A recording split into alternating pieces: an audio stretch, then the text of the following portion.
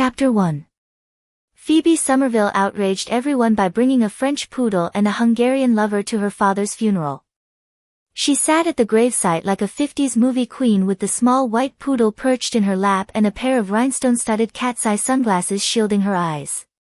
It was difficult for the mourners to decide who looked more out of place, the perfectly clipped poodle sporting a pair of matching peach satin ear bows, Phoebe's unbelievably handsome Hungarian with his long, beaded ponytail, or Phoebe herself. Phoebe's ash-blonde hair, artfully streaked with platinum, swooped down over one eye like Marilyn Monroe's in the 7-Year Itch. Her moist, full lips, painted a delicious shade of peony pink, were slightly parted as she gazed toward the shiny black casket that held what was left of Bert Somerville. She wore an ivory suit with a silky, quilted jacket, but the outrageous gold metallic bustier beneath was more appropriate to a rock concert than a funeral. And the slim skirt, belted with loops of gold chain, one of which sported a dangling fig leaf, was slit at the side to the middle of her shapely thigh. This was the first time Phoebe had been back in Chicago since she'd run away when she was 18, so only a few of the mourners present had ever met Bert Somerville's prodigal daughter. From the stories they'd heard, however, none of them were surprised that Bert had disinherited her. What father would want to pass on his estate to a daughter who'd been the mistress of a man more than 40 years her senior, even if that man had been the noted Spanish painter, Arturo Flores? And then there was the embarrassment of the paintings. To someone like Bert Somerville, naked pictures were naked pictures, and the fact that the dozens of abstract nudes Flores had executed of Phoebe now graced the walls of museums all over the world hadn't softened his judgment. Phoebe had a slender waist and slim, shapely legs, but her breasts and hips were plump and womanly, a throwback to an almost forgotten time when women had looked like women. She had a bad girl's body, the sort of body that, even at 33, could just as well have been displayed with a staple through the navel as hanging on a museum wall. It was a bimbo's body, never mind that the brain inside was highly intelligent, since Phoebe was the sort of woman who was seldom judged by anything except appearances. Her face wasn't any more conventional than her body. There was something off-kilter about the arrangement of her features, although it was difficult to say exactly what since her nose was straight, her mouth well-formed, and her jaw strong. Perhaps it was the outrageously sexy tiny black mole that sat high on her cheekbone. Or maybe it was her eyes. Those who had seen them before she'd slipped on her rhinestone sunglasses had noted the way they tilted upward at the corners, too exotic, somehow, to fit with the rest of her face. Arturo Flores had frequently exaggerated those amber eyes, sometimes painting them larger than her hips, sometimes superimposing them over her wonderful breasts. Throughout the funeral, Phoebe seemed cool and composed, despite the fact that the July air was heavy with humidity. Even the rushing waters of the nearby DuPage River, which ran through several of Chicago's western suburbs, didn't provide any relief from the heat. A dark green canopy shaded both the gravesite and the rows of chairs set up for the dignitaries in a semicircle around the black ebony casket, but the canopy wasn't large enough to shelter everyone attending, and much of the well-dressed crowd was standing in the sun, where they'd begun to wilt, not only from the humidity but also from the overpowering scent of nearly 100 floral arrangements. Luckily, the ceremony had been short, and since there was no reception afterward, they could soon head for their favorite watering holes to cool off and secretly rejoice in the fact that Bert Somerville's number had come up instead of their own. The shiny black casket rested above the ground on a green carpet that had been laid directly in front of the place where Phoebe was sitting between her 15-year-old half-sister, Molly, and her cousin Reed Chandler. The polished lid held a star-shaped floral spray of white roses embellished with sky blue and gold ribbons, the colors of the Chicago Stars, the National Football League franchise Bert had bought 10 years earlier. When the ceremony ended, Phoebe cradled the white poodle in her arms and rose to her feet, stepping into a shaft of sunlight that sparked the gold metallic threads of her bustier and set the rhinestone frames of her cat's-eye sunglasses afire. The effect was unnecessarily dramatic for a woman who was already quite dramatic enough. Reed Chandler, Bert's 35-year-old nephew, got up from his chair next to her and walked over to place a flower on the casket. Phoebe's half-sister Molly followed self-consciously. Reed gave every appearance of being grief-stricken, although it was an open secret that he would inherit his uncle's football team. Phoebe dutifully placed her own flower on her father's coffin and refused to let the old bitterness return. What was the use? She hadn't been able to win her father's love while he was alive, and now she could finally give up the effort. She reached out to give a comforting touch to the young half-sister who was such a stranger to her, but Molly pulled away, just as she always did whenever Phoebe tried to get close to her. Reed returned to her side, and Phoebe instinctively recoiled. Despite all the charity boards he now served on, she couldn't forget what a bully he had been as a child. She quickly turned away from him, and in a breathless, slightly husky voice that fit her cheeky boom body almost too perfectly, she addressed those around her. "So nice of you to attend. Especially in this awful heat. Victor, sweetie, would you take Pooh?" She held out the small white poodle to Victor Sabo, who was driving the women crazy, not just because of his exotic good looks, but because there was something hauntingly familiar about this gorgeous hunk of a Hungarian. A few of them correctly identified him as the model who posed, hair undone, oiled muscles bulging, and zipper open, in a national advertising campaign for men's jeans. Victor took the dog from her. "Of course, my darling," he replied in an accent that, although noticeable, was less pronounced than that of any of the Gabor sisters, who had lived in the States many decades longer than he had. "My pet," Phoebe purred, not at Pooh, but at Victor. Privately Victor thought Phoebe was pushing it a bit, but he was Hungarian and inclined to be pessimistic, so he blew a kiss in her direction and regarded her soulfully while he settled the poodle in his arms and arranged his posture best to display his perfectly sculpted body. Occasionally he moved his head so that the light caught the sparkle of silver beads discreetly woven into the dramatic ponytail that fell a quarter of the way down his back.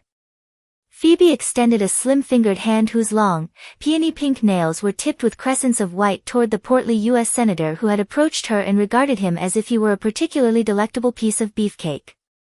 "Senator, thank you so much for coming. I know how busy you must be, and you're a perfect honey." The senator's plump, gray-haired wife shot Phoebe a suspicious look, but when Phoebe turned to greet her, the woman was surprised at the warmth and friendliness in her smile. Later, she would notice that Phoebe Somerville seemed more relaxed with the women than the men. Curious for such an obvious sexbot. But then it was a strange family.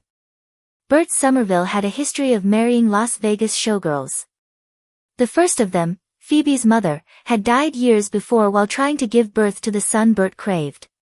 His third wife, Molly's mother, had lost her life in a small plane accident 13 years earlier on the way to Aspen, where she was planning to celebrate her divorce. Only Bert's second wife was still living, and she wouldn't have walked across the street to attend his funeral, let alone fly in from Reno. Tully Archer, the venerable defensive coordinator of the Chicago Stars, left Reed's side and approached Phoebe. With his white hair, grizzled eyebrows, and red-veined nose, he looked like a beardless Santa Claus. "Terrible thing, Miss Somerville. Terrible." He cleared his throat with a rhythmic hut-hut. "Don't believe we've met. Unusual not to have met Bert's daughter, all the years we've known each other. Bert and I go way back, and I'm going to miss him. Not that the two of us always agreed on things. He could be damn stubborn. But, still, we go way back." He continued shaking her hand and rambling on without ever making eye contact with her.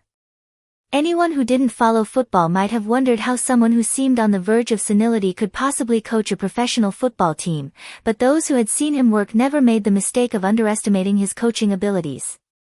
He loved to talk, however, and when he showed no intention of running out of words, Phoebe interrupted. "And aren't you just a dear to say so, Mr. Archer? An absolute sugarplum." Tully Archer had been called many things in his life, but he had never been called a sugarplum, and the appellation left him temporarily speechless, which might have been what she intended because she immediately turned away only to see a regiment of monster men lined up to offer their condolences. In shoes the size of tramp steamers, they shifted uneasily from one foot to the other. Thousands of pounds of beef on the hoof with thighs like battering rams, they had thick, monstrous necks rooted in bulging shoulders. Their hands were clasped like grappling hooks in front of them as if they expected the national anthem to begin playing at any moment, and their freakish, oversized bodies were stuffed into sky blue team blazers and gray trousers. Beads of perspiration from the midday heat glimmered on skin that ranged in color from a glistening blue-black to a suntanned white. Like plantation slaves, the National Football League's Chicago Stars had come to pay homage to the man who owned them. A slit-eyed, necklace man who looked as if he should be leading a riot at a maximum security prison stepped up. He kept his eyes so firmly fixed on Phoebe's face that it was obvious he was forcing himself not to let his gaze drift lower to her spectacular breasts. "I'm Elvis Crenshaw, nose guard. Real sorry about Mr. Somerville." Phoebe accepted his condolences. The nose guard moved on, glancing curiously at Victor Sabo as he passed. Victor, who stood only a few feet from Phoebe, had struck his Rambo pose, a feat not all that easy to carry off considering the fact that he had a small white poodle cradled in his arms instead of an Uzi. Still, he could tell the pose was working because nearly every woman in the crowd was watching him. Now, if he could only catch the attention of that sexy creature with the marvelous derriere, his day would be perfect. Unfortunately, the sexy creature with the marvelous derriere had stopped in front of Phoebe and had eyes only for her. "Ms. Somerville, I'm Dan Kaleba, head coach of the Stars." "Well, hello, Mr. Kaleba," Phoebe crooned in a voice that sounded to Victor like a peculiar cross between Bette Midler and Betty Davis, but then he was Hungarian, and what did he know? Phoebe was Victor's best friend in the entire world, and he would have done anything for her, a devotion he was proving by agreeing to act out this macabre charade as her lover. At this moment, however, he wanted nothing more than to whisk her away from harm. She didn't seem to understand that she was playing with fire by toying with that hot-blooded man. Or maybe she did. When Phoebe felt cornered, she could haul an entire army of defensive weapons into action, and seldom were any of them wisely chosen. Dan Kaleba hadn't spared Victor a glance, so it wasn't difficult for the Hungarian to categorize him as one of those maddening men who was completely close-minded on the subject of an alternative lifestyle. A pity, but an attitude Victor accepted with his characteristic good nature. Phoebe might not recognize Dan Kaleba, but Victor followed American football and knew that Kaleba had been one of the NFL's most explosive and controversial quarterbacks until he had retired 5 years ago to take up coaching. In mid-season last fall, Bert had fired the Stars head coach and hired Dan, who had been working for the rival Chicago Bears organization, to fill the position. Kaleba was a big, blonde lion of a man who carried himself with the authority of someone who had no patience for self-doubt. A bit taller than Victor's own 6 feet, he was more muscular than most professional quarterbacks. He had a high, broad forehead and a strong nose with a small bump at the bridge. His bottom lip was slightly fuller than his top, and a thin white scar marked the point midway between his mouth and chin. But his most fascinating feature wasn't either that interesting mouth, his thick tawny hair, or the macho chin scar. Instead, it was a pair of predatory sea-green eyes, which were, at that moment, surveying his poor Phoebe with such intensity that Victor half expected her skin to begin steaming. "I'm real sorry about Bert," Kaleba said, his Alabama boyhood still evident in his speech. "We surely are going to miss him." "How kind of you to say so, Mr. Kaleba." A faintly exotic cadence had been added to the husky undertones of Phoebe's speech, and Victor realized she had introduced Kathleen Turner to her repertoire of sexy female voices. She didn't usually shift around so much, so he knew she was rattled. Not that she'd let anyone see it. Phoebe had a reputation as a sexbot to uphold. Victor's attention returned to the Stars head coach. He remembered reading that Dan Kaleba had been nicknamed Ice during his playing days because of his chilling lack of compassion for his opponent. He couldn't blame Phoebe for being unsettled in his presence. This man was formidable. Bert surely did love the game, Kaleba continued, and he was a good man to work for. "I'm certain he was." Each prolonged syllable she uttered was a breathlessly delivered promise of sexual debauchery, a promise Victor knew all too well Phoebe had no intention of keeping. He realized how nervous she was when she turned and held her arms out to him. Guessing correctly that she wanted poo as a distraction device, he stepped forward, but just as she took the animal, a maintenance truck that had entered the cemetery backfired, startling the poodle. Pooh gave a yap and leapt free of her arms. The dog had been restrained too long, and she began a wild dash through the crowd, yapping shrilly, her tail wagging so wildly the pom-pom looked as if it might fly off at any moment and whistle through the air like Oddjob's hat. "Pooh!"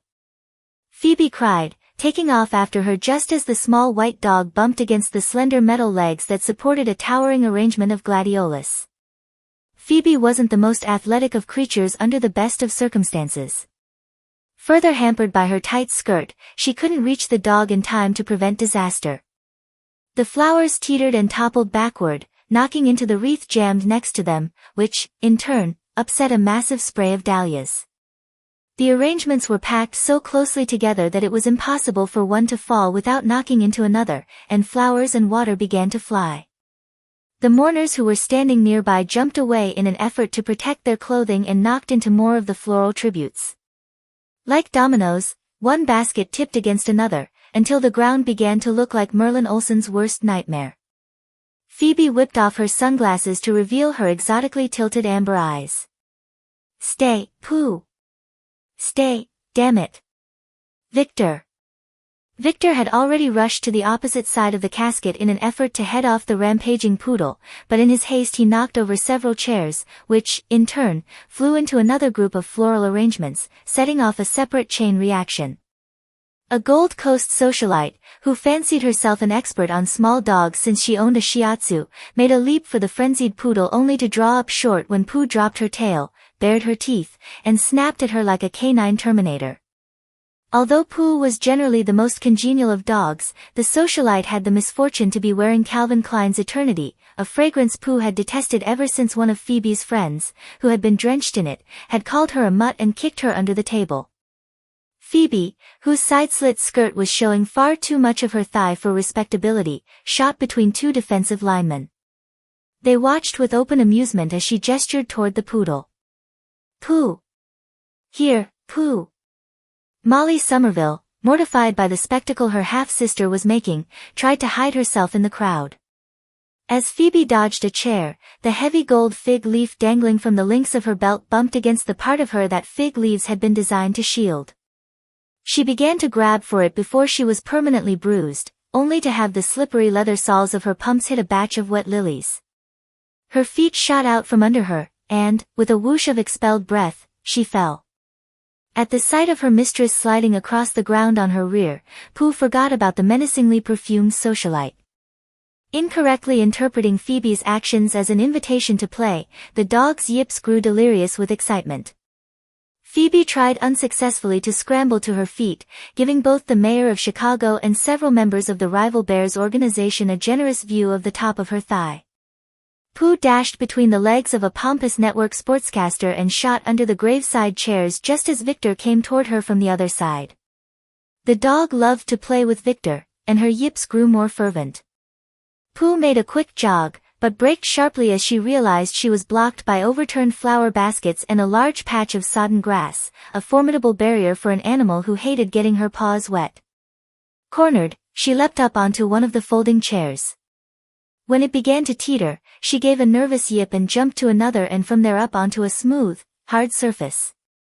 The crowd gave a collective gasp as white roses and streamers of sky blue and gold ribbon went flying. Everyone fell silent. Phoebe, who had just managed to get to her feet, froze. Victor cursed softly in Hungarian. Pooh, always sensitive to the humans she loved, cocked her head to the side as if she were trying to understand why everybody was looking at her. Sensing that she had done something very wrong, she began to tremble. Phoebe caught her breath. It wasn't good for Pooh to get nervous. She remembered the last time it had happened and took a quick step forward. "No, Pooh." But her warning came too late. The trembling dog was already squatting. With an apologetic expression on her small, furry face, she began to pee on the lid of Bert Somerville's casket. Bert Somerville's estate had been built in the 1950s on 10 acres of land in the affluent Chicago suburb of Hinsdale, located in the heart of DuPage County. In the early 20th century the county had been rural, but as the decades slipped by, its small towns had grown together until they formed a giant bedroom for the executives who boarded the Burlington Northern commuter trains that took them into the loop each day, and also for the engineers who worked in the high-tech industries that sprang up along the east-west tollway. Gradually, the brick wall that bordered the estate had been enclosed by shady residential streets. As a child, Phoebe had spent little time living in the stately Tudor home that sat among the oaks, maples, and walnut trees of the western suburbs. Bert had kept her in a private Connecticut boarding school until summer, when he sent her to an exclusive girls' camp. During her infrequent trips home, she had found the house dark and oppressive, and as she climbed the curving staircase to the second floor 2 hours after the funeral, she decided that nothing had happened to make her alter her opinion. The condemning eyes of an elephant illegally bagged during one of Bert's African safaris stared down at her from the maroon-flocked wallpaper at the top of the staircase. Her shoulders slumped dispiritedly. Grass stains soiled her ivory suit, and the sheer nylons that sheathed her legs were dirty and torn.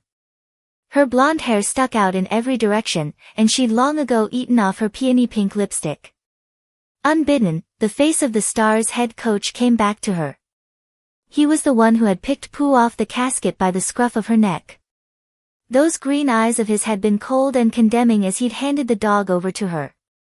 Phoebe sighed.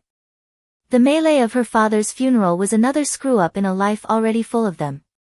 She had wanted everyone to know she didn't care that her father had disinherited her, but as usual, she had gone too far and everything had backfired. She paused for a moment at the top of the stairs, wondering if her life might have been different if her mother had lived. She no longer thought very much about the showgirl mother she couldn't remember, but as a lonely child she had woven elaborate fantasies about her, trying to conjure up in her imagination a tender, beautiful woman who would have given her all the love her father had withheld. She wondered if Bert had ever really loved anyone. He'd had little use for women in general, and none at all for an overweight, clumsy little girl who didn't have a high opinion of herself to begin with. For as long as she could remember, he had told her she was useless, and she now suspected that he might have been right. At the age of 33, she was unemployed and nearly broke. Arturo had died 7 years ago. She had spent the first 2 years after his death administering the touring exhibits of his paintings, but after the collection went on permanent display in Paris's Musée d'Orsay, she'd moved to Manhattan. The money Arturo had left her when he died had gradually disappeared, helping to pay the medical expenses of many of her friends who had died from AIDS. She didn't regret a penny. For years she'd worked in a small, but exclusive, West Side gallery that specialized in the avant-garde.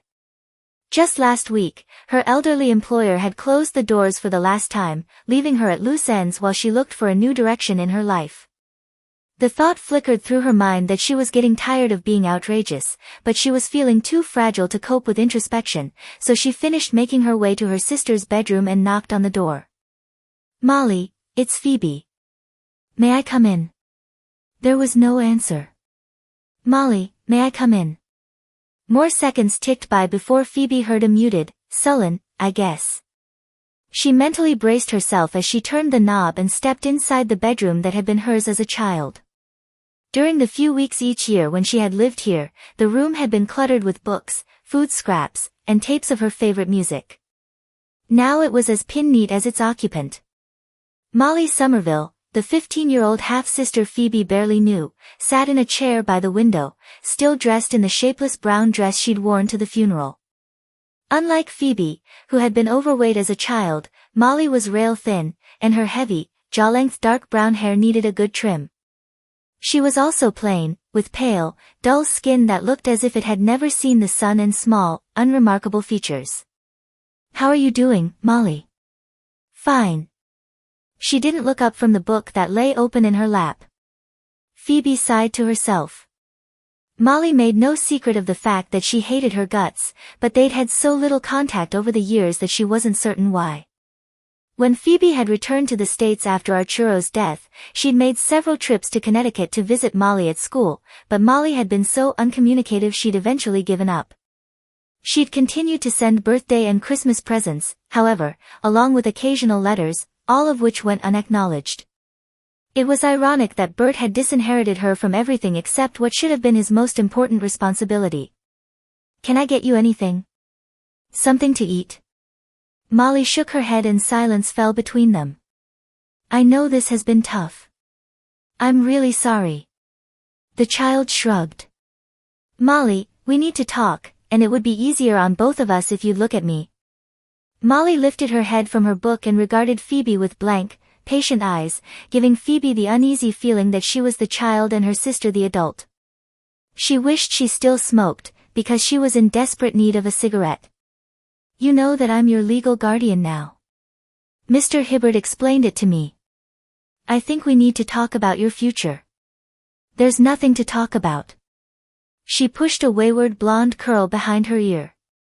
"Molly, you don't have to go back to camp if you don't want to. You're more than welcome to fly to New York with me tomorrow for the rest of the summer. I've subleased an apartment from a friend who's in Europe. It has a great location. I want to go back." From the pallor of Molly's skin, Phoebe didn't believe her sister enjoyed camp any more than she had. "You can if you really want to, but I know what it's like to feel as if you don't have a home. Remember that Bert sent me to school at Creighton, too, and packed me off to camp every summer. I hated it. New York is fun during the summer. We could have a great time and get to know each other better."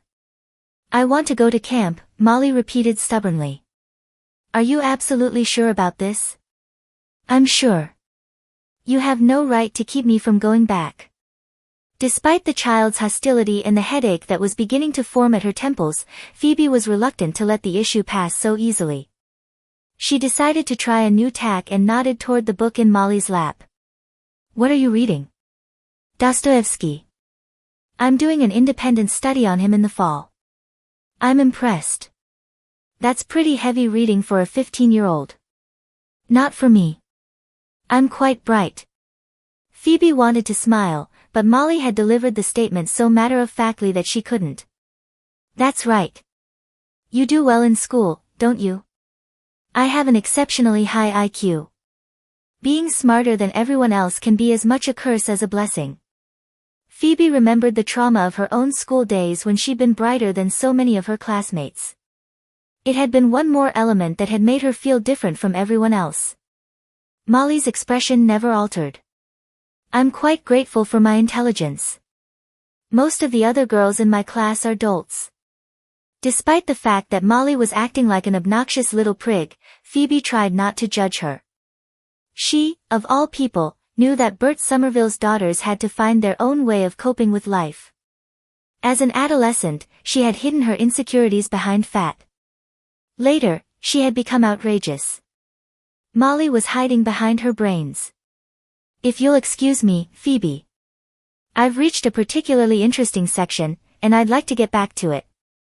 Phoebe ignored the child's obvious dismissal and made another attempt to convince her to come to Manhattan. But Molly refused to change her mind, and Phoebe eventually had to concede defeat. As she got ready to leave the room, she stopped at the door. "You'll call me if you need anything, won't you?" Molly nodded, but Phoebe didn't believe her. The child would eat rat poison before she'd come to her disreputable older sister for help. She tried to shake off her depression as she headed back downstairs. She heard Victor on the living room telephone with his agent. Needing a moment alone to collect herself, she slipped into her father's study, where Pooh was asleep in one of the armchairs that sat in front of a glass-fronted gun cabinet. The poodle's fluffy white head shot up. She sprang from the chair, her pom-pom tail wagging, and raced across the carpet to her mistress. Phoebe sank to her knees and gathered the dog to her. "Hey, sport, you really did it today, didn't you?" Pooh gave her an apologetic lick. Phoebe began to retie the bows that had come undone at the dog's ears, but her fingers were trembling, so she abandoned the effort. Pooh would just work them loose again anyway. The dog was a disgrace to the dignity of her breed. She hated bows and rhinestone collars, refused to sleep on her doggy bed, and wasn't the slightest bit picky about food. She detested being clipped, brushed, or bathed and wouldn't wear the monogrammed sweater Victor had given her. She wasn't even a good guard dog. Last year when Phoebe had been mugged in broad daylight on the Upper West Side, Pooh had spent the whole time rubbing against the mugger's legs begging to be petted. Phoebe buried her hair in the dog's soft topknot. "Underneath that fancy pedigree, you're nothing but a mutt, aren't you, Pooh?" Abruptly, Phoebe lost the battle she had been fighting all day and gave a choked sob. A mutt. That's what she was. All dressed up like a French poodle. Victor found her in the library. With more tact than he usually displayed, he ignored the fact that she'd been crying. "Phoebe, pet," he said kindly, "your father's lawyer is here to meet with you." "I don't want to see anyone," she sniffed, searching futilely for a tissue. Victor extracted a plum-colored handkerchief from the pocket of his gray silk jacket and handed it to her. "You'll have to talk with him sooner or later." "I already did. He called me about Molly's guardianship the day after Bert died. Maybe this has to do with your father's estate." "I'm not involved with that." She blew noisily into the handkerchief. She had always pretended that being disinherited didn't bother her, but it was painful to have such clear and public proof of her father's scorn. "He's quite insistent." Victor picked up the purse she had left in the chair where Pooh had been sleeping and opened it.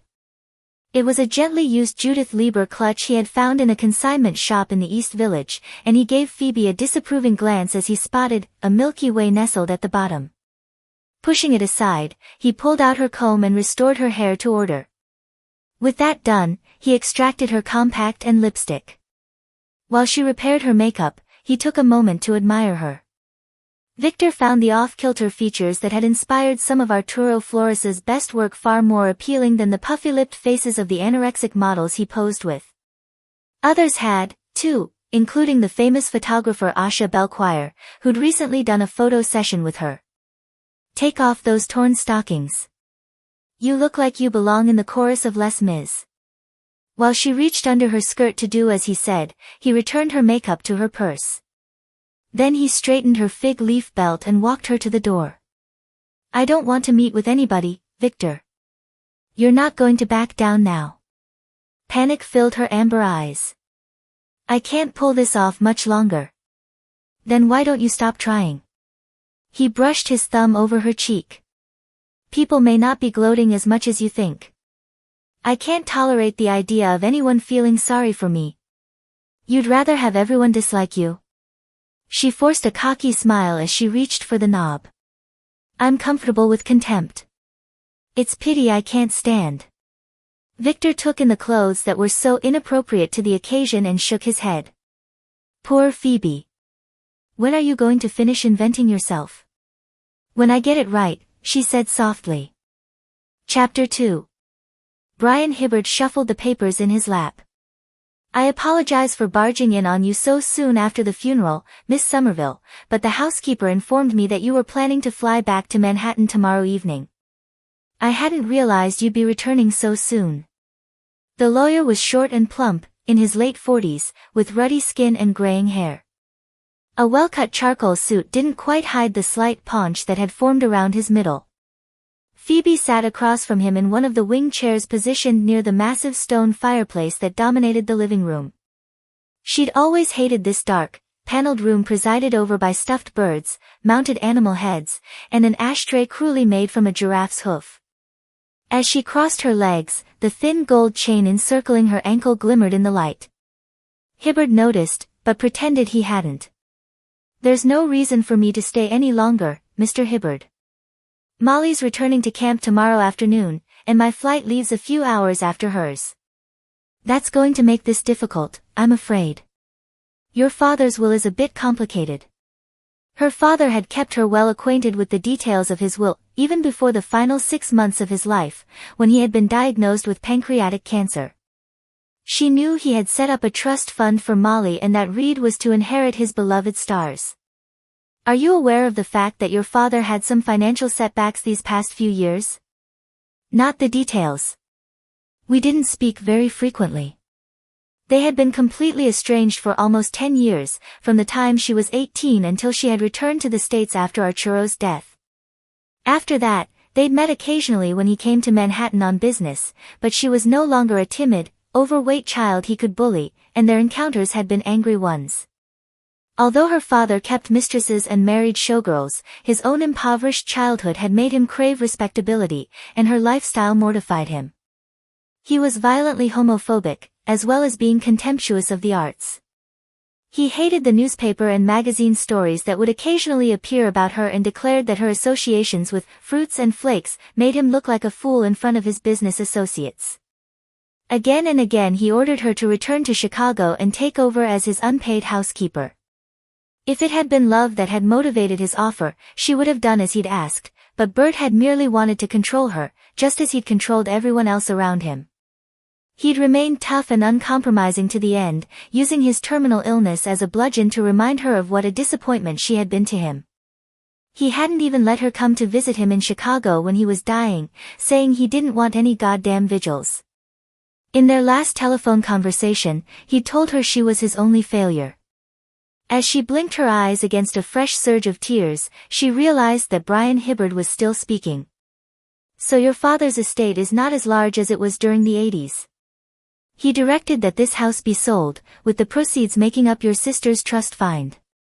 His condo isn't to be put on the market for at least a year, however, so you and your sister can have the use of it until then.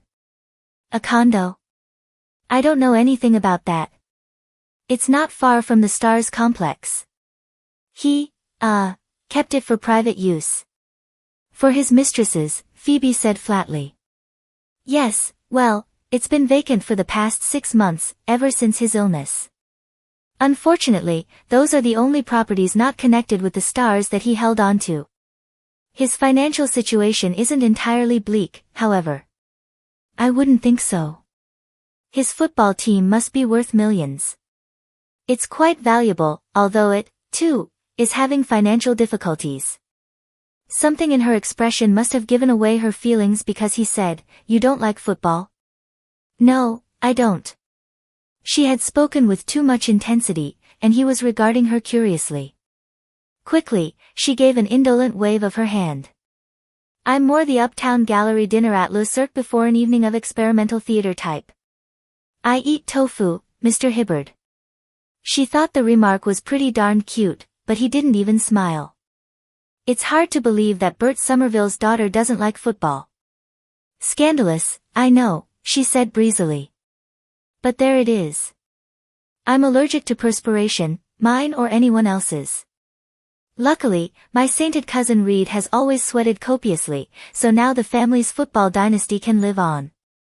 The lawyer hesitated, looking distinctly unhappy. I'm afraid it's not quite so straightforward.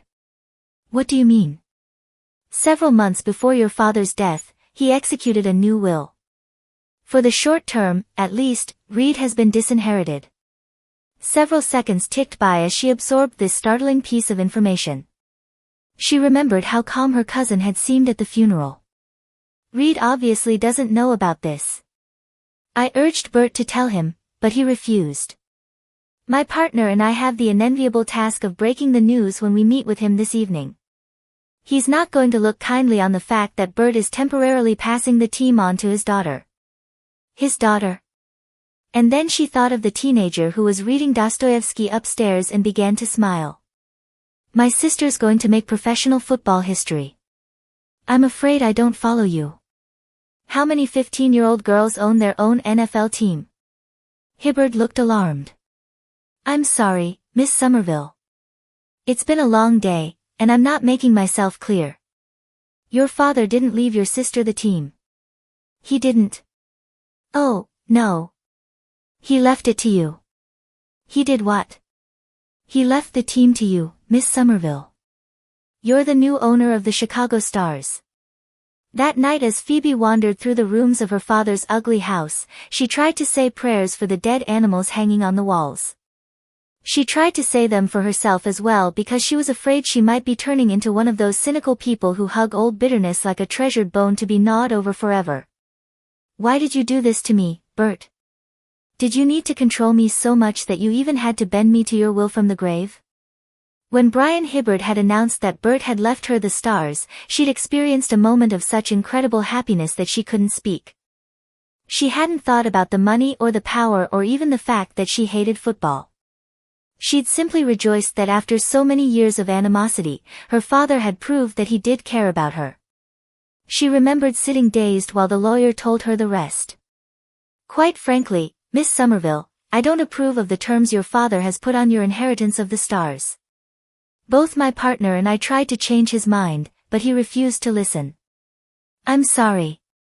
Since he was definitely of sound mind, neither you nor Reed can successfully challenge the will. She had stared at him blankly. What do you mean?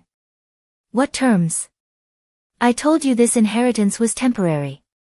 How can an inheritance be temporary? Setting aside the legal language, the concept is quite simple. For you to retain ownership of the team, the Stars have to win the AFC Championship this coming January, something that is highly unlikely. If they don't win, you'll get $100,000 and title team reverts to Reed. Even the news that she might receive such an enormous amount of money couldn't keep her joy from fading. With a sinking heart, she realized this was another of her father's manipulations. Are you saying that I'll only own the team until January, and then Reed will get it? Unless the Stars win the AFC Championship, in which case the team would be yours forever. She pushed her hair back from her face with a trembling hand. I don't know anything about football. This championship game? Is this the Super Bowl? To his credit, Hibbert launched into a patient explanation. It's one step away. The National Football League is split into two conferences, the American Football Conference, the AFC, and the National Football Conference. The two best teams in each conference play for their conference championship, and the winners of those games meet in the Super Bowl. She wanted to make certain she understood. For me to retain ownership, the Stars would have to win this AFC Championship game? That's right. And frankly, Miss Somerville, their chances of even getting close are practically nil. They're a good team, but most of the players are still young. 2 or 3 years from now, they may do it, but not this season, I'm afraid. Right now, the AFC is dominated by the San Diego Chargers, the Miami Dolphins, and, of course, last year's Super Bowl champions, the Portland Sabres. Bert knew that the Stars wouldn't be able to win this year. I'm afraid he did. His will states that you cannot receive the $100,000 unless you show up at the Stars complex every day for work, for as long as you own the team. You would, of course, have to move to Chicago, but you don't have to be concerned about not being prepared to run a professional football team. Carl Pogue, the Stars' general manager, would do the actual work. A dull ache spread through her chest as her father's intent became clear. In other words, I wouldn't be anything but a figurehead. Carl doesn't have the authority to sign legal papers. That's the owner's responsibility. She couldn't quite keep the misery from her voice. Why would Bert do something like this? That was when Hibbert had handed her the letter. Dear Phoebe, as you know, I regard you as my only failure. For years, you've publicly humiliated me by running around with all those fags and fairies, but I'm not going to let you defy me any longer. For once in your life you're going to do what I tell you. Maybe this experience will finally teach you something about responsibility and discipline. The game of football makes men out of boys. Let's see if it can make a woman out of you. Don't fuck this up, too. Bert. She had read the note through 3 times while the lawyer watched, and each time the lump in her throat had grown larger. Even from the grave, Bert was determined to control her. By removing her from Manhattan, he thought he could reshape her into the person he wanted her to be. Her father had always loved to gamble, and he had apparently decided she couldn't do much damage to his precious team in a few months. Now he would finally have exactly what he wanted. Reed would end up with the Stars, while she danced to her father's tune. She wished she could force herself to believe that his motivations were based on love and concern. Then she might have been able to forgive him. But she understood too well that Bert knew nothing of love, only of power. So she wandered the halls of her father's house that night saying prayers for the souls of dead animals and unloved little girls, while she counted the hours until she could run away from this place where she'd known so much unhappiness. Peg Kowalski, who had been Bert's housekeeper for the last 8 years, had left a single light burning in the large family room that stretched across the back of the house. Phoebe walked over to the windows that looked out on the grounds and tried to find the old maple that had been her favorite hiding place when she was a child. Generally she tried to avoid thinking about her childhood, but tonight, as she stared into the darkness, that time didn't seem so long ago. She could feel herself being pulled back into the past, to that old maple tree and the dreaded sound of a bully's voice. There you are, Flea Belly. Come on down. I've got a present for you. Phoebe's stomach did a flip-flop at the loud intrusion of her cousin Reed's voice. She looked down to see him standing beneath the tree that was her haven during those few times when she was at home. She was supposed to leave for summer camp the next morning, and she had so far managed to avoid being caught alone with him, but today she had let down her guard. Instead of staying in the kitchen with the cook or helping Addie clean the bathrooms, she had escaped to the solitude of the woods. "I don't want any present," she said. "You'd better come down here. If you don't, you'll be sorry." Reed didn't make idle threats, and she'd learned long ago that she had few defenses against him. Her father got mad at her if she complained that Reed teased her or hit her. Bert said she was spineless and that he wasn't going to fight her battles for her. But at 12, Reed was 2 years older than she was and lots stronger, and she couldn't imagine fighting him. She didn't understand why Reed hated her so much. She might be rich while he was poor, but his mother hadn't died when he was 4 like hers had, and he didn't get sent away to school. Reed and her Aunt Ruth, who was her father's sister, had lived in a brick apartment building 2 miles from the estate ever since Reed's father had run off. Bert paid the rent and gave Aunt Ruth money, even though he didn't like her that much.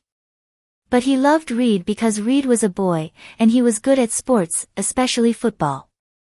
She knew Reed would climb up after her if she defied him, and she decided she'd feel safer facing him on solid ground.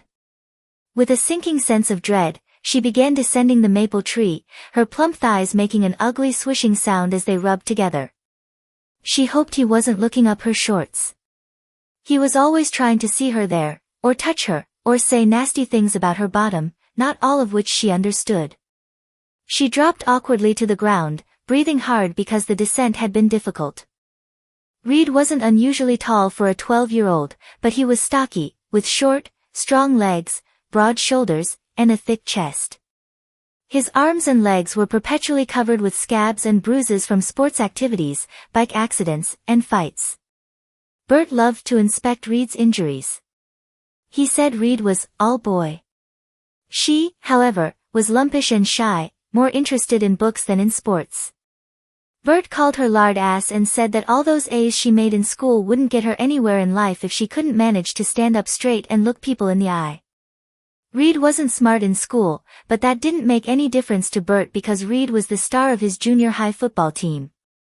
Her cousin was dressed in a torn orange t-shirt, cutoffs, and battered sneakers, exactly the kind of rumpled play clothes she would have liked to wear, except her father's housekeeper wouldn't let her. Mrs. Mertz bought all Phoebe's clothing in an expensive children's store, and today she had laid out a pair of white shorts that emphasized Phoebe's round stomach and a sleeveless cotton top that had a big strawberry on the front and cut her under the arms. "Don't ever say I've never done anything nice for you, Flea Belly."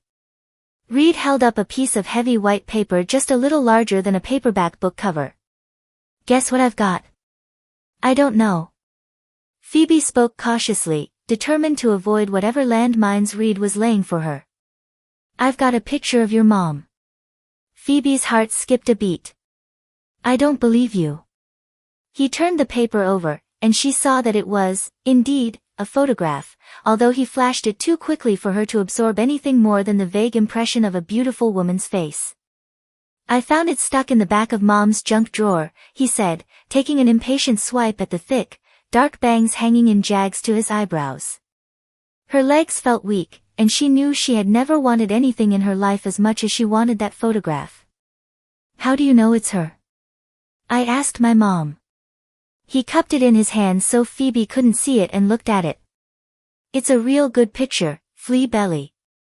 Phoebe's heart was pounding so hard she was afraid he would see it. She wanted to snatch the photograph from his hand, but she kept still because she knew from painful experience that he would simply hold it out of her reach if she tried. She only had one picture of her mother, and it had been taken from so far away that Phoebe couldn't see her face. Her father never said anything much about her except that she was a dumb blonde who'd looked great in a G-string, and it was too goddamn bad Phoebe hadn't inherited her body instead of his brains. Phoebe's ex-stepmother, Cookie, whom her father had divorced last year after she'd had another miscarriage, said that Phoebe's mom probably wasn't as bad as Bert made out, but that Bert was a hard man to live with. Phoebe had loved Cookie. She had painted Phoebe's toenails pink parfait and read her exciting stories about real life out of True Confessions magazine. "What'll you give me for it?" Reed said. She knew she couldn't let Reed see how precious the photograph was or he would do something awful to keep her from having it. I already have lots of pictures of her, she lied, so why should I give you anything? He held it up in front of him. All right. I'll just tear it up. No. She leapt forward, the protest slipping through her lips before she could stop it. His dark eyes narrowed in sly triumph, and she felt as if the sharp jaws of a steel trap had just closed around her. How much do you want it? She had begun to tremble. Just give it to me. Pull down your pants and I will. No. Then I'm going to tear it up. He clasped the top between his fingers as if he were getting ready to tear it. Don't. Her voice was shaking. She bit the inside of her cheek, but she couldn't stop her eyes from filling with tears. You don't want it, Reed. Please give it to me. I already told you what you have to do, lard ass. No. I'll tell my dad. And I'll tell him you're a stuck-up little liar. Which one of us do you think he'll believe? Both of them knew the answer to that question. Bert always took Reed's side. A tear dripped off her jaw onto her cotton top, making an amoeba-shaped smear on the leaf of the strawberry. Please. Pull down your pants, or I'll tear it up. No. He made a small tear at the top, and she couldn't hold back a sob of distress. Pull them down. Please, don't. Please. Are you going to do it, crybaby? He lengthened the tear. Yes. Stop. Stop and I'll do it. He lowered the photograph. Through her tears she saw that he had made a jagged rip through the top inch. His eyes slithered down over her and settled on the point where her legs came together, that mysterious place where a few strands of golden hair had begun to grow. Hurry up before somebody comes. An awful vomit taste rose in her throat. She worked the button at the side of her shorts. Tears stung her eyes as she struggled with the zipper. Don't make me do this, she whispered. The words had a wavery sound, as if her throat were full of water. Please. Just give me the picture. I told you to hurry. He wasn't even looking at her face, just staring at the place between her legs. The bad taste in her mouth got worse as she slowly worked her shorts down over her tummy and thighs and then let them fall. They circled her ankles in a crooked figure eight. She was cold with shame as she stood in front of him in her blue cotton underpants with tiny yellow roses all over them. Give it to me now, she begged. Pull down your panties first. She tried not to think about it. She tried just to take her panties down so she could have the picture of her mother, but her hands wouldn't move. She stood in front of him with tears running down her cheeks and her shorts snagged around her chubby ankles and she knew she couldn't let him see her there. I can't, she whispered. Do it. His small eyes darkened with fury. Sobbing, she shook her head. With an ugly twist to his mouth, he ripped the precious photograph in half, then in half again before letting the pieces float to the ground. He ground them beneath the sole of his sneaker and ran toward the house. Tripping on her shorts, she stumbled blindly toward the ruined photograph. As she fell to her knees, she saw a set of widely spaced eyes tilted up at the ends just like her own. She gave a little shuddering gasp and told herself it would be all right. She would smooth everything out and tape it all back together again. Her hands shook as she arranged the 4 crumpled pieces in their proper order, the top corners first and then the bottom ones. Only after the photograph was reassembled did she see Reed's final act of malice. A thick, black mustache had been inked in just above her mother's soft upper lip. That had been 23 years ago, but Phoebe could still feel an ache in her chest as she stood at the window staring out over the grounds. All the material luxuries of her childhood had never been able to compensate for growing up under the shadow of Reed's cruel bullying and her father's scorn. Something brushed against her leg, and she looked down to see Pooh gazing up at her with adoring eyes. She knelt to pick her up, then gathered her close and carried her over to the sofa, where she sat and stroked her soft white coat. The grandfather clock ticked in the corner. When she was 18, that clock had stood in her father's study. She buried her pink-lacquered fingernails in Pooh's topknot and remembered that awful August night when her world had come to an end. Her stepmother Lara had taken 2-month-old Molly to visit her mother in Cleveland. Phoebe, 18 at the time, was home packing for her freshman year at Mount Holyoke. Normally she wouldn't have been invited to the Northwest Illinois State football team party, but Bert was hosting it at the house, so she had been included. At that time Bert hadn't yet bought the Stars franchise, and Northwest football had been his obsession. Reed played on the team, and Bert's generous contributions to the athletic fund had made him a highly influential alumnus. She had spent the day both anticipating and dreading that night's party. Although much of her baby fat had melted away, she was still self-conscious about her figure and wore baggy, shapeless clothing to conceal her full breasts. Her experiences with Reed and her father had left her leery of men, but at the same time, she couldn't help but daydream that one of the popular jocks would notice her. She had spent the early hours of the party standing on the fringes trying to look inconspicuous. When Craig Jenkins, who was Reed's best friend, had walked over to ask her to dance, she had barely been able to nod. Dark-haired and handsome, Craig was Northeast's star player, and not even in her wildest dreams had she imagined that he would notice her, much less put his arm around her shoulders after the music ended. She had begun to relax. They danced again. She flirted a little bit, laughed at his jokes. And then it had all turned sour. He'd had too much to drink and tried to feel her breasts. Even when she'd told him to stop, he hadn't listened. He'd grown more aggressive, and she'd run outside in the middle of a thunderstorm to hide in the small metal shed near the pool. That was where Craig had found her and where, in the thick, hot blackness, he had raped her. Afterward, she'd made the mistake so many rape victims make. Dazed and bleeding, she had dragged herself to the bathroom, where she'd thrown up and then scrubbed away the signs of his violation in a tub of scalding hot water. An hour later, sobbing and barely coherent, she'd cornered Bert in his study, where he'd gone to fetch one of his Cuban cigars. She still remembered his disbelief as he'd run his fingers through his steel gray crew cut and studied her. She stood before him in the baggy gray sweatsuit she'd climbed into when she got out of the tub, and she had never felt more vulnerable. "You want me to believe a boy like Craig Jenkins was so hard up for a woman that he had to rape you?"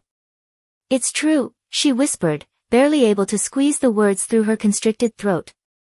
Cigar smoke had coiled like a soiled ribbon around his head. He drew his shaggy salt and pepper eyebrows together. "This is another one of your pathetic attempts to get my sympathy, isn't it? Do you really believe I'm going to ruin Matt Boy's football career just because you want some attention? It's not like that. He raped me." Bert had made a sound of disgust and stuck his head out the door to send someone after Craig, who had arrived minutes later accompanied by Reed. Phoebe had begged her father to send Reed away, but he hadn't done it, and her cousin stood at the side of the room sipping from a bottle of beer and listening as she haltingly repeated her story. Craig had hotly denied Phoebe's accusations, speaking so convincingly that she would have believed him herself if she hadn't known differently. Even without looking at her father, she realized that she had lost, and when he ordered her not ever to repeat the story again, some part of her had died. She'd run away the next day, trying to flee from what had become her shame. Her college checking account contained enough money for her to get to Paris, the place where she'd met Arturo Flores, and her life had been changed forever. Her father's flunkies had visited her several times during her years with Arturo to deliver Bert's threats and order her home. She had been disinherited when the first of the nude portraits had gone on display. She rested her head against the back of the couch and drew Pooh closer. Bert had finally bent her to his will. If she didn't do as he had dictated, she wouldn't receive the $100,000, money that would let her open a small art gallery of her own. "You're my only failure, Phoebe. My only goddamn failure." Right then, she set her jaw in a stubborn line. Her father, his $100,000, and the Chicago Stars could go to hell. Just because Bert had set up the game didn't mean she had to play. She'd find another way to raise the money to open her gallery. She decided to take Victor up on his offer to spend some time at his vacation cottage near Montauk.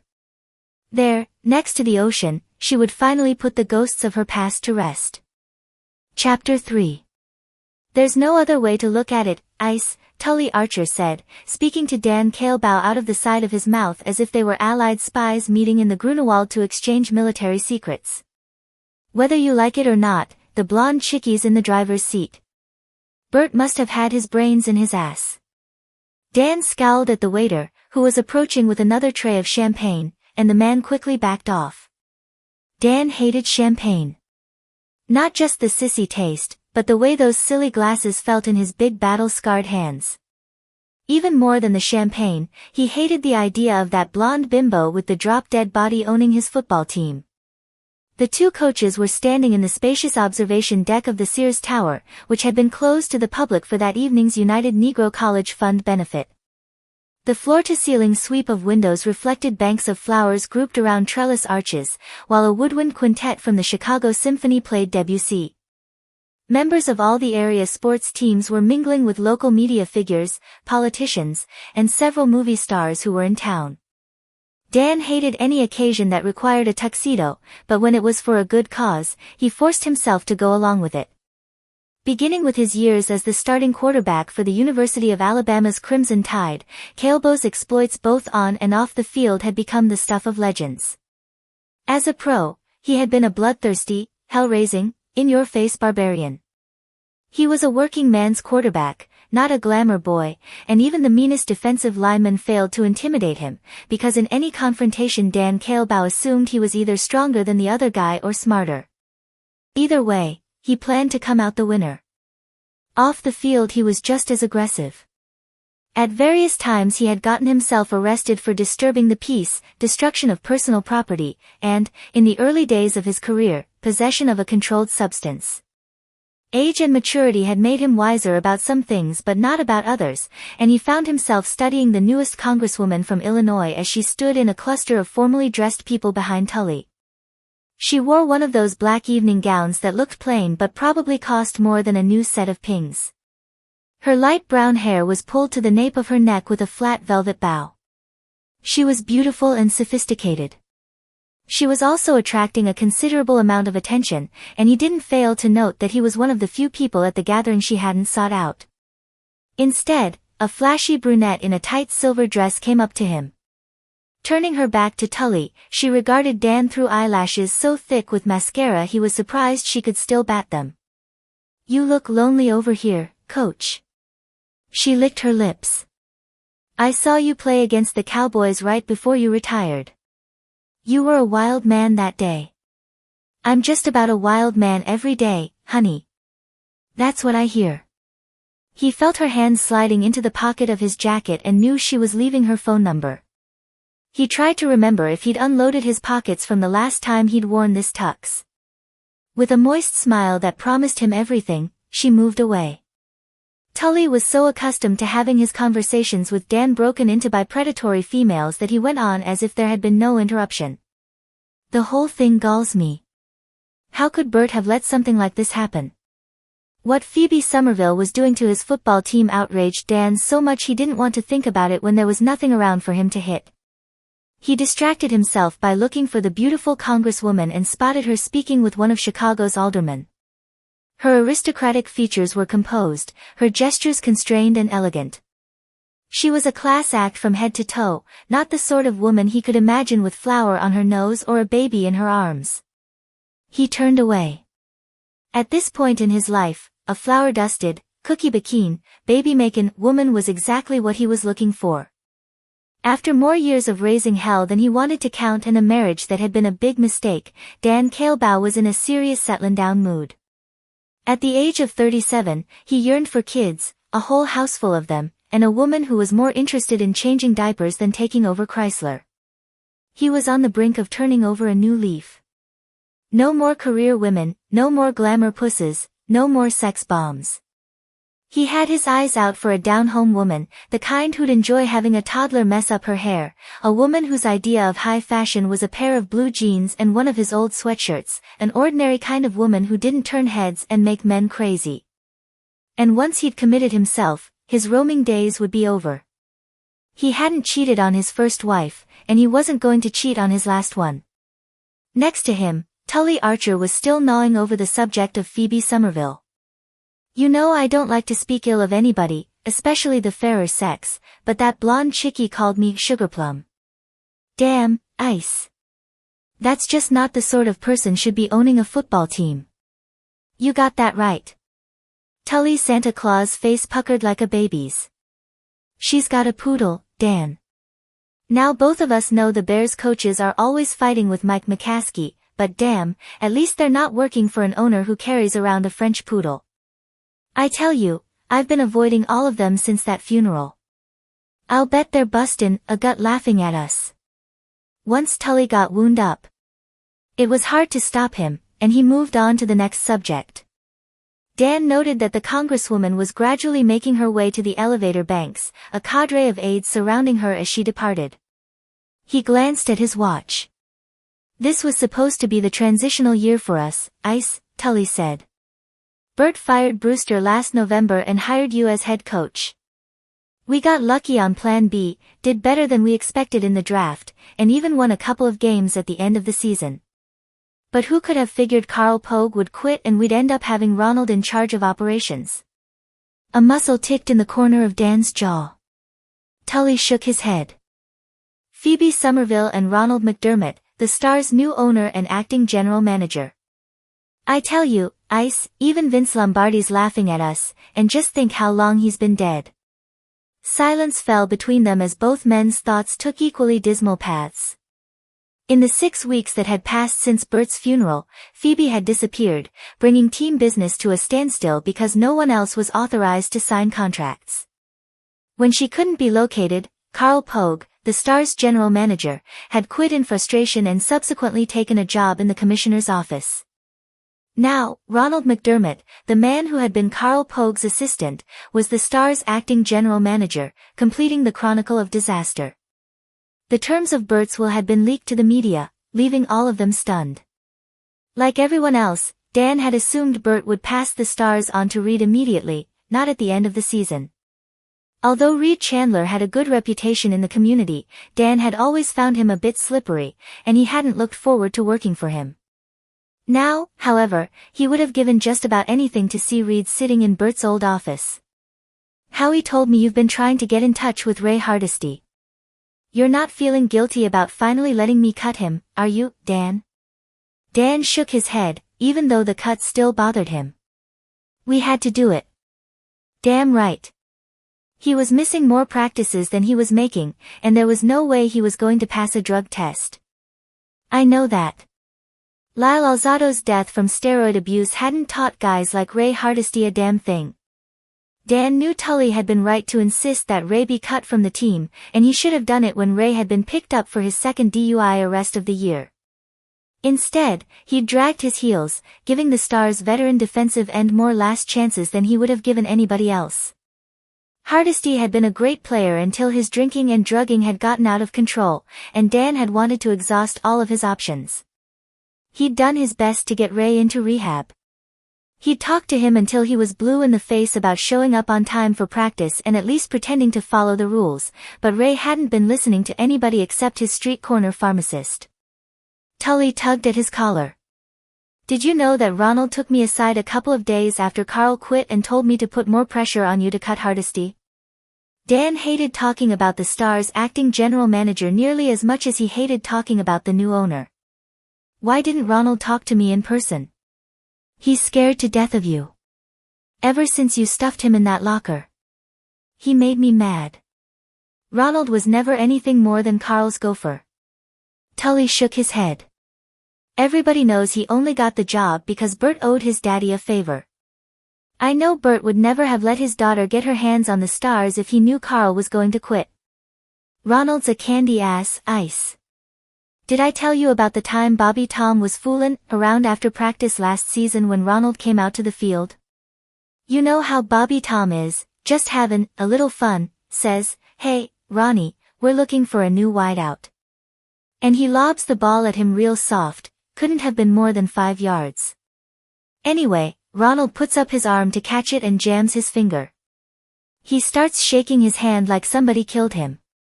Bobby Tom liked to bust a gut. How can you respect a general manager can't even catch a lob like that?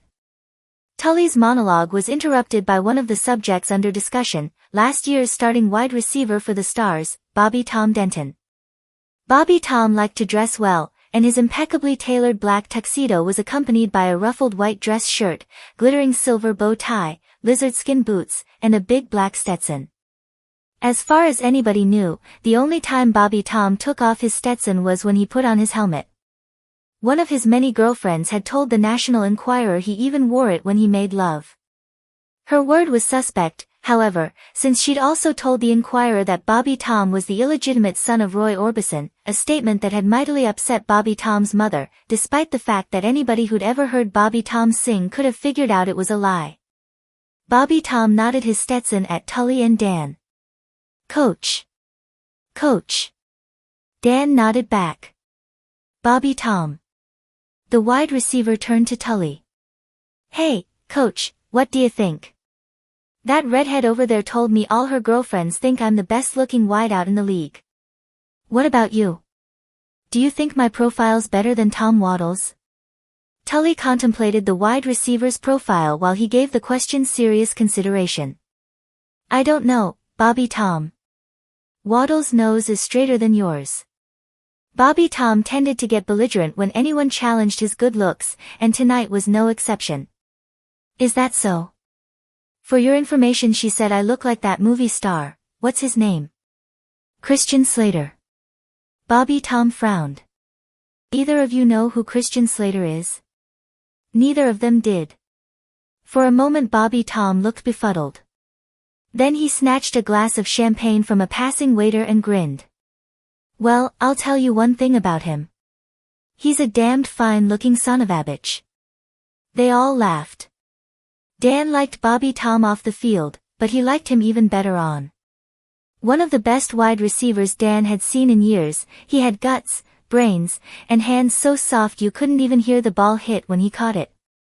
What he didn't have was his new contract signed, and that fact was driving Dan to contemplate murdering a certain blonde bimbo. Bert had died just as he'd been finishing the complex negotiations with Bobby Tom's shark of an agent.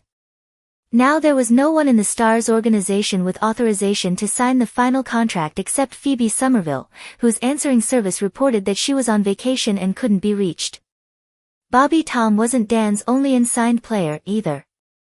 He had an offensive tackle named Darnell Pruitt, who was so good he was scary, and a young safety who had led the Stars in forced fumbles last season. None of them would be traveling to the Meadowlands that weekend for the Stars' fourth preseason game against the Jets. And if something didn't happen soon, none of them would be in uniform for the season opener in 2 weeks. Thanks to the disappearing bimbo, Dan Kaleba was in danger of losing 3 of the most promising players in the league. He understood the way the NFL worked, and it didn't take a crystal ball to know there were a dozen team owners waiting in the wings with open checkbooks and saliva dripping from their jaws just hoping those 3 players were going to lose patience with a team that was rapidly becoming a joke. At an early age the sting of his daddy's belt had taught Dan that winning was what counted in life. He'd always been an aggressive competitor, mowing down anyone who got in his way, and right then he made a promise to himself. If he ever got his hands on a certain brainless bimbo, he'd teach her a lesson she wouldn't soon forget. "Hi, Coach, I'm Melanie." Bobby Tom's gaze roamed over the shapely young beauty who had eyes only for Dan. The young wide receiver shook his head. "Damn, Coach. You got more women than I do. I've got a head start on you, Bobby Tom. You'll catch up." He put his arm around the girl. "Now what did you say your name was again, honey?" Dan heard the siren just as he reached the point on the Eisenhower Expressway where the east-west tollway split off to the left. He had abandoned Melanie at the reception an hour ago, and as he glanced in the rearview mirror he was glad his heavy drinking days were behind him. He pulled his red Ferrari 512 TR over. The car was too small for him, but he put up with the lack of legroom because the Testarossa was the most beautiful driving machine in the world. Still, $200,000 was an obscene amount of money to pay for a car when people were sleeping on the streets, and after he bought it, he'd written a matching check to one of his favorite charities. Most years he gave away more money than he spent, which he figured was only right considering how much he was worth. By the time the trooper approached the driver's side of the car, Dan had his window lowered. The cop had already taken in the Testarossa's distinctive ICE 11 vanity plates. He braced his elbow on the hood of the car and leaned down. Evening, coach. Dan nodded. I guess you're in a hurry. What'd you get me at? You were doing 87 when you passed Mannheim. Dan grinned and slapped the steering wheel. Damn, I love this car. I was holding it down, too. There are a lot of fools on the road tonight. You can say that again. The cop took a few moments to admire the car before he returned his attention to Dan. How do you think you'll do against the Jets this weekend? We'll give it our best. Bobby Tom signed yet? Afraid not. That's too bad. He took his arm away. Well, good luck, anyway. And ease up on the gas pedal, will you, coach? We got some boys on duty tonight who are still nursing a grudge over that sneak you called on 4th and 1 when you lost to the Browns last year. Thanks for the warning. It was almost 1 in the morning when Dan pulled back onto the expressway, and traffic was fairly light. He had already removed the jacket of his tuxedo, and as he shot into the left lane, he tugged off his bow tie and unfastened his shirt collar. Despite a blemished record with the law, he liked cops. They'd stood by him ever since he was a 12-year-old punk caught stealing beer. And the cops in Tuscaloosa had done a lot more to set him straight when he was playing for the Tide than his old man. One of them had even managed to convince him of the value of a college education one night after the cops had broken up a brawl between Dan and some upperclassmen from Auburn at a bar called Wooden Dick's. You got brains, boy. When you gonna start using them? The cop had talked to him most of the night and made him begin to think about his long-term future. Football was Dan's ticket out of the poverty he had grown up in, but the cop made him realize that he wouldn't always be able to play. Over the next few semesters, he had gradually replaced his phys ed and industrial arts classes with courses in business, math, and finance. By his junior year he was doing well with a demanding academic schedule, despite too much late-night carousing. His greatest satisfaction at Bama was realizing he had a brain and not just athletic talent. He exited at Cermak Road into the affluent sprawl of Oak Brook and wound through the side streets until he saw the convenience store on his right. He pulled into the lot, turned off the ignition, and got out of the small, sleek car. There were 5 people inside the convenience store, but only 2 of them women. One was a dyed redhead and he dismissed her right away. The other looked too young to be in a 7-Eleven so late at night. She was standing by the hostess display chewing a wad of bubble gum and contemplating the ho-hos. Her bangs were teased, but the rest of her hair was pulled back from her face and fastened at the crown of her head with a silver clip. Even though the evening was warm and muggy, she had both hands buried in the pockets of a high school jacket with "Varsity Cheerleader" written in script over her left breast. She saw him approaching, and her jaw stalled in mid-chew. A short, skin-tight spandex skirt peeked out several inches from beneath the school jacket. Her legs were thin and bare, her feet shoved into a pair of black flats. As he stopped in front of her, he noticed she was wearing too much makeup the way young girls sometimes did. "I know who you are," she said. "Do you now?" "Uh-huh." She took 3 staccato chews, nervous, but not giggly. "You're the Stars football coach." "Dan, Mr. Kaleba." "That's right. I'm Tiffany." "Is that so? I've seen you on television lots of times." "How old are you, darlin'?" 16. Her eyes began to rove over him with a maturity far beyond her years. "You're cute. And you look real grown up for 16. "I know." She worked her gum for a few seconds then looked down at the toes of her shoes. "My folks are gone for the night. You want to come back to my house with me, Mr. Kaleba?" "And do what?" "You know. Have sex. Don't you think you're a little young to pick up an old guy like me? I'm tired of boys. I want to do it with a man." A video game machine beeped near the doorway. "I like my women with a few more years on them." She slipped one hand from the pocket of her school jacket and, moving close enough to him so no one in the store could see what she was doing, brushed upward along the inside of his thigh. "I'll be real good to you." Her hand grew bolder. "Please. I promise. I'll let you do anything you want." When you put it like that, doll baby, you make it tough to refuse. She took her hand away as if she were embarrassed by her brazenness and pulled a set of keys from her pocket. I'm driving my dad's car. Follow me. The car was a late model Mercedes. Dan kept the taillights in view as he drove through the quiet, tree-lined streets into an exclusive residential area. The house, an imposing 2-story white brick, sat on a wooded lot. As he pulled into the driveway, he saw the muted lights of an elaborate crystal chandelier glowing through the leaded glass fanlight over the front door. The house had a 3-car garage opening off to the side, and the door on the left slid up. She drove the Mercedes in. He parked behind it and got out. When he was inside the garage, she pushed the button that closed the door.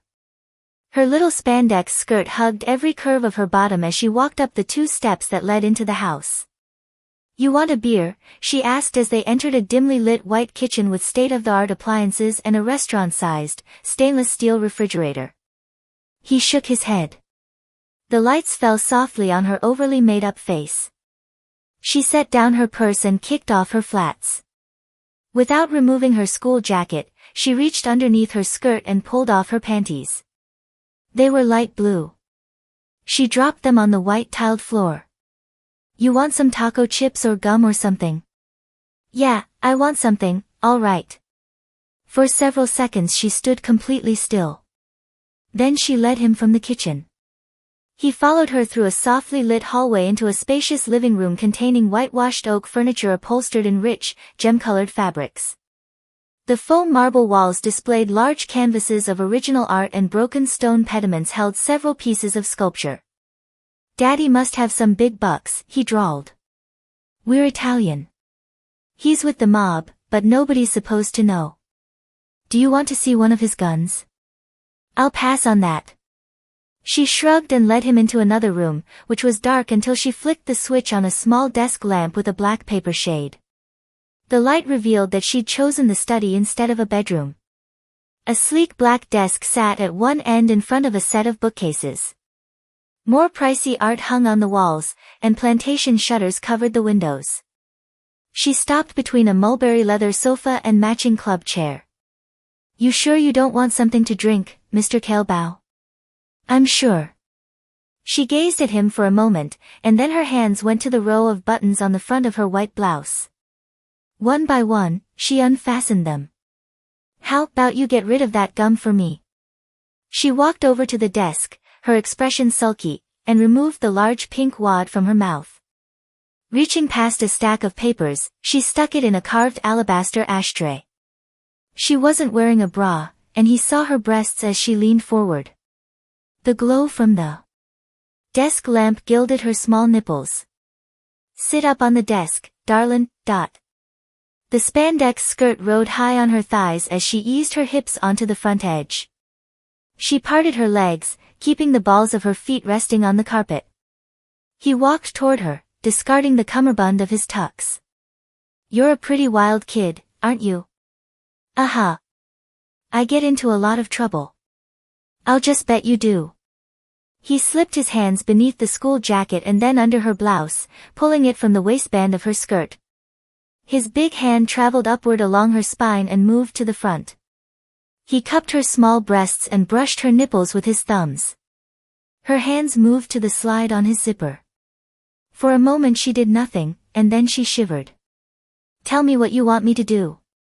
You seem to be doing real fine all by yourself. Tell me, damn it. All right, darlin'. Open my zipper. Like this? Just like that. Now what? Reach around a little bit and see if you can find anything that catches your interest. His breathing quickened as she followed his instructions to the letter. You're real big. She cradled him in her hands as she arched her back so that her breasts were pressed deeper into his palms. I'm getting scared. Oh, I'll take it real easy on you. You will. I promise. It's okay if it hurts a little. I wouldn't want to hurt you. It's okay. Really? If you say so. He smelled bubble gum on her breath as he caught her by the knees and drew them upward, then braced her heels on the desk top. The skirt bunched across her stomach. He moved between her open thighs and slipped a finger inside her. Does that hurt? Oh, yes. Yes. What are you going to do to me? He told her. Roughly. Explicitly. Her breathing grew heavier and he could feel the heat of her skin. He pushed off her school jacket and, slipping his hands beneath her bare buttocks, lifted her from the desk. She wrapped her legs around his hips and ground her breasts against the tucks of his shirt front as he carried her to the big leather club chair. He settled into it and positioned her knees on each side of his hips so that she straddled him. Her blouse hung open, displaying breasts that were rosy from the abrasion of his shirt. Her splayed legs revealed the glistening thicket of curls between her thighs. He was throbbing, and he began to pull her down so she could take him, but she resisted. You're not going to spank me first, are you? He groaned. Are you? She repeated. He surrendered to the inevitable. Did you do something wrong? I'm not supposed to let anyone in the house when my parents are gone. I guess I'll have to whale you, then, won't I? No, don't. Her eyelids drifted closed with excitement. He was ready to explode and no longer in the mood to play games. Making up his mind not to take long with this, he pushed her down over his lap and shoved her skirt all the way to her waist. With her buttocks bared to his gaze, he smacked the flat of his hand on her soft, round flesh. He was a powerful man, but he carefully leashed his strength, giving her only a bit more than she wanted. She gasped and writhed beneath his blows, growing increasingly more excited. As her buttocks took on a faintly rosy hue, he thought of all the trouble his ex-wife was causing him. The late-night phone calls when she ripped his character to shreds, the legal hassles, that newspaper interview. Ouch! That's too hard. Once again the flat of his hand connected with her tender flesh. Are you going to be good, darlin'? Yes. How good? Ouch! Stop. Tell me how good you're going to be. Good. I'll be good, damn it. He spanked her again. No nasty little digs in the newspapers. All right. Stop. No more late-night harangues on the telephone. You're ruining everything. He slipped his hand between her legs. I don't think so. And then he lifted her. She immediately impaled herself on him. You son of a bitch. He drove deep. That's right, I'm a son of a bitch. She rode him viciously. The phone on the desk began to ring, but they both ignored it. Harsh moans slipped from her throat as she grabbed his dark blonde hair in her fists. He buried his face in her breasts while his fingers dug into her buttocks. The ringing stopped and the answering machine clicked on. She threw back her head and yelled as she shattered. This is Valerie Kaleba. I can't come to the phone right now. If you leave a message, I'll get back to you as soon as possible. The machine beeped and then spoke. Congresswoman, it's Stu Blake. I'm sorry to be calling so late, but... The voice droned on. With a groan, Dan spilled himself inside her. She slumped against him as the message came to an end. Beep. Chapter 4. Dan opened the refrigerator door, pulled out a quart of milk, and unscrewed the cap. Behind him he heard Valerie coming into the kitchen of the house they had once shared. Because he knew it would irritate her, he lifted the milk container to his lips and took a swig. For God's sake, Dan, get a glass, she said in that snotty voice he hated. He took another swig before he screwed the cap back on and returned the container to the refrigerator. Resting the side of his hip against the door, he studied her. She had scrubbed the makeup from her face, revealing her sharp bone structure with a nose that was a bit long but well balanced by a high, smooth forehead. Her light brown hair, free of the silver barrette, fell almost to her shoulders, and her teeny-bopper clothes had given way to a midnight blue peignoir set trimmed in black lace. Where'd you get the cheerleading jacket? My secretary's daughter. I told her I was going to a costume party. She lit a cigarette, even though she knew he hated being around smoke. This escapade tonight crossed the boundary into creepy. 16-year-old girls haven't turned me on since I was 12. She shrugged and exhaled. It was different, that's all. Not so different, he thought. In one way or another, all of Valerie's sexual fantasies tended to lead toward male domination. Pretty damn funny considering the fact that she was a Class A ball-buster. Unfortunately, the only person he could share the joke with was Valerie, and he knew she wouldn't laugh. Besides, she got all riled if he criticized any of these weird scenarios she set up, and they already had enough other things to fight about. Her hand crept to her rear. She rubbed it through the dark blue silk and gazed at him with resentment. You shouldn't have hit me so hard. Honey, I was holding back. He could tell by her expression that she was trying to make up her mind whether to sink her teeth into him or not. Apparently she decided against it because she walked over to the small kitchen desk and began thumbing through the Phillips she had left there. I don't have to be in Washington for a few more weeks. How's your schedule for the weekend? I'll be at the Meadowlands. We're playing the Jets. He moved away from the refrigerator and took a banana from a stainless steel fruit bowl that looked like the terminal at Dulles. She slipped on the pair of half glasses that were lying on the desk and set her cigarette in a chunky black glass ashtray. What about Thursday evening before you leave? Meeting. Friday's all right, though. The vice president's going to be in town that night, and there's another reception. Wednesday night if we make it after midnight. That looks like it'll work.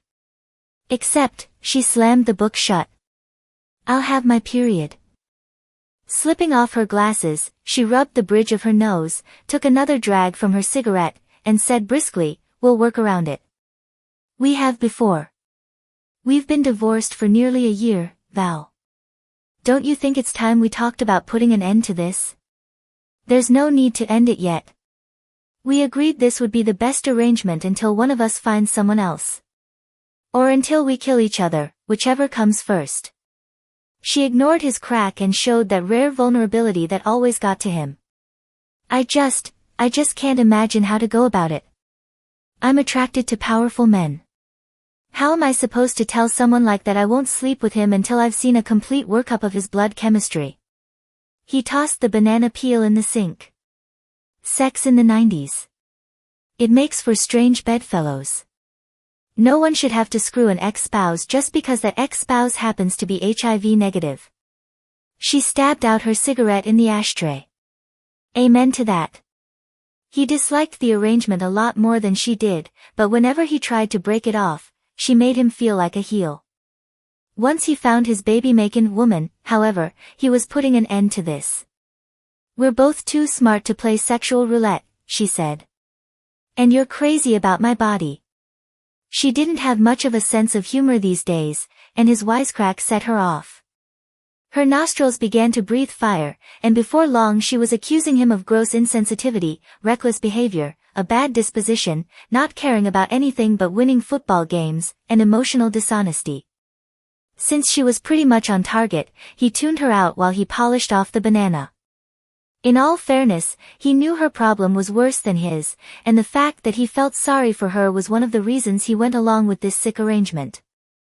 As a female member of the House of Representatives, she was judged by a stricter moral standard than her male colleagues. The voters might forgive some hounding around from their congressman, but they sure wouldn't forgive it from a woman. For someone who liked sex as much as Valerie, but didn't have either a husband or a man she cared about, it was a definite problem.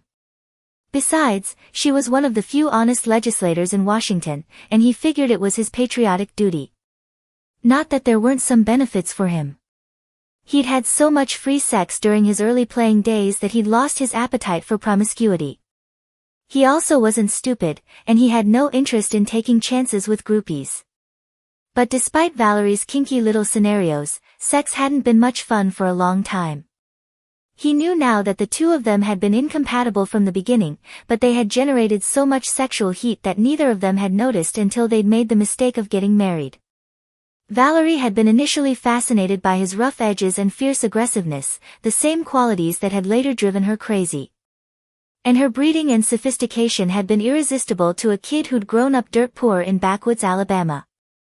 But he had soon discovered that she had no sense of humor and no desire for the family life he craved. Her latest tirade against him was beginning to wind down, and he remembered that he had a score of his own to settle. While we're airing our grievances here, Valerie, I'm going to dish out one of my own. If you give any more interviews like that one last week, your lawyer's going to get a phone call from mine, and this won't be a friendly divorce any longer. She refused to meet his eyes.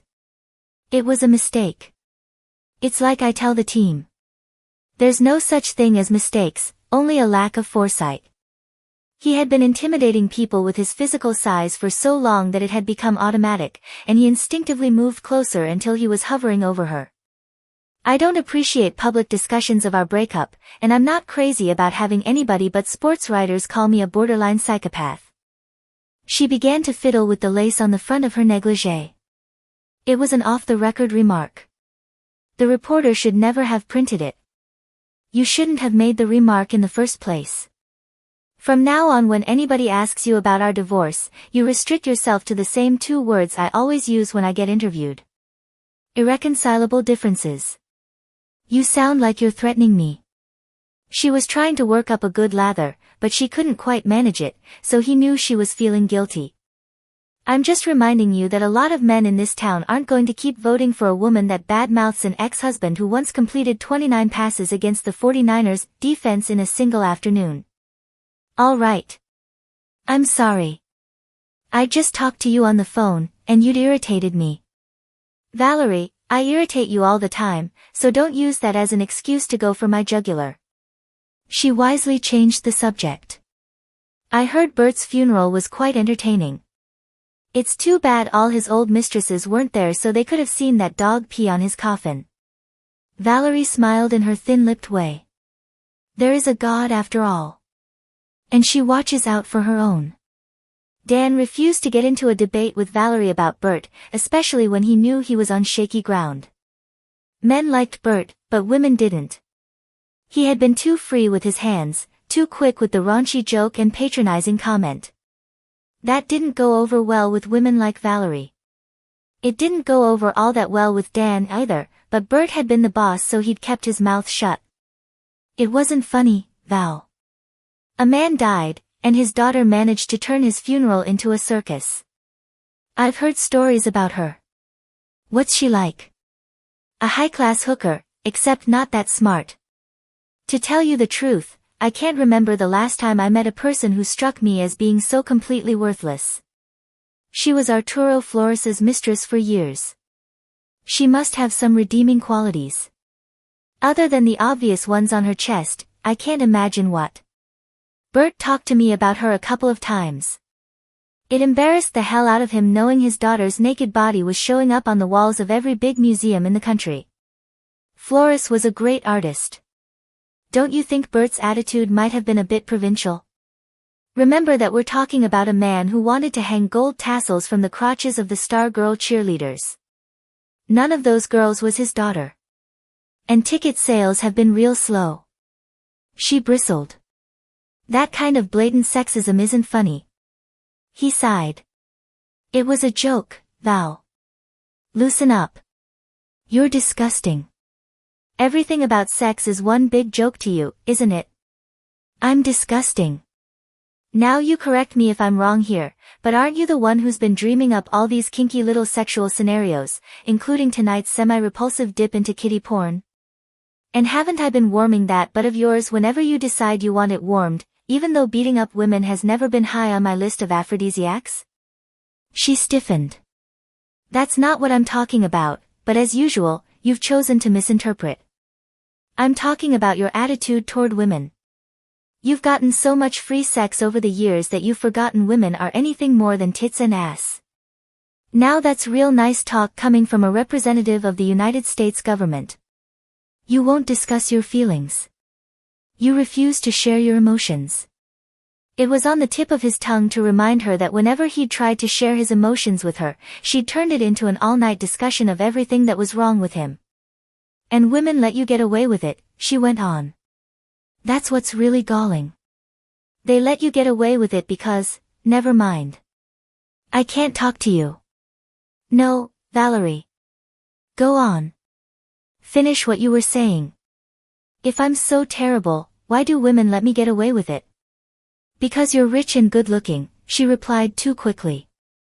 That's not what you were going to say. You're the one who keeps telling me I need to be more open in my communication. Maybe you should practice what you preach. They let you get away with it because you're so confident, she said stiffly. You don't seem to have the same self-doubts as everybody else in the world. Even successful women like the security of knowing they have a man like that standing behind them. Although to another man her words might have been flattering, they had the opposite effect on him. He could feel a red-hot coil of rage burning deep inside him, a rage that went all the way back to boyhood when too much emotion had meant a trip to the woodshed and a walloping from his father's belt. You women are really something, he sneered. When are you going to figure out that God might have made two sexes for a reason? You can't have it both ways. Either a man's a man, or he's not. You can't take somebody whose nature is to be a warrior and then expect him, at your command, to curl up on the couch, spill his guts, and, in general, start acting like a pussy. Get out. Gladly. He snatched up his keys and headed toward the door. But before he got there, he threw his final punch. You know what your problem is, Valerie. Your underwear doesn't fit right, and it's made you mean. So the next time you go to the store, why don't you see if you can buy yourself a bigger size jockstrap? He stormed out of the house and climbed into his car. As soon as he got settled, he jammed Hank Jr. into the tape deck and turned up the volume. When he was feeling this low, the only person he wanted to be around was another Hellraiser. The Sunday afternoon preseason game against the Jets was a disaster. If the Stars had been playing a respectable team, the loss wouldn't have been so humiliating, but getting beaten 25-10 by the candy-ass Jets, even in preseason, was more than Dan could stomach, especially when he imagined his three unsigned players lounging in their hot tubs back in Chicago watching the game on their big-screen TVs. Jim Beaterot, the Stars' starting quarterback, had been injured in their last practice and his backup had pulled a groin muscle the week before, so Dan was forced to go with C.J. Brown, a 15-year veteran whose knees were held together by airplane glue. If Bobby Tom had been playing, he'd have managed to get free so CJ could hit him, but Bobby Tom wasn't playing. To make matters worse, the Stars' new owner had apparently returned from her vacation, but she wasn't taking any calls. Dan kicked a hole in the visitors' locker room wall when Ronald McDermott delivered that particular piece of information, but it hadn't helped. He'd never imagined he could hate anything more than he hated losing football games, but that was before Phoebe Somerville had come into his life. All in all, it had been a dismal week. Ray Hardesty, the Stars' former defensive end, whom Dan had cut in early August, had driven drunk one too many times and gone through a guardrail on the Calumet Expressway. He'd been killed instantly, along with his 18-year-old female passenger. All through the funeral, as Dan had watched the faces of Ray's grieving parents, he'd kept asking himself if there had been something more he could have done. Rationally, he knew there wasn't, but it was a tragedy all the same. The only bright spot in his week had occurred at a DuPage County nursery school where he'd gone to film a public service announcement for United Way. When he'd walked in the door, the first thing he'd noticed was a pixie-faced, red-headed teacher sitting on the floor reading a story to a group of 4-year-olds. Something had gone all soft and warm inside him as he'd studied her freckled nose and the spot of green finger paint on her slacks. When the filming was done, he'd asked her out for a cup of coffee. Her name was Sharon Anderson, and she'd been tongue-tied and shy, a welcome contrast to all the bold-eyed women he was accustomed to. Although it was too early to speculate, he couldn't help but wonder if he might not have found the simple, home-lovin' woman he was searching for. But the residual glow from his meeting with Sharon had faded by the day of the Jets game, and he continued to seethe over the loss as he endured the post-game activities. It wasn't until he stood on the tarmac waiting to board the charter that would take them back to O'Hare that he snapped. Son of a bitch. He pivoted so abruptly he bumped into Ronald McDermott, knocking the acting general manager off balance so that he dropped the book he was carrying. It was what the kid deserved, Dan thought callously, for being born a wimp.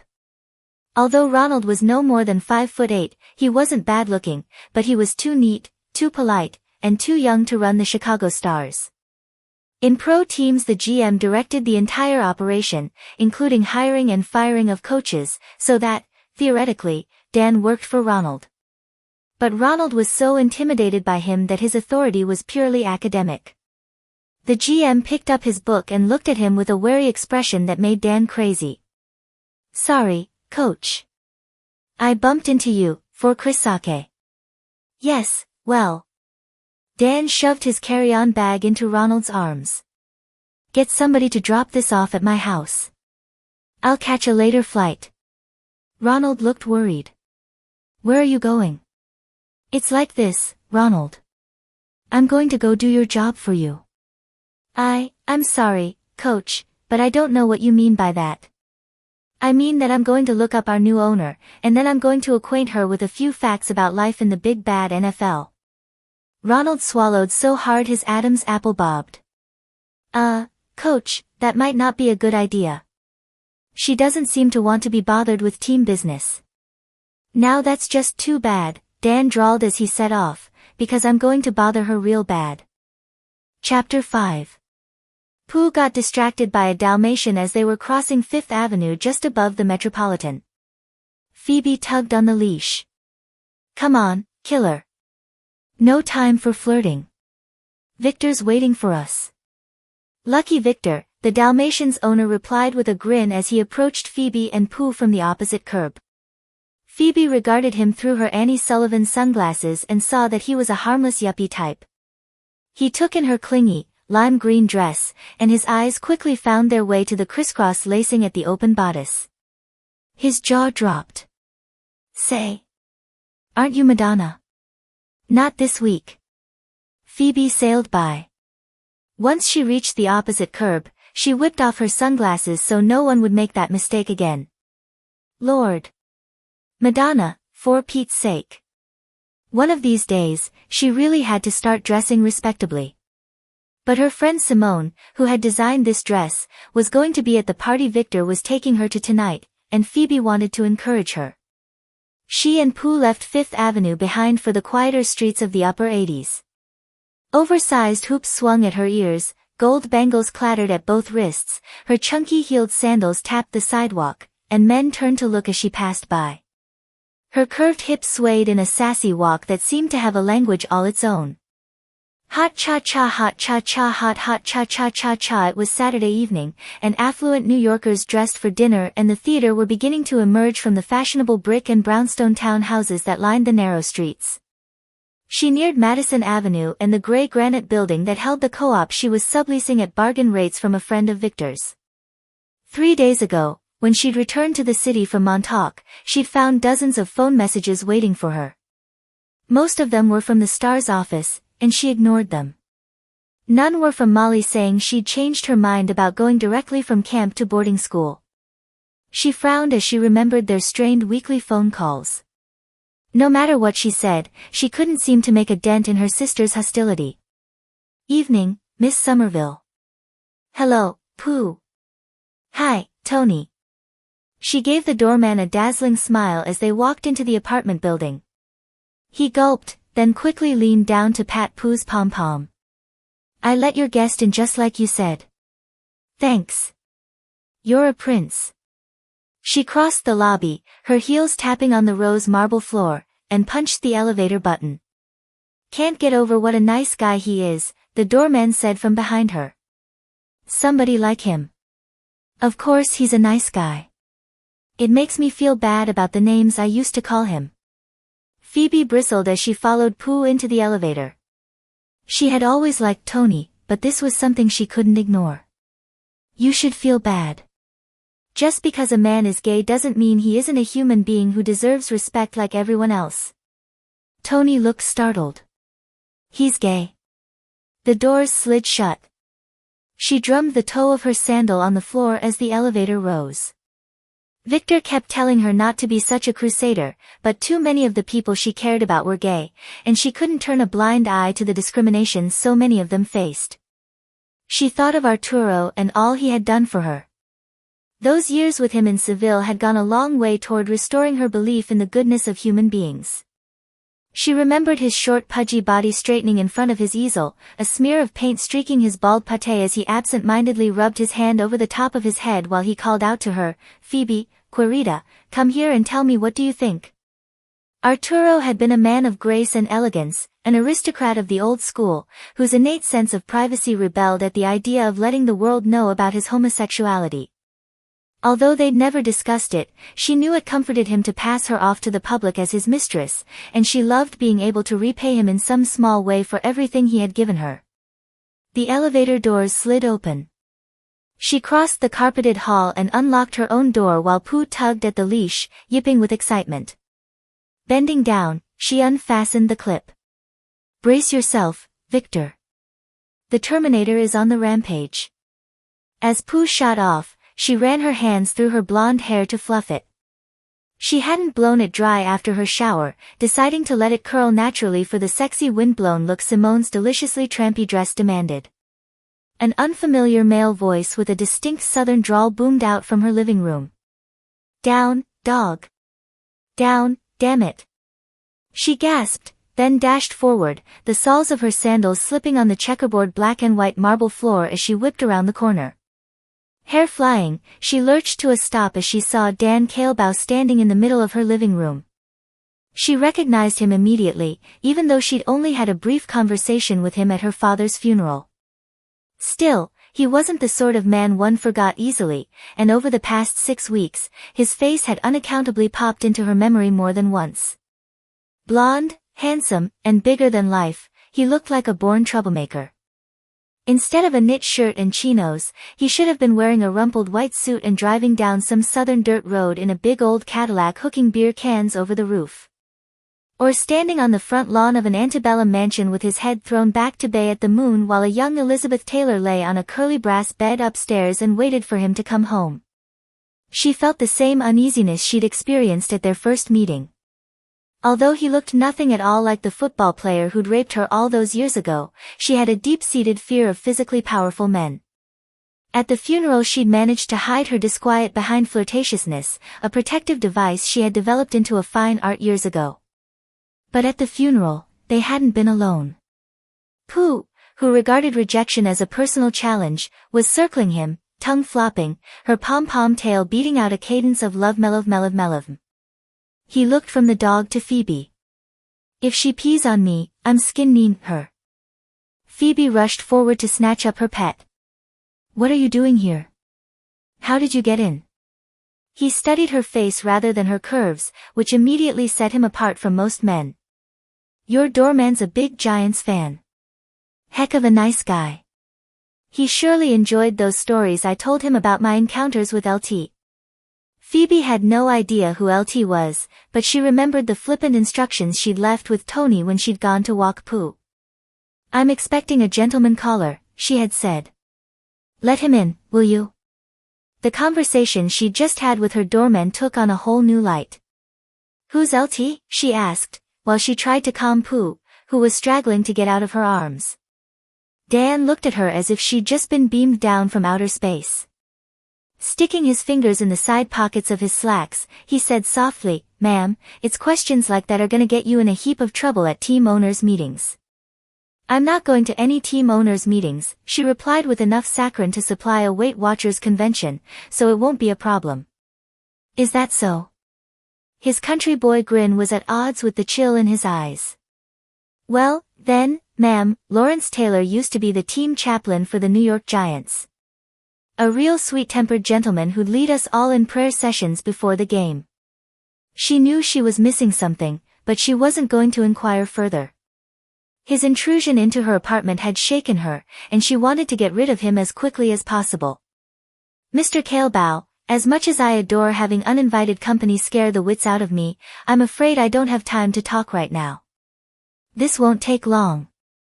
She could see that she wasn't going to budge him until he'd had his say, so she did her best to assume an air of studied boredom. "5 minutes then, but I'll have to get rid of my critter first."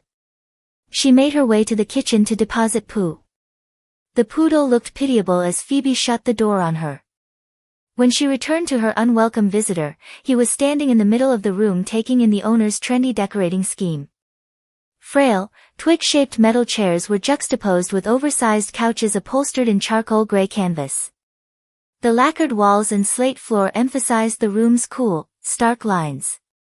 Her own more comfortable, and considerably less expensive, furniture was in storage, everything except the large painting that hung on the room's single unbroken wall. The languorous nude was the first painting Arturo had done of her, and even though it was quite valuable, she would never part with it. She lay on a simple wood-framed bed in Arturo's cottage, her blonde hair spilling over the pillow as she gazed out of the canvas. The sun dappled her bare skin from the light that shone through a single window set high in the white stucco wall. She hadn't hung the painting in the apartment's most public room out of vanity, but because the natural light from the large windows displayed it best. This portrait had been more realistically executed than his later depictions of her, and looking at the figure's soft curves and gentle shadings gave her a sense of peace. A spot of coral emphasized the slope of her breast, a brilliant patch of lemon illuminated the swell of her hip, and delicate lavender shadows were woven like silk threads through the paleness of her pubic hair. She seldom thought of the figure in the painting as herself, but as someone far better, a woman whose sexuality hadn't been stolen from her. Dan stood with his back to her, openly studying the painting in a way that reminded her exactly whose body was on display. As he turned to face her, she braced herself for a smarmy remark. "Real pretty." He walked over to one of the twig chairs. "Will this thing hold me? If it breaks, I'll send you a bill." As he sat, she saw that he had finally been distracted by the curves Simone's clingy dress so blatantly displayed, and she gave a mental sigh of relief. This, at least, was familiar territory. She smiled as she uncrossed her arms and let him look his fill. Years ago she had discovered that she could control her relationships with heterosexual men far better by playing the sexy siren than the blushing ingenue. Being the sexual aggressor put her subtly in charge. She was the one who defined the rules of the game instead of the man, and when she sent her suitor on his way, he assumed it was because he didn't measure up to all the other men in her life. None of them ever figured out there was something wrong with her. She added a dash of Kathleen Turner to her naturally husky voice. "What's on your mind, Mr. Kaleba? Other than the obvious." "The obvious?" "Football, of course," she replied innocently. "I can't imagine that a man like you thinks about anything else. I know my father didn't. Now you might be surprised what a man like me thinks about." His hot summer night drawl licked her body, setting off all her internal alarm bells. She immediately hitched her hip onto the corner of a small brushed nickel console, sending her tight skirt even higher on her thighs. Letting her sandal dangle from her toe, she uttered her lie in a silky voice. "Sorry, Mr. Kaleba, but I already have more jockstraps hanging from my bedpost than I know what to do with. Do you now?" She dipped her head and gazed at him through the platinum lock of hair that brushed the corner of her eye, a pose she'd perfected years ago. "Athletes are so exhausting. I've moved on to the sort of men who wear boxer shorts." "Wall Street? Congress?" He laughed. "You're making me sorry I put my wild and woolly days behind me." "Too bad. A religious conversion?" "Nothing that interesting. Coaches are supposed to be role models." "How boring. Team owners, too." She slipped off the edge of the console, carefully positioning herself so he could take in the inner curves of her breasts showing beneath the gold crisscross lacings. "Oh, dear. Why do I sense a lecture coming on? Maybe because you know you deserve one." She wanted to wrap herself in her oldest, thickest chenille bathrobe.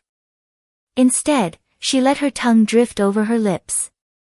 "Yelling upsets me, so please be gentle." His eyes darkened with disgust. "Lady, you are something else.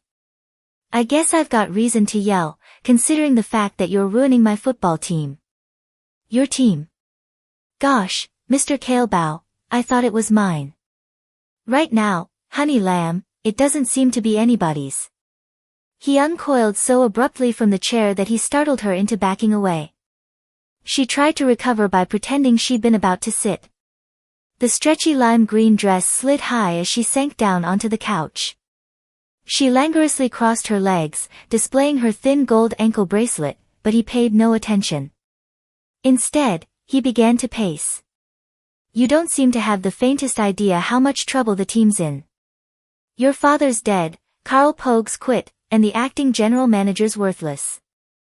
You've got unsigned players, bills that aren't getting paid, a stadium contract that's coming up for renewal.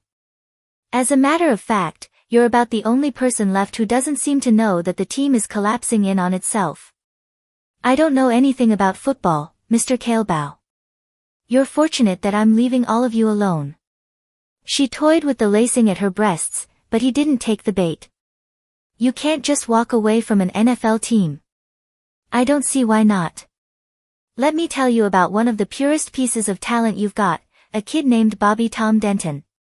Bert picked him up as a first-round draft choice out of the University of Texas 3 years ago, and it paid off because Bobby Tom's on his way to being one of the best.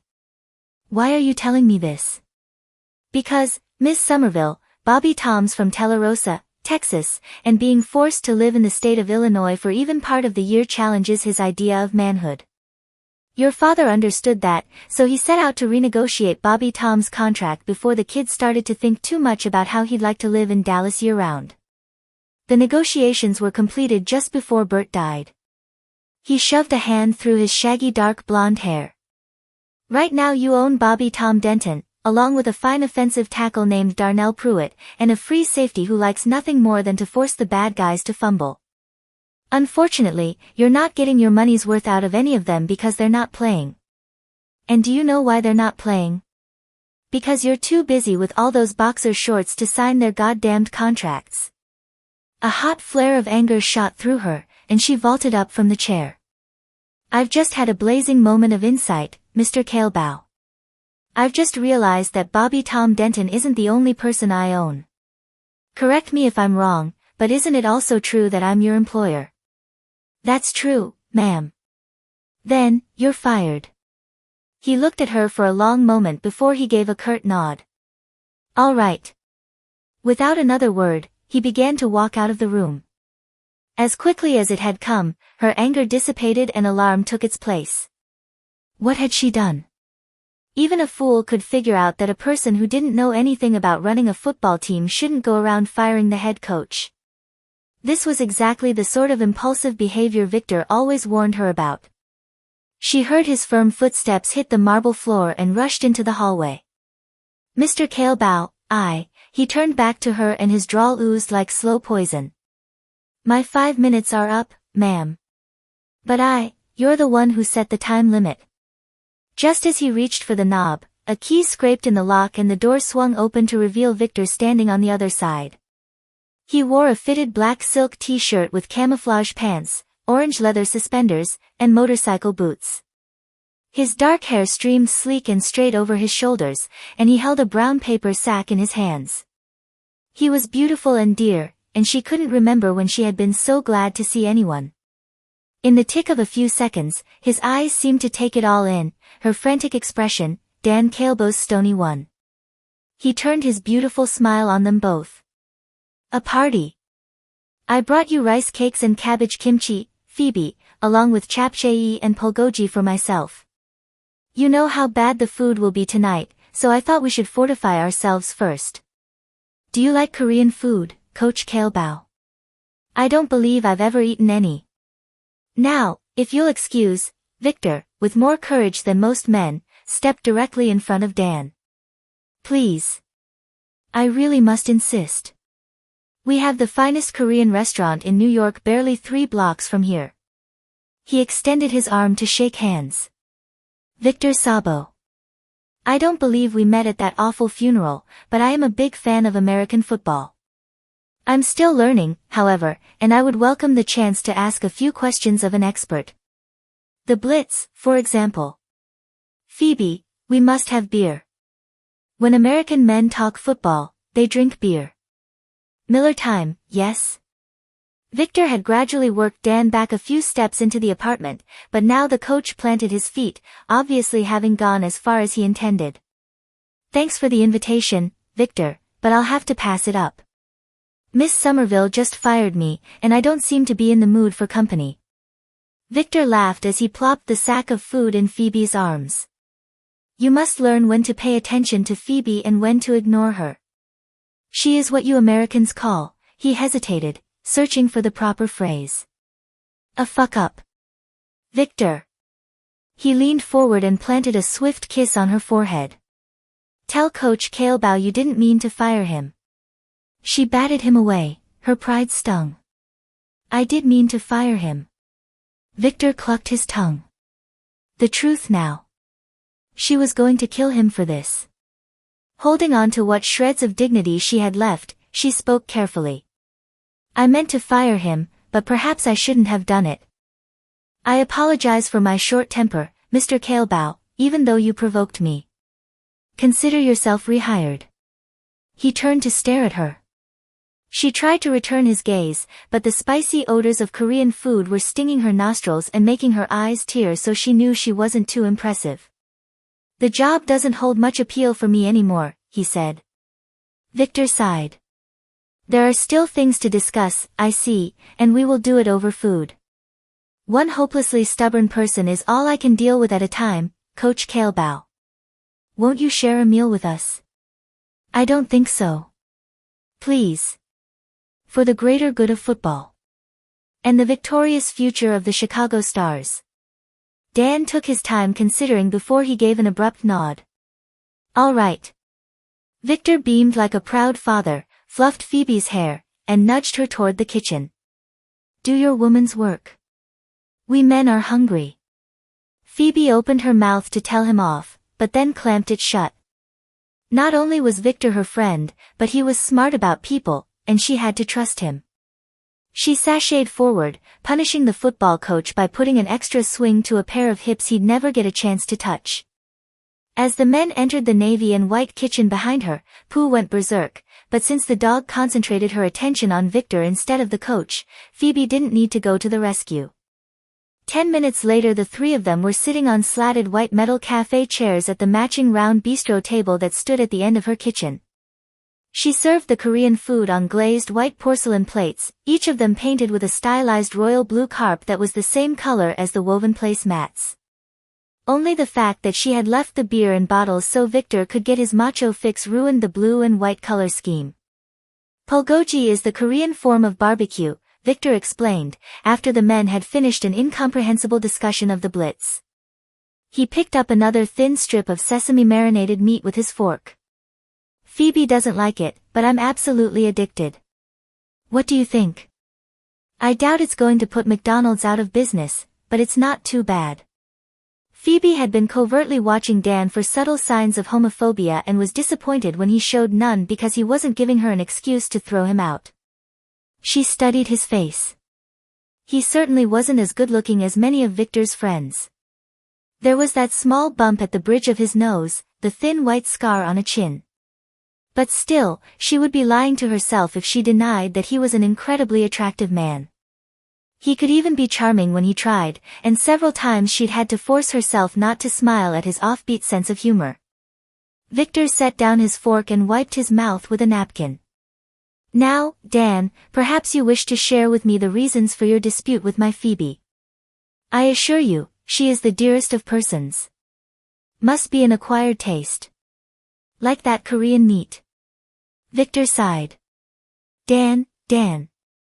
This won't do, you know. She is quite sensitive. If the two of you are to work together, you must arrive at some sort of truce. She opened her mouth to tell Victor it was hopeless, only to feel her friend's hand clamp down hard on her thigh. The problem is, Victor, we're not going to be working together because your Phoebe won't take any responsibility for her football team. Victor patted Phoebe's arm. It is fortunate, Dan, that she is leaving you alone. She knows nothing of sports. The air was so thick with the pollution of male patronization that she could barely breathe, but she held her peace. Dan nudged Pooh off his right foot. The poodle resettled on his left one. She doesn't need to know anything about sports. She just needs to fire the current general manager, hire somebody with more experience, and sign the papers that are put in front of her. Briefly, he outlined the difficulties the Stars had been having since Bert's death. Victor, who had a good head for business and was notoriously tight with a dollar, frowned. Phoebe, pet, I'm afraid he has a point. You know the terms of my father's will. He left me the Stars only so he could teach me a lesson. I'm not playing his game.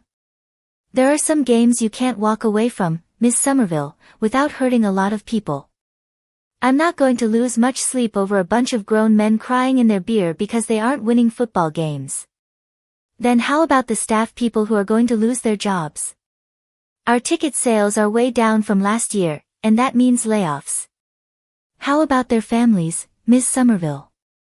Will you lose sleep over them? He'd made her feel like a selfish worm.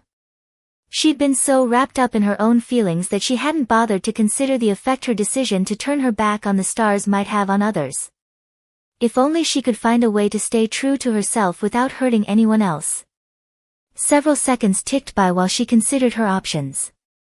Finally, she released an indolent sigh. All right, Mr. Kaleba. You've absolutely devastated me. I'm not going to Chicago, but you can have the papers shipped to me here, and I'll sign them. I'm afraid that's not going to work, ma'am. In case you forgot, you fired me. If you want me back, you're going to have to meet a few of my conditions. What conditions? She regarded him warily. He leaned back in his chair like Big Daddy after a 7-course dinner, except Big Daddy was fat and ugly instead of a hard-muscled athlete with a powerful chest and a lethal grin. It's like this. I want you in the Star's business offices by noon on Tuesday to sign those 3 contracts. Then we'll sit down with Steve Kovac, your director of player personnel, and discuss qualified candidates for the general manager's job. You'll hire one of them by the end of the week, and from then until the team's no longer your responsibility, you'll show up for work like everybody else and sign the papers he puts in front of you. Only the warning in Victor's eyes kept her from emptying the last of the Pulgogi in the football coach's lap. She could feel her father's net drawing tighter around her, and she thought of those weeks she had spent at Montauk walking on the beach and trying to restore peace to her life. But how could she be at peace with herself if innocent people were going to suffer because of her stubborn pride? She considered the $100,000. In light of what Dan Kaleba had told her, it no longer seemed quite so much like blood money. All she had to do to earn it was endure the next 3 or 4 months. When they were over, she'd have a clear conscience and the stake she needed to open her art gallery. With a sense of inevitability, she gave him a bright, false smile. You've convinced me, Mr. Kaleba. But I'm warning you now. I won't go to any football games.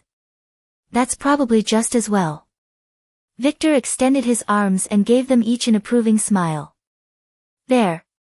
Do you see how easy life is when stubborn people are willing to compromise? Before Phoebe could respond, the telephone began to ring. Although she could have answered it right there, she took advantage of the opportunity to escape and excused herself. Pooh trotted after her as she slipped from the kitchen. The door closed behind her, and the 2 men regarded each other for a long moment. Victor spoke first. I must have your promise, Coach, that you won't hurt her. I promise. You spoke a bit too quickly for my taste. I don't quite believe you. I'm a man of my word, and I promise that I won't hurt her. He flexed his hands. When I murder her, I'll do it real quick, so she won't feel a thing. Victor sighed. That's exactly what I was afraid of. Chapter 6. Here we are, Miss Somerville. The Buick Park Avenue left the highway for a 2-lane service road marked with a blue and white wooden sign that read Stars Drive. Annette Miles, the driver who had picked Phoebe up at O'Hare, had been Bert's secretary for several years. She was in her late 40s, overweight, with short, graying hair. Although polite, she wasn't particularly communicative, and there had been little conversation between them. Phoebe was tired from having gotten up at dawn to catch her early flight and she felt tense about what lay ahead.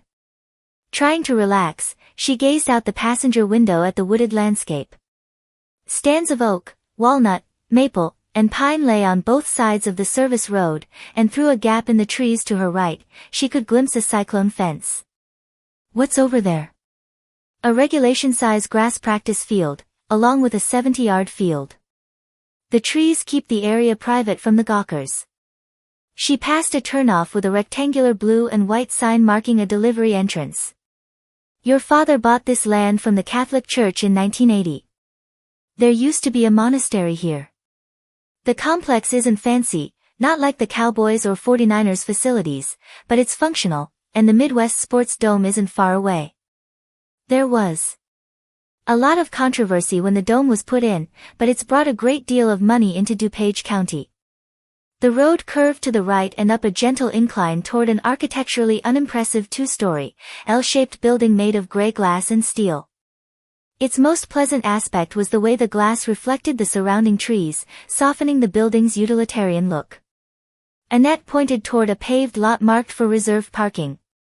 I had your father's car brought over from the house as you asked. It's parked by the side entrance. Normally you'll want to use it, but today I'll take you in through the lobby.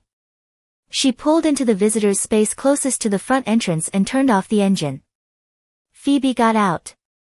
As she approached the building, she found herself wishing she'd brought Pooh along as a security blanket instead of leaving her with Victor. She caught sight of her reflection in the double glass doors. This outfit, a pearl gray trouser suit, was the closest thing she had to business attire. She wore an indigo silk shell beneath the short jacket and matching indigo sandals fastened with delicate gold chain T-straps. Her hair curved in sleek blonde sickles away from her face. The only frivolity she had permitted herself was a purple and white wooden panda pin on her lapel. And her rhinestone sunglasses. Annette opened one of the double glass doors for her. Each door held the team logo of 3 interlocking gold stars in a sky blue circle. Pushing her sunglasses to the top of her head, Phoebe stepped inside her father's world. The semicircular lobby, predictably carpeted in sky blue, held gold vinyl chairs and a curved white reception desk with blue and gold stripes. A trophy case sat at one end, along with citations, posters, and a framed display of all the NFL team logos. Annette gestured toward a chair. Would you wait here for just a moment? Of course. Phoebe removed her sunglasses and tucked them in her purse. Barely a minute passed before a man came rushing out of the left hallway. Miss Somerville. Welcome. She stared at him. He was adorable, a short, bookish Tom Cruise with a friendly, deferential expression that went a long way towards settling her nervous stomach. Although he was probably close to her own age, he looked so boyish that he seemed like a teenager. She took the hand he offered and gazed into a pair of glorious Cruise blue eyes that were on the same level as her own. I'm sure you must be tired from your flight. He had the thickest fringe of lashes she had ever seen on a man. I'm sorry that you haven't had a chance to rest before being plunged into all this. His voice was soft, his manner so sympathetic, that she experienced her first ray of hope since Dan Kaleba had blackmailed her. Maybe this wouldn't be so bad after all. I'm fine, she reassured him. Are you certain? I know there are a number of people waiting to see you, but I'll do my best to put them off if you'd like. She wanted to tie a bow around him and put him under her Christmas tree. Her internal radar wasn't sending out any warning signals telling her to vamp him, something that generally happened when she was around good-looking men. His small stature and friendly manner were keeping her from feeling threatened. She lowered her voice so only he could hear. Why don't you just stick by my side instead? I have a feeling I'm going to need a friendly face. I'll be happy to. They exchanged smiles and she had a comforting sense of connection with him, as if they'd known each other for years. He led her through an archway into a den of offices decorated with commemorative footballs, pennants, and team cups stuffed with pencils. As they passed through, he introduced her to a number of men, most of whom wore blue polo shirts bearing the Stars logo and all of whom seemed to have titles, director, manager, assistant. Unlike his more casually dressed co-workers, her new ally wore a pinstriped charcoal suit, starched white shirt with French cuffs, burgundy rep tie, and polished cordovan wing tips. You haven't told me your name. Gosh. He slapped his forehead with the heel of his hand and grinned, producing a charming set of dimples. I've been so nervous about meeting you I forgot. I'm Ron McDermott, Miss Somerville. Please, Ron, call me Phoebe. I'd be honored. They walked through a busy area of staff desks separated by partitions, then turned the corner into the longer back wing of the building. It was decorated as unimaginatively as the lobby. Blue carpet, white walls covered with photographs, and team posters in simple chrome frames. He glanced at his watch and frowned. We're due in Steve Kovac's office now. He's the director of player personnel, and he wants to get the contracts signed as soon as possible. Coach Kaleba made these contracts sound like life and death. They are, Phoebe. For the stars, anyway. He stopped in front of a door that bore a small brass placard announcing it as the Office of the Director of Player Personnel. Last season, this team had one of the worst records in the league. The fans have deserted us, and we've been playing in a stadium that's barely half full. If we lose Bobby Tom Denton, there'll be even more empty seats. You're telling me I'd better sign or else? Oh, no. You're the owner. I can advise you, but it's your team, and you make the final decision. He spoke so earnestly that she wanted to throw her arms around him and give him a big smacker right on his cute little mouth. Instead, she walked through the door he had opened for her. Steve Kovac was a weathered veteran of decades of gridiron warfare. Dressed in his shirt sleeves, he had thinning brown hair, a lantern jaw, and a ruddy complexion. Phoebe found him thoroughly terrifying, and as they were introduced, she wished she weren't wearing slacks. Since she couldn't flash her legs, she let her jacket fall open as she took a seat across from his desk. I understand I need to sign some contracts. Affirmative. He pulled his eyes away from her breasts and pushed a sheaf of papers toward her. She extracted a pair of reading glasses with leopard-spotted frames from her purse and slipped them on. The door opened behind her and she tensed. She didn't need to turn her head to know who had come in, there was something in the air. Perhaps it was the subtle citrus scent she had noticed when he had been in her apartment, perhaps simply the atmospheric turbulence of excessive macho. The idea that she still remembered what he smelled like scared her, and she let her jacket fall open a bit farther. Real glad to see you could make it, Miss Somerville. A distinct edge of sarcasm undercut his Alabama drawl. Until now, she'd never found Southern accents particularly attractive, but she was forced to admit there was definitely something seductive about those elongated vowels. She kept her eyes on the papers she was studying. Make nice, Mr. Kaleba, or I'll sick poo on you. Before he could respond, her head shot up from Bobby Tom Demon's contact. $8 million. You're giving this man $8 million to catch a football. I thought this team was in financial trouble. Dan leaned against the wall to her left, crossed his arms and tucked his fingers under the armpits of the Blue Stars polo shirt he wore with a pair of gray slacks. Good wideouts don't come cheap. You'll notice that's for 4 years. She was still trying to get her breath back. This is an obscene amount of money. He's worth every penny, Steve Kovac retorted. Your father approved this contract, by the way. Before or after he died? Dan smiled. Instinctively, Phoebe looked over at the only man in the room she trusted for confirmation that her father had, indeed, known about this outrageous contract. Ron nodded. Kovac's chair squeaked as he turned toward Dan, effectively shutting her out of the discussion. Do you know that the Colts only paid Johnny Unitas $10,000 a year? And that was after he'd led them to 2 championships. These men were definitely crazy, and she decided she would be the voice of sanity. Then why don't you get rid of Bobby Tom Denton and hire this Unitas person? You could triple the Colts offer and still be a few million ahead. Dan Kaleba laughed. Dipping his head, he kept his arms crossed as his chest began to shake. Steve Kovac stared at her with an expression that fell someplace between shock and abject horror.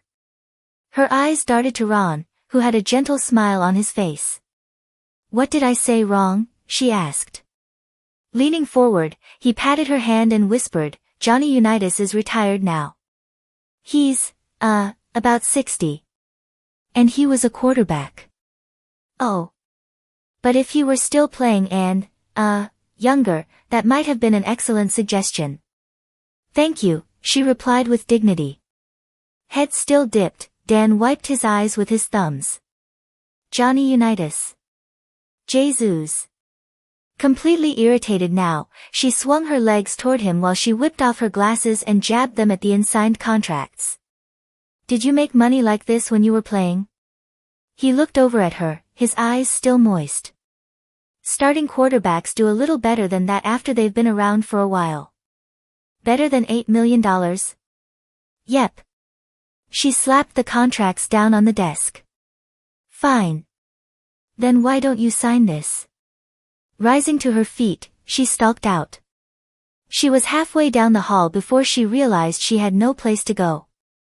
An empty office lay off to her left. She stepped inside and shut the door, wishing she'd held her temper. Once again, she'd let her tongue take control of her brain. Tucking her glasses into the pocket of her jacket, she walked to the floor-to-ceiling bank of windows that ran behind the desk and looked out over 2 empty practice fields. What did she know about wideouts and $8 million contracts? She could converse with art lovers in 4 different languages, but that wasn't any use to her now. The door opened behind her. Are you all right? Ron inquired softly. I'm fine. As she turned, she saw the concern in his eyes. You have to understand about them. About football. I hate the game. I don't want to understand. I'm afraid you'll have to if you're going to be part of this. He gave her a sad smile. They take no prisoners. Pro football is the most exclusive boys' club in the world. What do you mean? It's closed to outsiders. There are secret passwords and elaborate rituals that only they can understand. None of the rules are written down, and if you have to ask what they are, you can't belong. It's a closed society. No women allowed. And no men who don't measure up. She walked away from the window to one of the file cabinets and regarded him curiously. Are you talking about yourself? He gave an embarrassed laugh. It's painfully obvious, isn't it? I'm 34 years old. I tell everyone I'm 5 feet 10, but I'm barely 5'8". And I'm still trying to make the team. It's been that way all my life. How could it still be important to you? It just is. When I was a kid, I couldn't think about anything else. I read about football, dreamed about it, went to every game I could, playground, high school, the pros, it didn't matter. I loved the patterns of the game, its rhythms and lack of moral ambiguity. I even loved its violence because somehow it seemed safe, no mushroom clouds, no litter of dead bodies when it was over. I did everything but play. I was too small, too clumsy. Maybe I just wanted it too bad, but I could never hold on to the ball. He slipped a hand into the pocket of his trousers. My senior year of high school, I was a National Merit Scholar and I'd been accepted at Yale. But I would have given it all up in a second if I could have been on the team. If, just once, I could have carried the ball into the end zone. She understood his yearning even if she couldn't understand his passion for football. How could this sweet, gentle man have such an unhealthy obsession? She nodded her head toward the papers he was carrying. You want me to sign those, don't you? He came closer, his eyes gleaming with excitement. All I can do is advise you, but I think this team has an exciting future. Dan's temperamental and demanding. Sometimes he's too hard on the players, but he's still a great coach, and we have a lot of young talent. I know these contracts represent a fortune, but in football, championships make money. I think it's a good long-term investment. She snatched the papers from him and quickly scrawled her name in the places he indicated. When she was done, she felt dizzy knowing that she had just given away millions of dollars. Still, it would ultimately be Reed's problem, so why should she worry? The door opened and Dan came in. He saw the pen in her hand as she returned the contracts to Ron, who gave him a brief affirming nod. Dan seemed to visibly relax. Why don't you take those back to Steve now, Ronald? Ron nodded and left the room before she could stop him. The office felt measurably smaller as the door once again closed and they were alone. She had felt safe with Ron, but now something dangerous sizzled in the air. As Dan walked behind the desk and took a seat, she realized this was his office. Unlike other parts of this building, this room had no ego-inflating wall of commendations and photographs. Utilitarian steel bookcases and file cabinets stood on one side opposite a well-worn couch. The desk and the credenza behind it were cluttered, but not disorganized. A television occupied the far corner along with a VCR. She averted her eyes from an ugly hole in the wallboard that looked as if it might have been made with a fist. She waited for him to start pulling empty beer cans out of the drawers and crushing them in his fists, but he nodded toward one of the blue and chrome side chairs. She took a seat on the couch instead because it was farther away. The chair squeaked as he leaned back. I already had lunch, so you don't need to look so scared. I'm not going to eat you up. She lifted her chin and gave him a smoky smile. That's too bad, Coach. I was hoping you were hungry. He smiled. I'm glad I met you when I was 37 instead of 17. Why is that? Because I'm a lot smarter now than I was then, and you're exactly the kind of female my mama warned me about. Smart mama. You been a man killer all your life, or is it something that happened recently? I bagged my first one when I was only 8. A Cub Scout named Kenny. 8 years old. He gave an admiring whistle. I don't even want to contemplate what you were doing to the male population by the time you were 17. It wasn't a pretty sight. Playing games with this man was nerve-wracking, and she searched for a way to change the subject. Remembering the empty practice fields, she nodded toward the window. Why aren't the players practicing? I thought you were losing.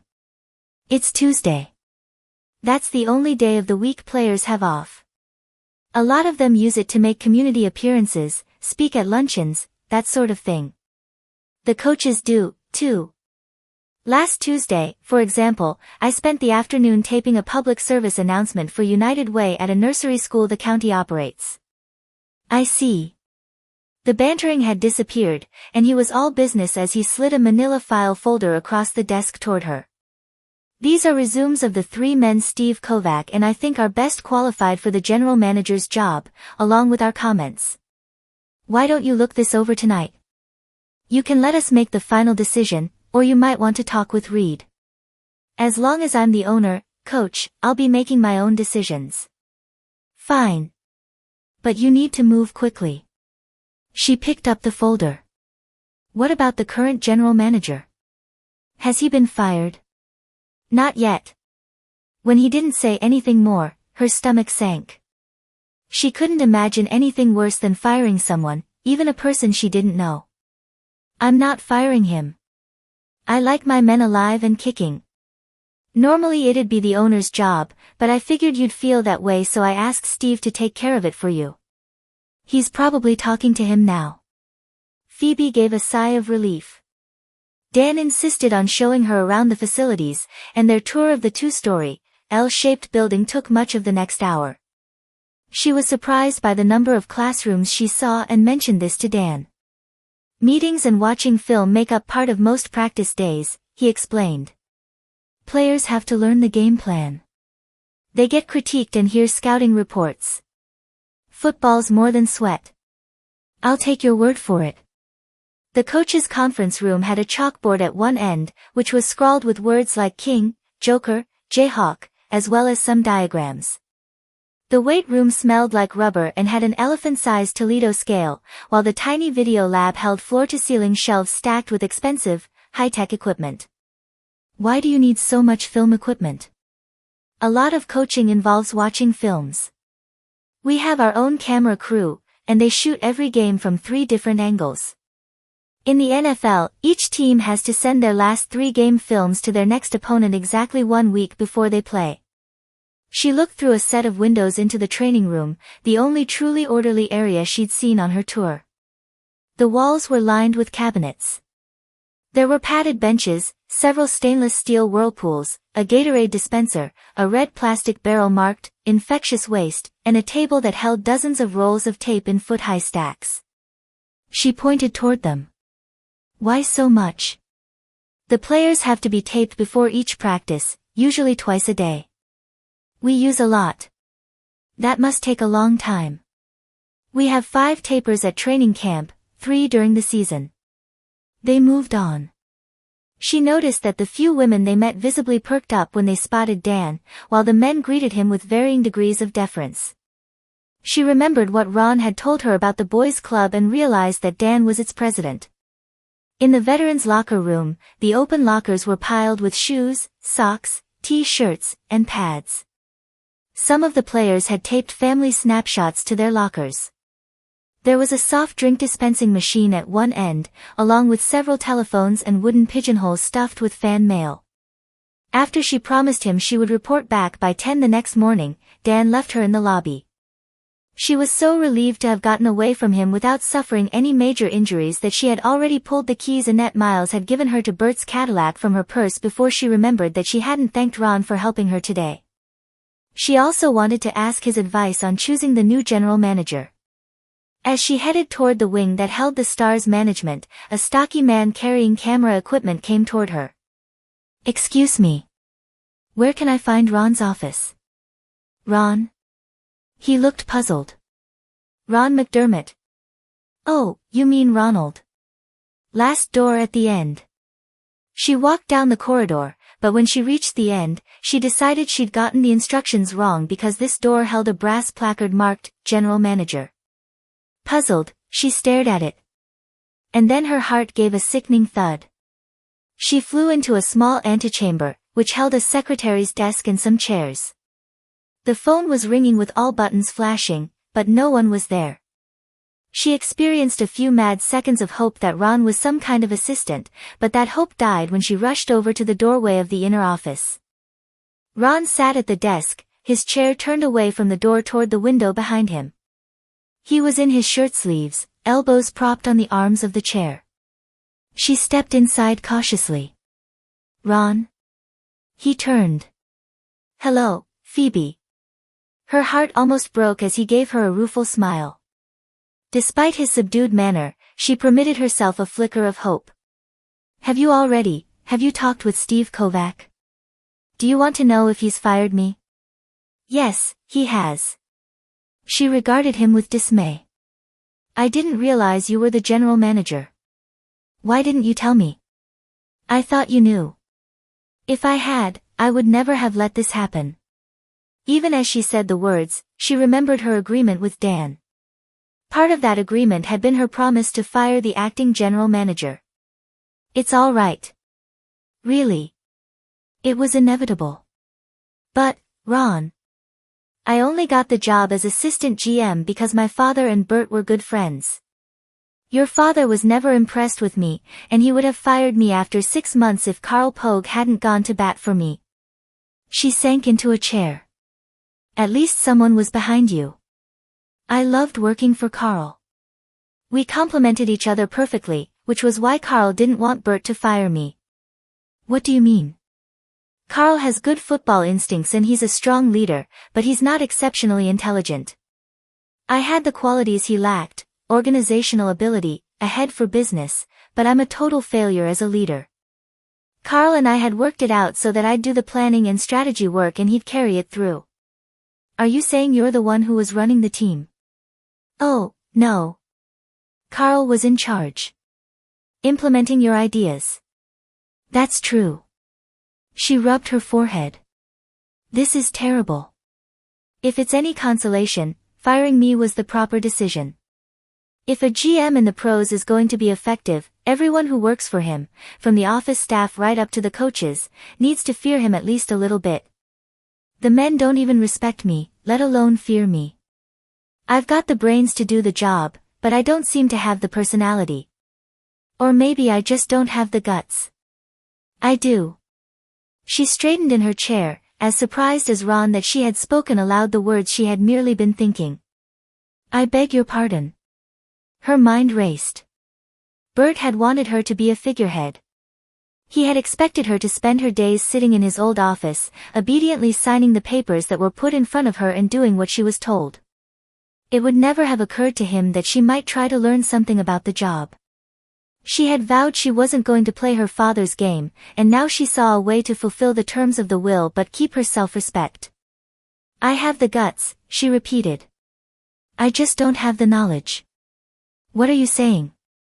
"So far, the only thing I know about football is how much I hate it. If my father had suspected that Carl Pogue would quit, he would never have let me anywhere near the Stars, not even for a few months. I was trapped into doing this, first by Bert and then by Dan Kaleba, but that doesn't mean I have to do everything their way. I still don't understand, I need to learn something about running a football team. Even if I'm only going to be in charge for a few months, I want to make my own decisions. But I can't do that without having a person I trust to advise me. She gestured toward the papers she still held in her hand. I don't know anything about these men. The candidates for the GM job? She nodded. I'm certain you can trust Dan and Steve to have picked the best qualified. How do I know that? Perhaps your cousin Reed could advise. No. She forced herself to speak calmly. Reed and I never got along. I won't go to him under any circumstances. I need you. I can't tell you how much your confidence means to me. She slumped in the chair. Unfortunately, I promised Dan I'd get rid of you. His request wasn't unreasonable. I've been doing a dismal job. That's only because he doesn't understand what you're capable of. He doesn't know you the way I do. I've known Dan for several years, he pointed out gently. You and I only met 2 hours ago. She had no patience with that sort of logic. Time isn't important. I have good instincts about people.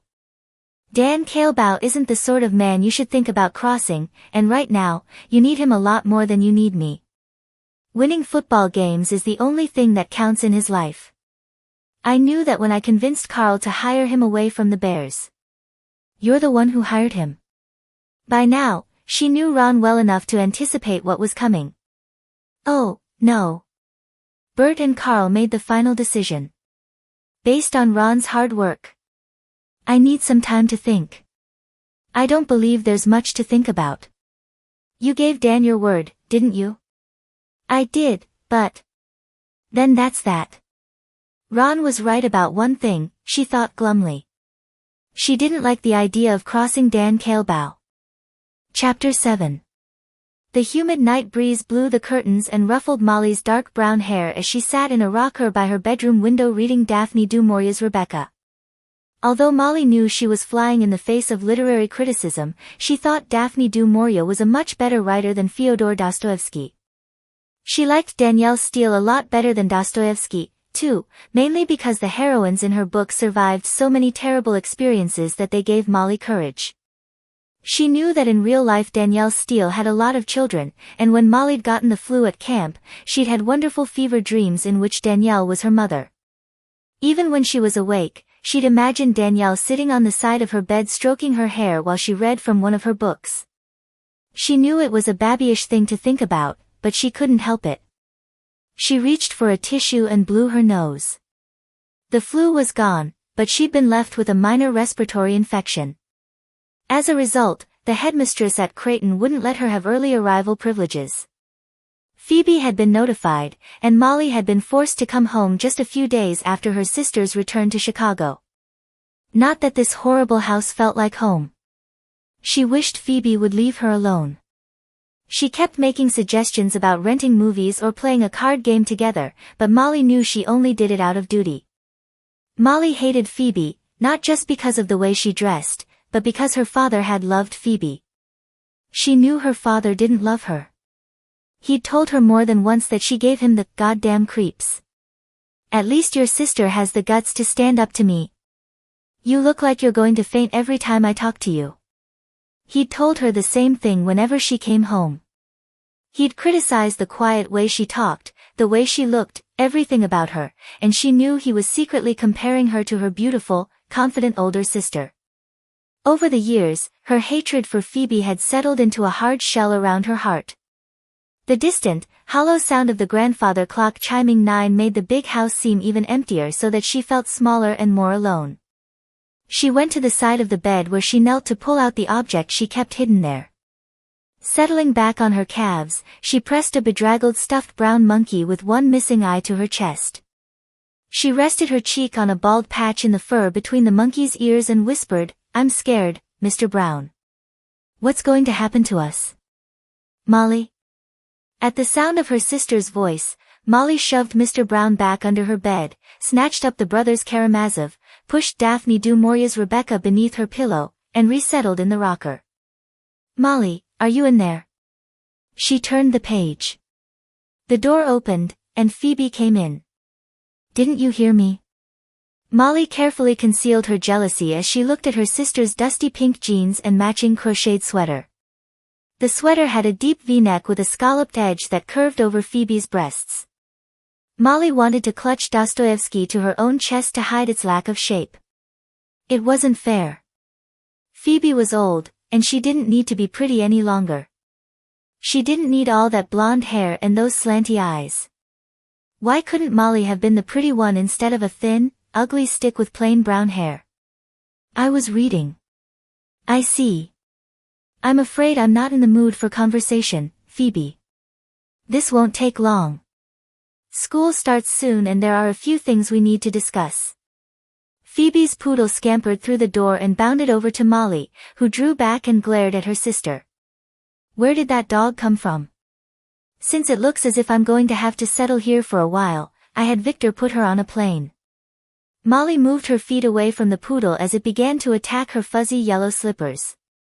I'd appreciate it if you didn't let it in my room. I'm highly allergic. Phoebe sat on the edge of Molly's bed and reached down to snap her fingers for Pooh, who came to her side. Poodles don't shed. They're good dogs for people with allergies. I don't care to have animals in my bedroom. Are you this unpleasant all the time, or is it just me? Molly's lips set in a mulish line. I'm tired, and I want to go to sleep. It's only 9 o'clock.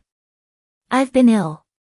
Phoebe watched as Molly bent her head over her book, deliberately shutting her out. Once again she experienced the familiar combination of frustration and sympathy that took hold of her whenever she tried to talk to the child. She hadn't even been back in Chicago for a week before Molly had been sent home from camp to recuperate from the flu. If anything, their relationship had grown worse in the past 2 days instead of improving. She plucked at the stitching on the bedspread. This house has to be closed soon so it can be put up for sale. Unfortunately, it seems as if I'm going to be stuck here for the next few months, so I've decided to move into a condo Bert owned that's not too far from the Stars complex. The lawyers say I can stay there until the first of the year.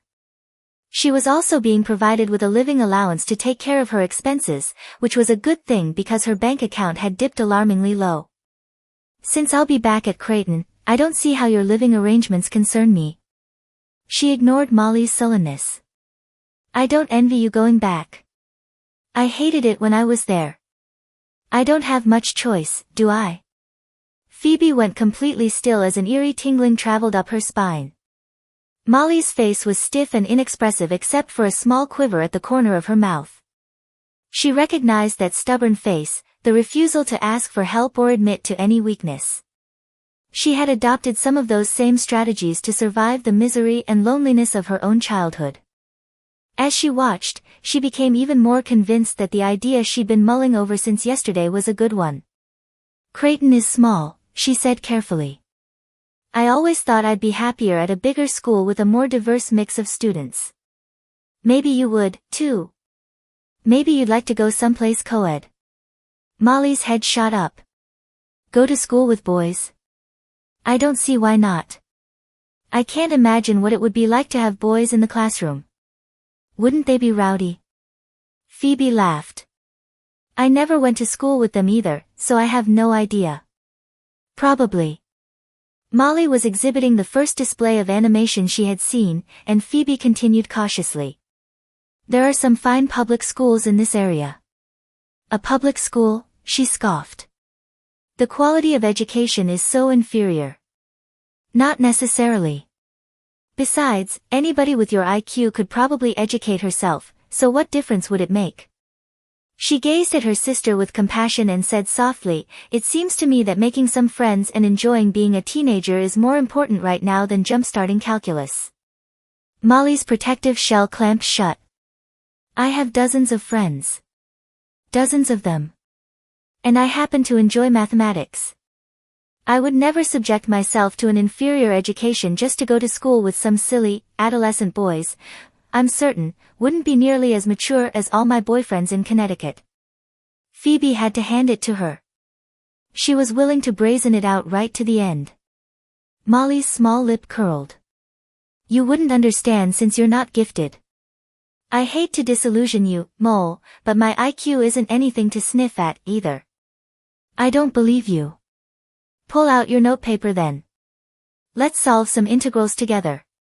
Molly swallowed hard. I haven't got that far yet. Phoebe concealed her relief. She hadn't done that kind of math for years, and she didn't remember a thing.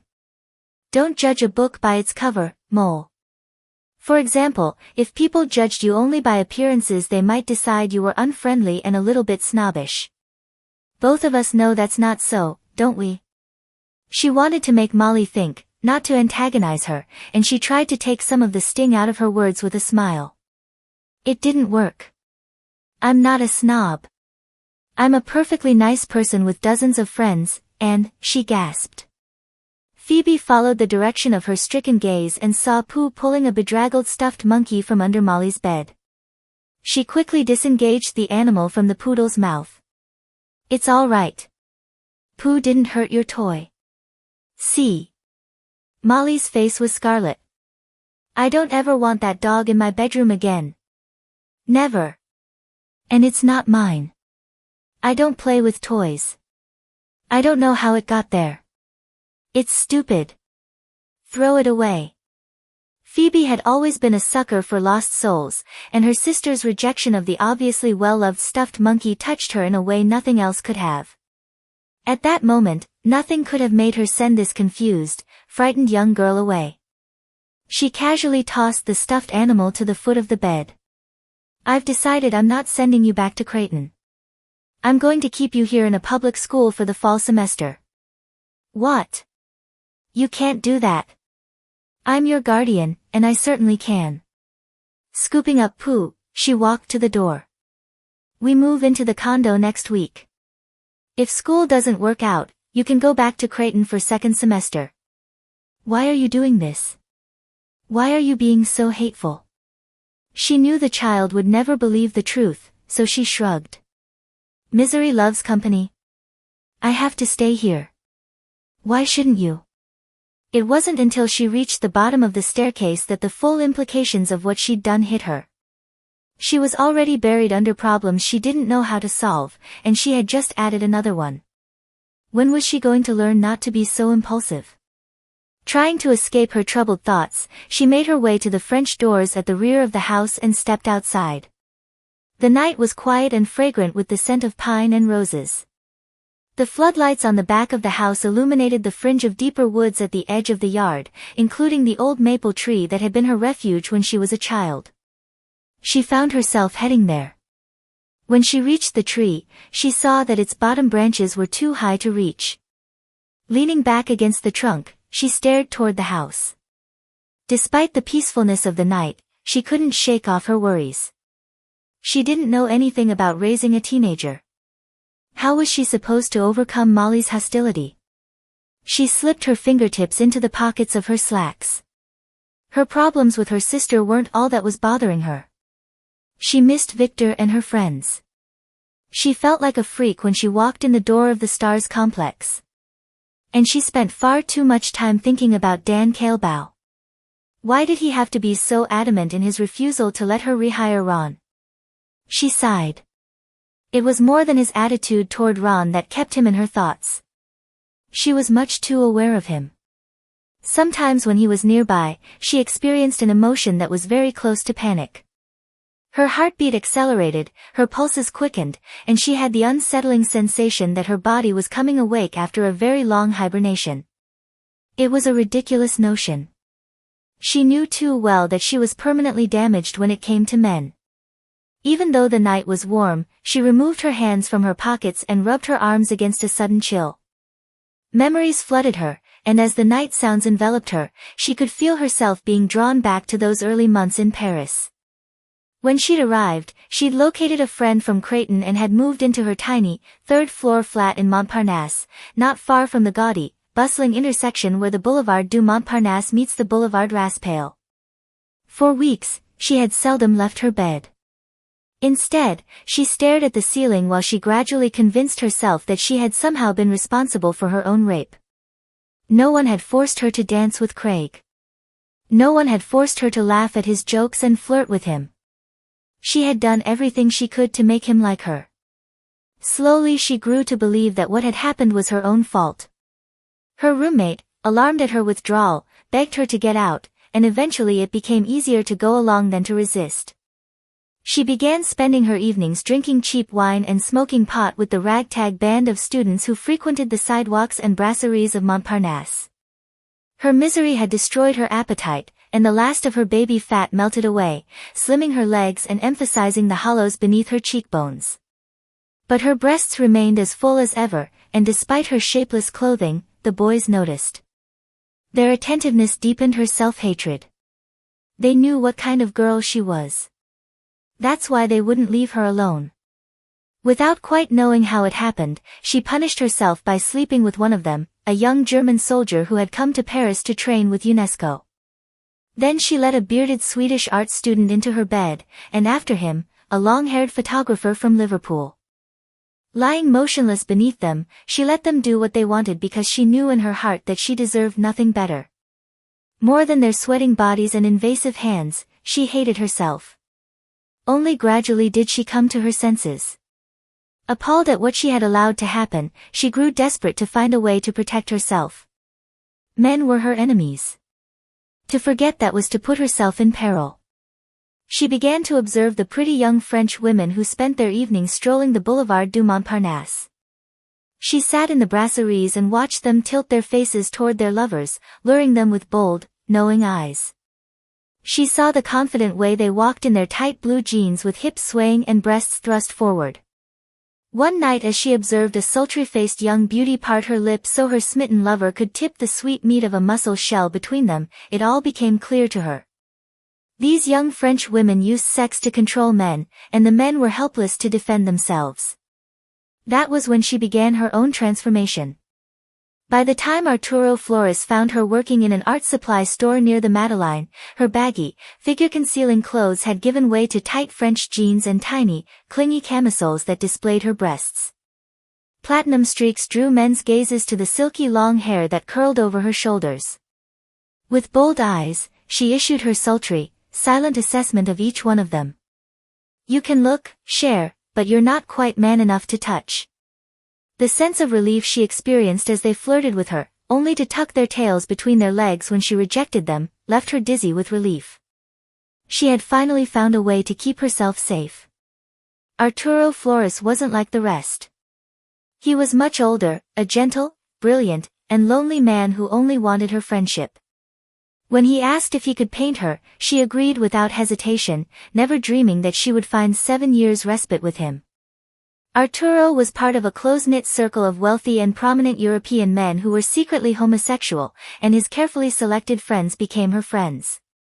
They were witty, cultured, frequently waspish, generally kind, and the demands they placed on her were not physical. They wanted her attention, her sympathy, and her affection. In exchange, they taught her about art and music, history, and politics. She received a finer education from Arturo's friends than her old boarding school classmates were receiving at college. But they couldn't make her forget. Her trauma was too deeply rooted to be easily conquered, and so she continued to punish the heterosexual men she met with small cruelties, an enticing smile, provocative clothing, a wicked flirtatiousness. She learned she could control all of them by letting her body make promises she would never allow it to keep. So sorry, monsieur, senor, but you're not quite man enough to touch. As she walked away from all of them, her hips swayed in the rhythm of the French girls who ruled the Boulevard du Montparnasse. Hot cha-cha, hot cha-cha, hot cha-cha-cha-cha. She was 26 before she'd permitted another man to touch her, the young doctor who attended Arturo during his illness. He was handsome and kind, and his physician's hands had been soothing with their caresses. She had enjoyed the closeness, but when he had tried to deepen the intimacy, she had frozen. He remained patient, but each time his hands slipped beneath her clothing, she was assaulted with memories of the night in the metal pool shed, memories of the young men she had allowed to heave over her. The physician was too much of a gentleman to tell her she wasn't enough of a woman for him, and he disappeared from her life. She forced herself to accept the fact that she was irreparably damaged when it came to sex and resolved not to let herself grow bitter. After the heartbreak of Arturo's death, she found other outlets for her softer emotions. In Manhattan, she surrounded herself with gentle, gay men, some of whom she held in her arms when they died. These men were the ones who received the love and affection she possessed in so much abundance. These were the men who took the place of lovers who would only have reminded her she was less than a woman. "Hello, cuz." She gave a strangled gasp and spun around to see Reed Chandler standing in a pool of light at the edge of the lawn, barely 10 feet away. "Still hiding in the bushes, flea belly. What are you doing here?" "Just paying my respects." She was no longer a defenseless child, and she fought against the fear he still inspired in her. During the funeral she had been too numb to note the changes in his appearance, but now she saw that, although his features had matured, he looked much the same as he had during his college days. She imagined that women were still attracted to his gangster's good looks, the thick, blue-black hair, olive skin, and strong, stocky body. But the full lips that his various girlfriends had found so sensuous had always seemed merely greedy to her. That avaricious mouth reminded her of how much Reed had always wanted from life, and how much of what he wanted belonged to her. She noted that he dressed more like a banker now than a gangster. His blue and white striped Oxford shirt and navy trousers looked custom-made, and as he lit a cigarette, she saw the flash of an expensive watch on his wrist. She remembered her father telling her that Reed worked for a commercial real estate firm. At first she had been surprised that he hadn't gone to work for the stars, but then she had realized that Reed was far too wily to give Bert that much control over his life. "How did you find me out here?" "I could always find you, flea belly. Even in the dark, that blonde hair of yours is hard to miss." "I wish you wouldn't call me that." He smiled. "I always thought it was cute, but if you don't like it, I promise, I'll mend my ways. Can I call you Phoebe, or do you want me to address you more formally?" His teasing was gentle and she relaxed a bit. "Phoebe's fine." He smiled and held his cigarette pack out to her. She shook her head.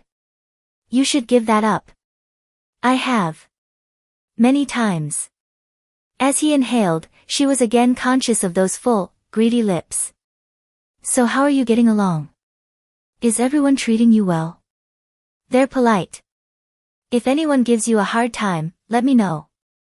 I'm sure everything will be fine." She had never been less sure, but she wasn't going to admit that. Having Carl Pogue quit was unfortunate. If Bert had realized there was any possibility of that happening, I know he wouldn't have done this. "Have you hired a new GM yet?" "Not yet. Don't wait too long. McDermott is too inexperienced for the job. It would probably be a good idea to let Steve Kovac make the final decision. Or I'd be happy to help. I'll keep that in mind." Her voice stayed carefully non-committal. Bert liked manipulating people. "He didn't make this easy on either one of us, did he?" "No, he didn't." He shoved one hand in his pocket and then withdrew it, looking uneasy. Silence stretched between them. He shifted his weight, took a long drag on his cigarette, and blew the smoke out in a thin, harsh stream. "Listen, Phoebe, I've got something I need to tell you." "Oh. I should have talked to you about it a long time ago, but I've been avoiding it." She waited. He looked away from her. "A couple of years after we graduated, Craig Jenkins and I were at a party." Every muscle in her body grew tense. The night suddenly seemed very dark and the house far away. "Craig got drunk and told me what really happened that night. He told me he'd raped you." A small exclamation slipped through her lips. Instead of feeling vindicated, she felt raw and exposed. She didn't want to talk about this with anyone, but especially not with Reed. He cleared his throat. "I'm sorry, I'd always thought you were lying. I went to Bert right away, but he didn't want to talk about it. I guess I should have pressed harder, but you know how he was." She couldn't bring herself to speak. Was he telling the truth? She had no idea whether he was sincere or simply trying to win her trust so he could influence her decisions while she owned the stars. She didn't want to believe that her father had learned the truth but never acknowledged it. All the old feelings of pain and betrayal engulfed her. "I feel as if I need to make this up to you somehow, and I want you to know that I'm here for you." As far as I'm concerned, I owe you a debt. If there's anything I can do to make your time here easier, any help I can give you, promise me you'll let me know. Thank you, Reed. I'll do that. Her words sounded stiff and unnatural. She was strung so tightly that she felt as if she would fly apart if she didn't get away from him. Despite his display of concern, she could never trust him. I think I'd better go in now. I don't want to leave Molly alone for too long. Of course. They walked in tense silence to the house. When they reached the edge of the lawn, he stopped and gazed at her. As far as I'm concerned, we're in this together, cuz. I mean it. Truly. Leaning down, he brushed his greedy lips across her cheek and walked away. Chapter 8. A vein bulged at Dan's temples as he screamed. Fenster. On 32 scat left, the tailback goes left. Otherwise we would have called it 32 scat freakin' right. He slammed the clipboard to the ground. Someone came up beside him, but he was watching the tailback so intently that several minutes passed before he looked over. When he turned, he didn't instantly recognize the man, and he was about to tell him to get the hell off his practice field before he realized who it was. Ronald? Coach. The kid didn't look like himself, he looked like a South American gigolo. His hair was slicked back, and he wore dark glasses along with a black t-shirt, baggy slacks, and one of those boxy European sport coats with the collar turned up and the sleeves pushed to his elbows. Jesus, Ronald, what did you do to yourself? I'm unemployed. I don't have to dress like a stiff anymore. Dan spotted a cigarette in the kid's hand. Since when do you smoke? On and off. I just never thought it was a good idea to do it around the men. He stuck the cigarette in the corner of his mouth and gestured toward the field with his head. You're going with the new tailback sweep. If Fenster can learn his left from his right. Bucker looks good. Dan was still distracted by the changes in Ronald, not only the difference in his appearance, but his unusual composure. He's coming along. So did Phoebe pick the new GM yet? Ronald asked. Hell, no. That's what I figured. Dan made a snort of disgust. Phoebe'd had a list of candidates since the day she'd arrived more than a week ago, but instead of making a choice, she'd told him she wanted Ronald back. He'd reminded her they had an agreement and told her she'd damn well better live up to it or she could find herself another head coach. When she realized he meant it, she'd stopped arguing.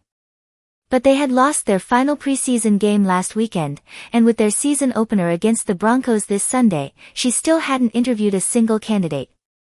Instead of working, she sat at the desk in Ronald's old office and read fashion magazines.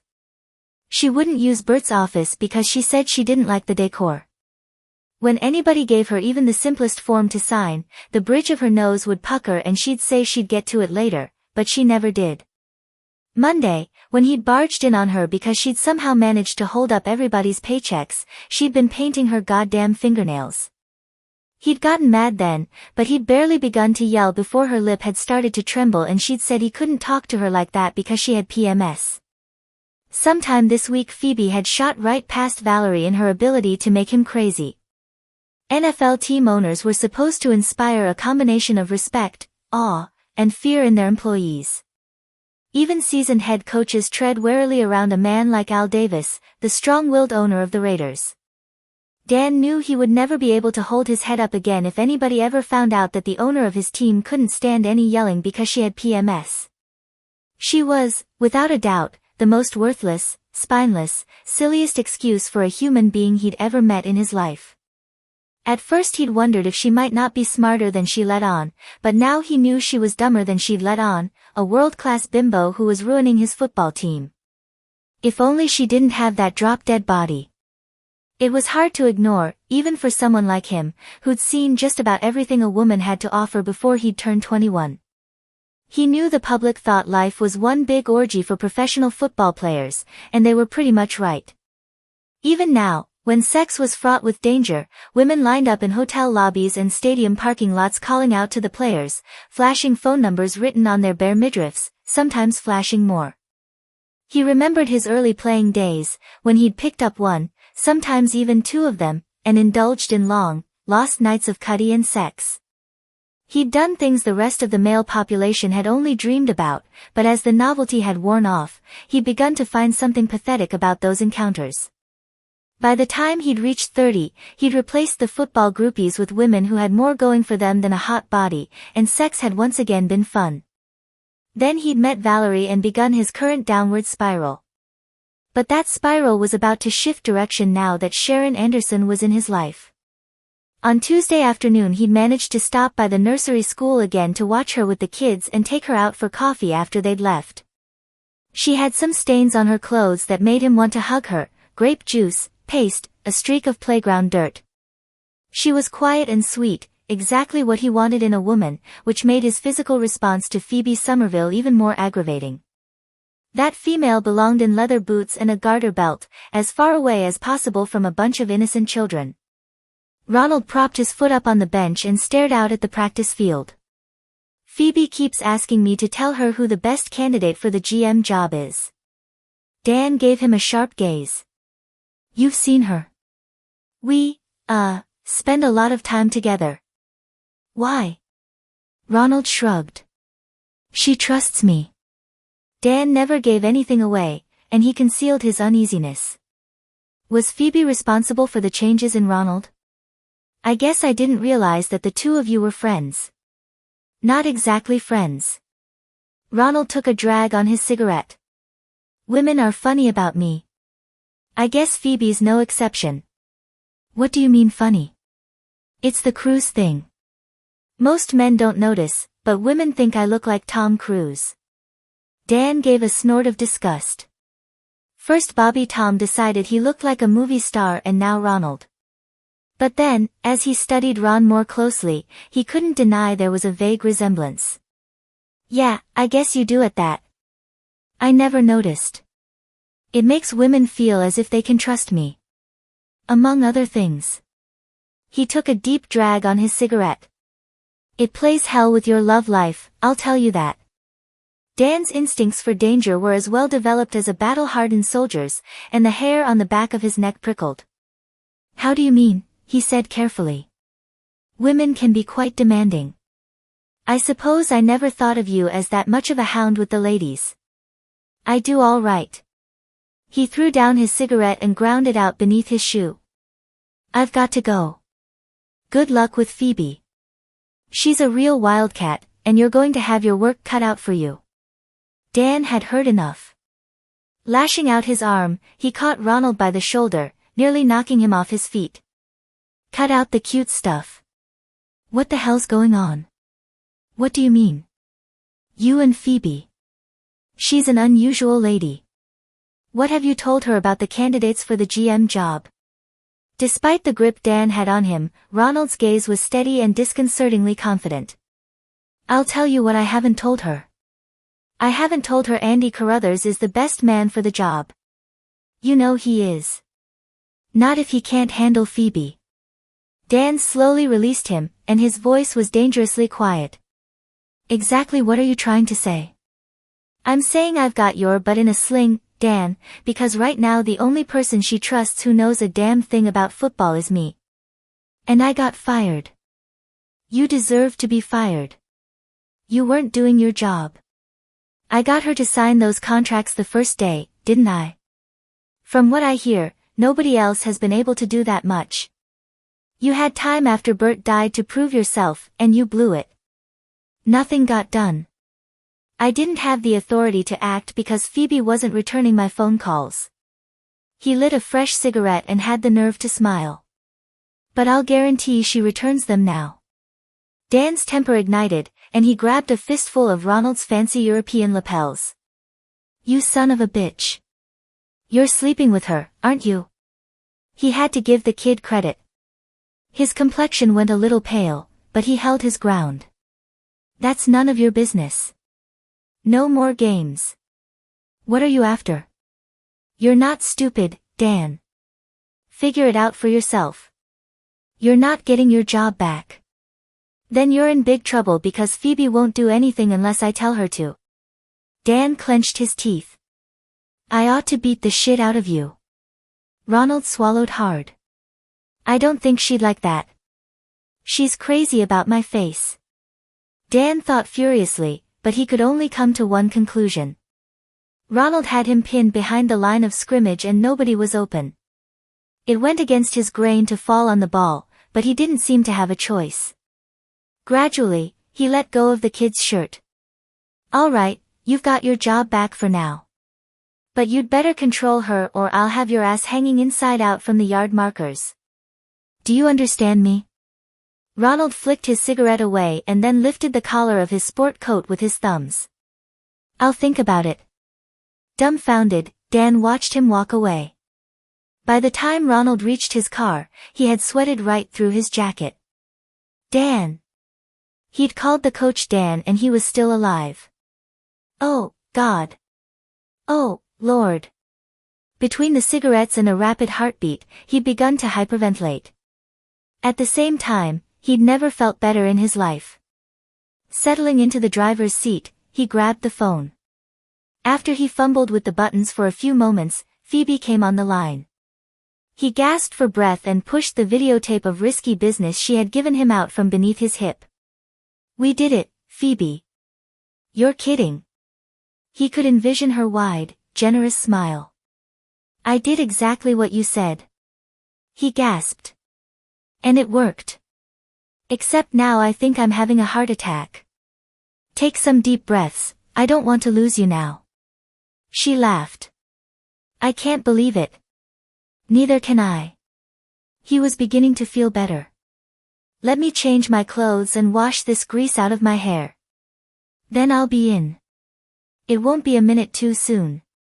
We've got a ton of work here, and I don't have the faintest idea what to do with any of it. There was a short pause. Uh-oh. I've got to go. I hear an ominous set of footsteps coming my way. Quickly hanging up, she grabbed her makeup mirror with a shaking hand and lifted her pinky to her eyebrow just as Dan exploded into her office. She caught a glimpse of her secretary's startled face behind him before he slammed the door. Her office window faced the practice fields, so she should have been used to his aggression by now. She'd seen him throw clipboards and charge onto the field when he didn't like someone's performance. She'd watched him hurl his unprotected body at a player in full equipment to demonstrate some mysterious football move.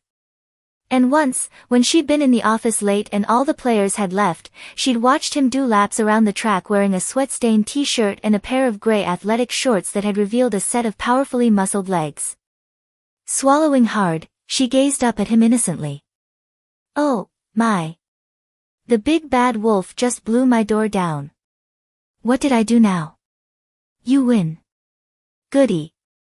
What's the prize? Ronald. He grit his teeth. I've decided I won't stand in your way if you want to hire him back. That's wonderful. Not from my viewpoint. Ron isn't quite the incompetent you seem to think he is. He's a weenie. Well, you're a hot dog, so the two of you should get along just fine. He scowled, and then he let his eyes roam all over her with an insolence he had never before displayed. Ronald sure figured out how to get what he wanted from you. But maybe there's something you should know. Smart businesswomen don't sleep with the men who work for them. Even though she hadn't done anything wrong, the jab hurt, and she had to force herself to give him a silky smile. Jealous I chose him instead of you? Nope. I'm just afraid you'll move on to my players next. She clenched her fists, but before she could respond he had stalked from her office. Ray Hardesty stood in the shadows of the pines outside the cyclone fence and watched Dan Kaleba stride back onto the practice field. Ray had to be at work soon, but he made no move to leave. Instead, he coughed and lit another cigarette, disturbing the butts already on the ground as he shifted his feet. Some of them were fresh, but others had disintegrated in last week's thunderstorms, leaving behind only the swollen, yellowed filters. Every day he told himself he wasn't going to come here again, but he came back all the same. And every day when his wife asked him where he was going, he said True Value. He never came home with any hardware, but she kept on asking. It had gotten so he could barely stand the sight of her. Ray rubbed the back of his hand over his stubbly jaw and wasn't surprised when he felt nothing. The morning the police had come to the house to notify him that Ray Jr. had died in a car crash, he'd stopped being able to tell the difference between hot and cold. His wife said it was temporary, but Ray knew it wasn't, the same way he knew he'd never be able to watch his son play football for the Stars again. Ever since that morning, his senses had been confused. He'd watch television for hours only to realize he'd never turned up the volume. He'd pour salt into his coffee instead of sugar and not notice the taste until his mug was nearly empty. Nothing was right anymore. He'd been a big shot when Ray Jr. was playing for the Stars. The guys he worked with, his neighbors, the boys at the bar, everybody had treated him with respect. Now they looked at him with pity. Now he was nothing, and it was all Kaleba's fault. If Ray Jr. hadn't been so upset about getting cut by the Stars, he wouldn't have driven through that guardrail. Because of Kaleba, Ray Sr. couldn't hold his head up any longer. For months Ray Jr. had been telling him how Kaleba had it in for him, accusing him of drinking too much and being some kind of goddamn druggie just because he took a few steroids like everybody else in the NFL. Maybe Ray Jr. had been a little wild, but that's what had made him a great player. He sure as hell hadn't been any goddamn druggie. Hale Brewster, the Stars' former coach, had never complained. It was only when Brewster had been fired and Kaleba had taken over that the trouble started. Everybody had always commented on how much he and his son looked alike. Ray Jr. also had a misshapen, prizefighter's face, with a big nose, small eyes, and bushy brows. But his son hadn't lived long enough to get thick around the waist, and there hadn't been any gray in his hair when they'd buried him. Ray Sr.'s life had been filled with disappointments. He thought about how he wanted to be a cop, but when he'd applied, it seemed like they wouldn't take anybody but niggers. He'd wanted to marry a beautiful woman, but he'd ended up with Ellen instead. At first even Ray Jr. had been a disappointment. But his old man had toughened him up, and by the kid's senior year in high school, Ray had felt like a king as he sat in the stands and watched his boy play ball. Now he was a nobody again. He began to cough and it took him almost a minute to get the spasms under control.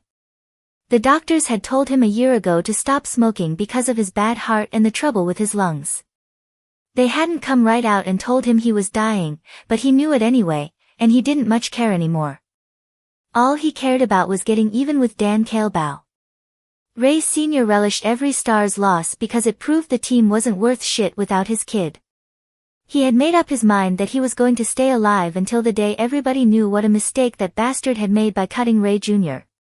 He was going to stay alive until the day Kaleba had to eat the dirt of what he had done. The smell of scotch and expensive cigars enveloped Phoebe as she entered the owner's skybox the following Sunday. She was doing what she had sworn she wouldn't, attend a football game, but Ron had convinced her that the owner of the Stars couldn't miss the opening game of the regular season. The hexagonal Midwest Sports Dome had actually been constructed in an abandoned gravel quarry that sat at the center of 100 acres of land just north of the tollway. When the Stars weren't playing, the distinctive glass and steel dome was home to everything from religious crusades to tractor pulls. It had banquet facilities, an elegant restaurant, and seats for 85,000 people. "This is an expensive piece of real estate," Phoebe murmured to Ron as she took in the owner's skybox with its 2 television sets and front wall of windows looking down on the field. She had learned that skyboxes in the Midwest Sports Dome were leased for $80,000 a year. "Skyboxes are one of the few profit items we have in that miserable stadium contract Bert signed," Ron said as he closed the door behind them. "This is actually 2 units turned into one." She gazed through the cigar smoke at the luxurious gold and blue decor, thick pile carpeting, comfortable lounge chairs, a well-stocked mahogany bar. There were 9 or 10 men present, either cronies of her father's or owners of the 15% of the Stars that Bert had sold several years ago when he needed to raise money. "Ron, do you notice anything out of place here?" "What do you mean?" "Me. I'm the only woman. Don't any of these men have wives?" Bert didn't allow women in the owner's box during games. Mischievous lights twinkled in his eyes. "Too much chatter. You're kidding. The wives have box seats outside. It's not an unknown practice in the NFL. The boys' club." "Exactly. An overweight man she vaguely remembered having met at her father's funeral came toward her, his eyes bulging slightly as he stared at her. She was wearing what Simone called her car wash dress because the clingy pink sheath was slit into wide ribbons from a point well above her knee to the mid-calf hem. With every step she took, her legs played peekaboo with the hot pink ribbons, while the sleeveless scoop-necked bodice clung to her breasts. The man held a cut glass tumbler filled to the brim with liquor, and his effusive greeting made her suspect it wasn't his first. "I hope you're going to bring us good luck, little lady." He ogled her breasts. "We had a rough season last year, and a few of us aren't sure Kaleba's the right man for the job. He was a great quarterback, but that doesn't mean he can coach. Why don't you use that pretty face of yours to get him to open up the offense more? With a receiver like Bobby Tom, you've got to throw deep. And he needs to start Brisky instead of Reynolds. You tell him that, here." The man was insufferable, and she lowered her voice until it was husky. "I'll whisper it right across his pillow this very night." Ronald quickly drew her away from the startled man before she could do any more damage and introduced her to the others. Most of them had suggestions for adjustments they wanted Dan to make in his starting lineup and plays they wanted him to add. She wondered if all men secretly aspired to be football coaches. She flirted with them until she could ease away, and then walked over to the windows to gaze down into the stadium. The kickoff was less than 10 minutes away, and there were far too many empty seats, despite the fact that the Stars were playing their opening game against the popular Denver Broncos. No wonder the team was having so many financial problems. If something didn't change soon, those layoffs Dan had mentioned were going to become a reality. The men in the skybox watched her legs while she watched a television commentator explain why the Broncos were going to beat the Stars. Ron appeared at her side. He shifted nervously from one foot to another, and she remembered that he'd seemed jumpy ever since he'd picked her up. "Is something wrong? Would you mind very much coming with me?" "Of course not." She picked up her small purse and followed him out of the skybox into the hallway. "Has something happened I should know about?" "Not exactly. It's just..." He steered her toward one of the private elevators and pushed the button. "Phoebe, this is funny really." The doors slid open, and he drew her inside. "You've probably heard that athletes are notoriously superstitious. Some of them insist on wearing the same pair of socks all season or putting on their equipment in exactly the same order. A lot of them have developed elaborate pre-game rituals over the years, which doors they use, how they approach the stadium. They tuck good luck charms in their uniforms. Silly stuff, really, but it gives them confidence, so there's no harm." She regarded him suspiciously as the elevator began its descent. "What does this have to do with me?" "Not you, exactly." "Well, Bert, really. And certain members of the team." He glanced nervously at his watch. "It involves the Bears, too. And Mike McCaskey."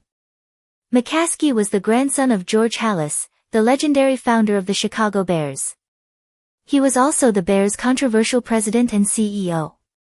But, unlike herself, McCaskey knew something about running a football team, so Phoebe didn't see the connection. The doors slid open. As she and Ron stepped out, she saw sunlight, despite the fact that she knew they were beneath the stadium. She realized they were in a hallway that ended in a large tunnel leading to the field. Ron turned her toward it. "Ron, you're starting to make me very nervous." He withdrew a white handkerchief from his breast pocket and pressed it to his forehead. "Mike McCaskey spends the first quarter of every Bears game standing on the field by the bench. He doesn't interfere with the game, but he's always there, and it's become a ritual." He returned the handkerchief to his pocket. Bert didn't like the fact that McCaskey was on the field while he was up in the Stars skybox, so a few years back he started doing the same thing, and it's become part of the routine. The players have gotten superstitious about it. A distinct uneasiness was creeping through her. "Ron, you have to stand on the field with the team for the first quarter," he said in a rush. "I can't do that. I don't even want to be in the skybox, let alone out on the field." "You have to. The men expect it. Jim Beaterod is your starting quarterback, and he's one of the most superstitious athletes I've ever met." Quarterbacks are like tenors, they're easily upset. And Bobby Tom was quite vocal about it before the game. He doesn't want his karma disrupted. I don't care about his karma. Then how about your $8 million? I'm not going out there. If you don't, you're ducking your responsibilities and you're not the person I thought you were. This last came out in a rush, and it gave her pause. But the idea of standing on the field filled her with a fear she didn't want to face. She searched her mind for a plausible excuse other than panic. My clothes aren't right. His eyes shone with admiration as he studied her. You look beautiful.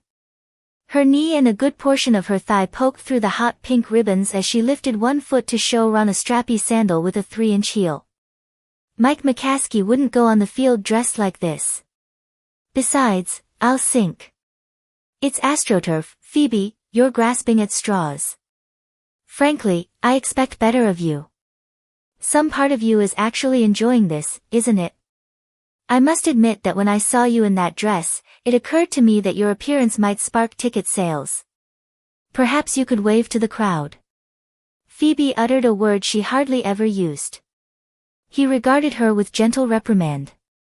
Let me remind you of our initial partnership agreement. I was to supply the knowledge and you were to supply the guts. Right now, you're not holding up your end of the deal. I don't want to go out on the field, she exclaimed in desperation. I understand that. Unfortunately, you have to. Gently clasping her arm at the elbow, he began steering her up the slight incline that led to the end of the tunnel. She tried to hide her panic behind sarcasm. 2 weeks ago you were a nice guy with no leadership qualities. I'm still a nice guy. He led her out of the mouth of the tunnel into the blazing sunlight. You're helping me develop my leadership qualities. He escorted her down the concrete walkway, through the fence, and onto the field, guiding her behind the milling players to a spot just beyond the end of the bench. She knew she was perspiring, and a swell of anger toward her father swept through her. This team was his toy, not hers. As she gazed at the players, their bodies padded to superhuman size, she was so frightened she felt lightheaded. The sun streaming through the glass hexagon at the center of the dome shone on her hot pink dress and some of the people in the crowd called out her name. It surprised her that they knew who she was until she remembered that the story of Bert's will had become public. She'd already turned down dozens of requests for interviews with everyone from the local papers to NBC. She forced herself to fix a bright smile on her face, hoping no one would notice how unsteady it was. She realized Ron was getting ready to leave her, and she grabbed his arm. Don't go. I have to. The players think I'm bad luck. He thrust something into her hand. I'll be waiting for you in the skybox when the quarter's over. You'll do fine. And, Bert always slapped Bobby Tom's butt.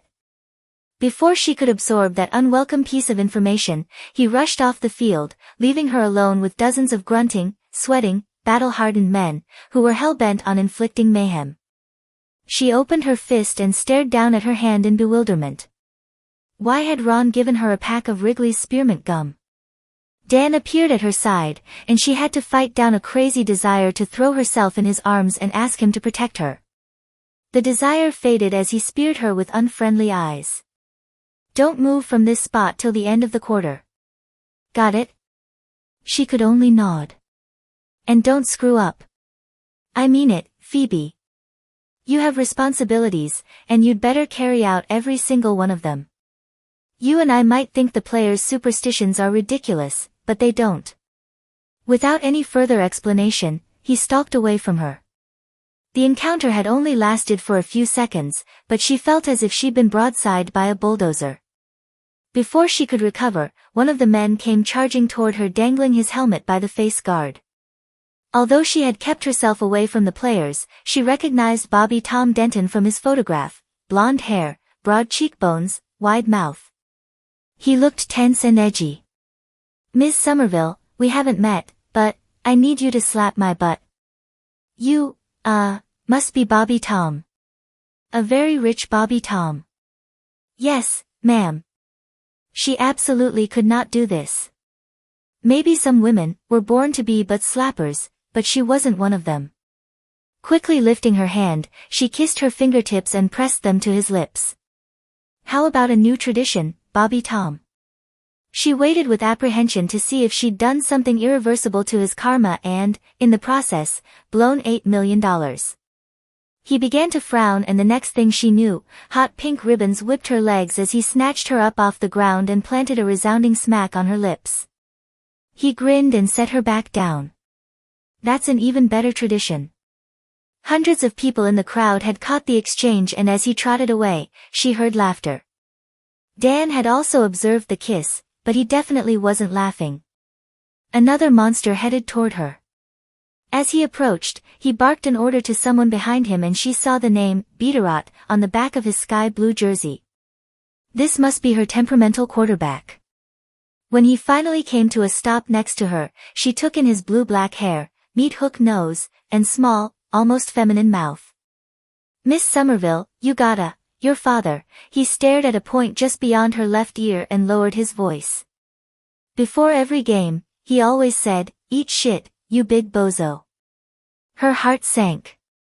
Could I just slap your butt instead? He shook his head, his expression fierce.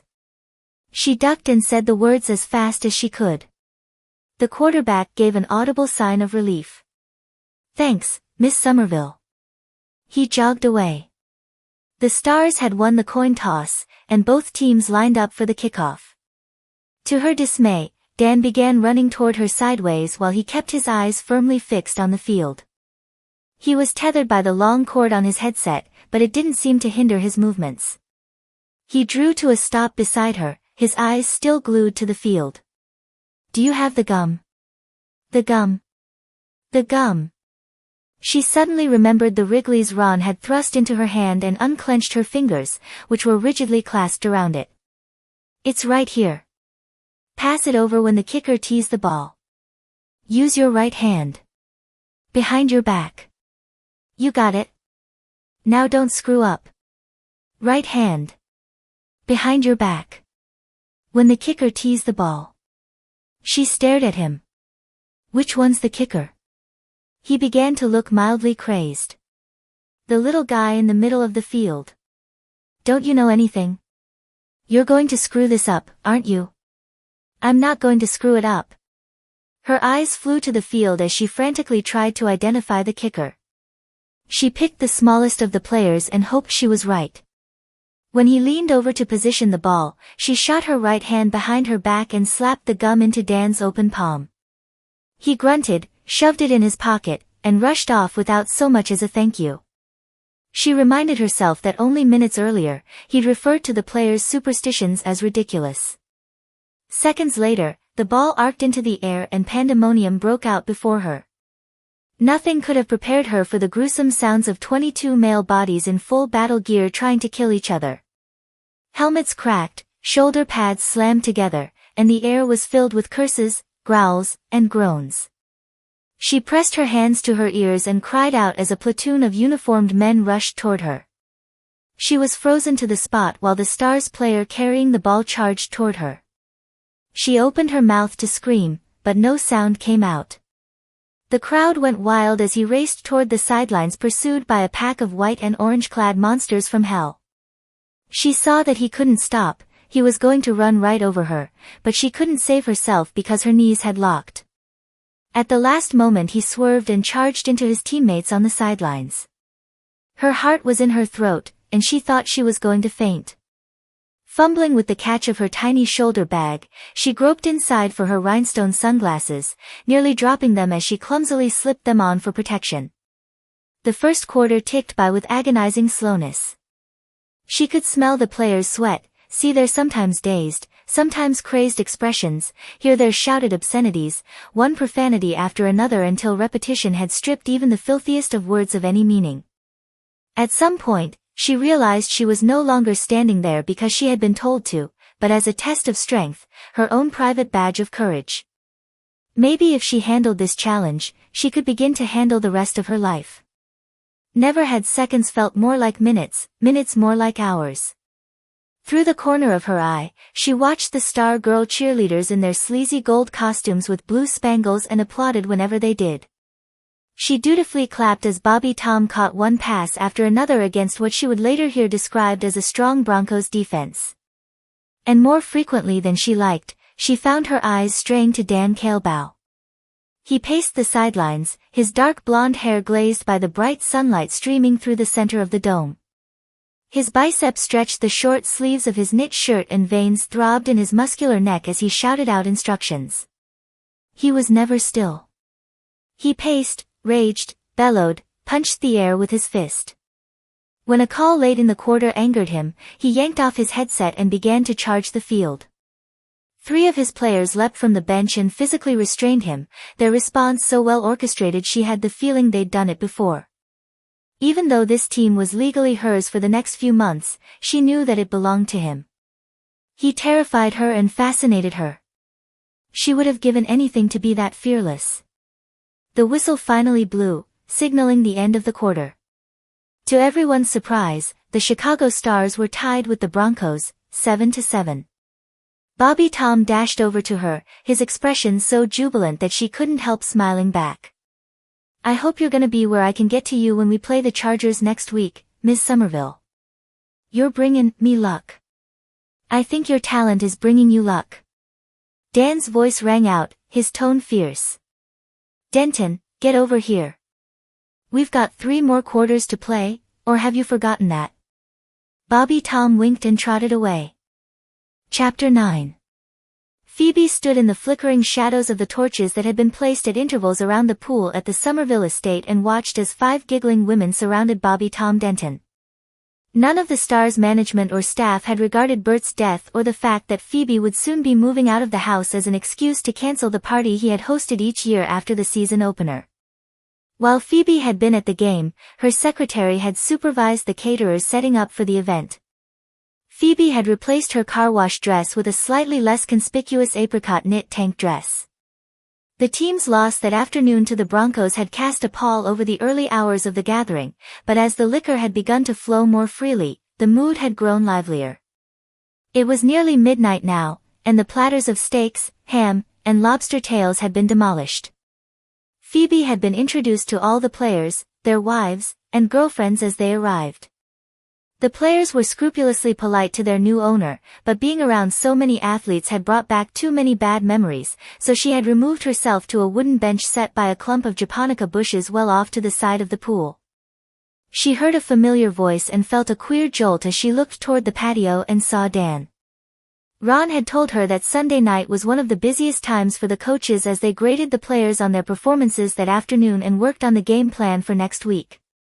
Even so, she had found herself looking for him all evening. She watched from the shadows as he moved from one group to another. Gradually, she realized he was drawing closer. She saw that he was wearing a pair of wire-rimmed glasses, and the contrast between those studious glasses and his rugged good looks did strange things to her insides. She crossed her legs as he came up to her. "I've never seen you in glasses. My contacts bother me after about 14 hours. He took a sip from the can of beer in his hand and propped his foot on the bench next to her. This man really was a Tennessee Williams wet dream, she thought, as a film strip slowly unwound in her head. She could see him in the shabby library of a decaying plantation house, his white shirt damp with sweat from a lusty encounter with young Elizabeth in the brass bed upstairs. He had a cheroot clamped between his teeth as he thumbed impatiently through an old diary trying to discover where his great-grandmother had buried the family silver. Her body felt warm and languid, and she had to suppress the urge to rub against him like a cat. The burst of loud laughter that came from the pool pulled her back to reality. She looked over in time to see 5 of Bobby Tom's women shove him into the water fully dressed. When he didn't immediately come up for air, she gritted her teeth. "I'm forcing myself not to run over and pull him out." Dan chuckled and took his foot down from the bench. "Relax. You have even more money invested in Jim Beaterot than in Bobby Tom, and Jim's just lassoed one of the chimneys so he can climb the side of the house. I'm definitely not cut out for this job." Bobby Tom rose to the surface, blowing water, and pulled 2 of the women in with him. She was glad Molly's bedroom looked out on the side of the house instead of the back. "Tully told me Jim climbs the house every year," Dan said. Apparently, the party wouldn't be the same without it.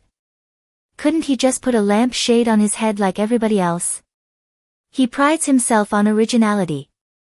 A burly defensive lineman lay down on the concrete at the side of the pool and began to bench press a shrieking young woman. Dan pointed his beer can toward them. Now there's where your real trouble's gonna start. She stood so she could get a better view and then wished she hadn't. I hope he doesn't hurt her. That wouldn't matter so much as the fact she's not his wife.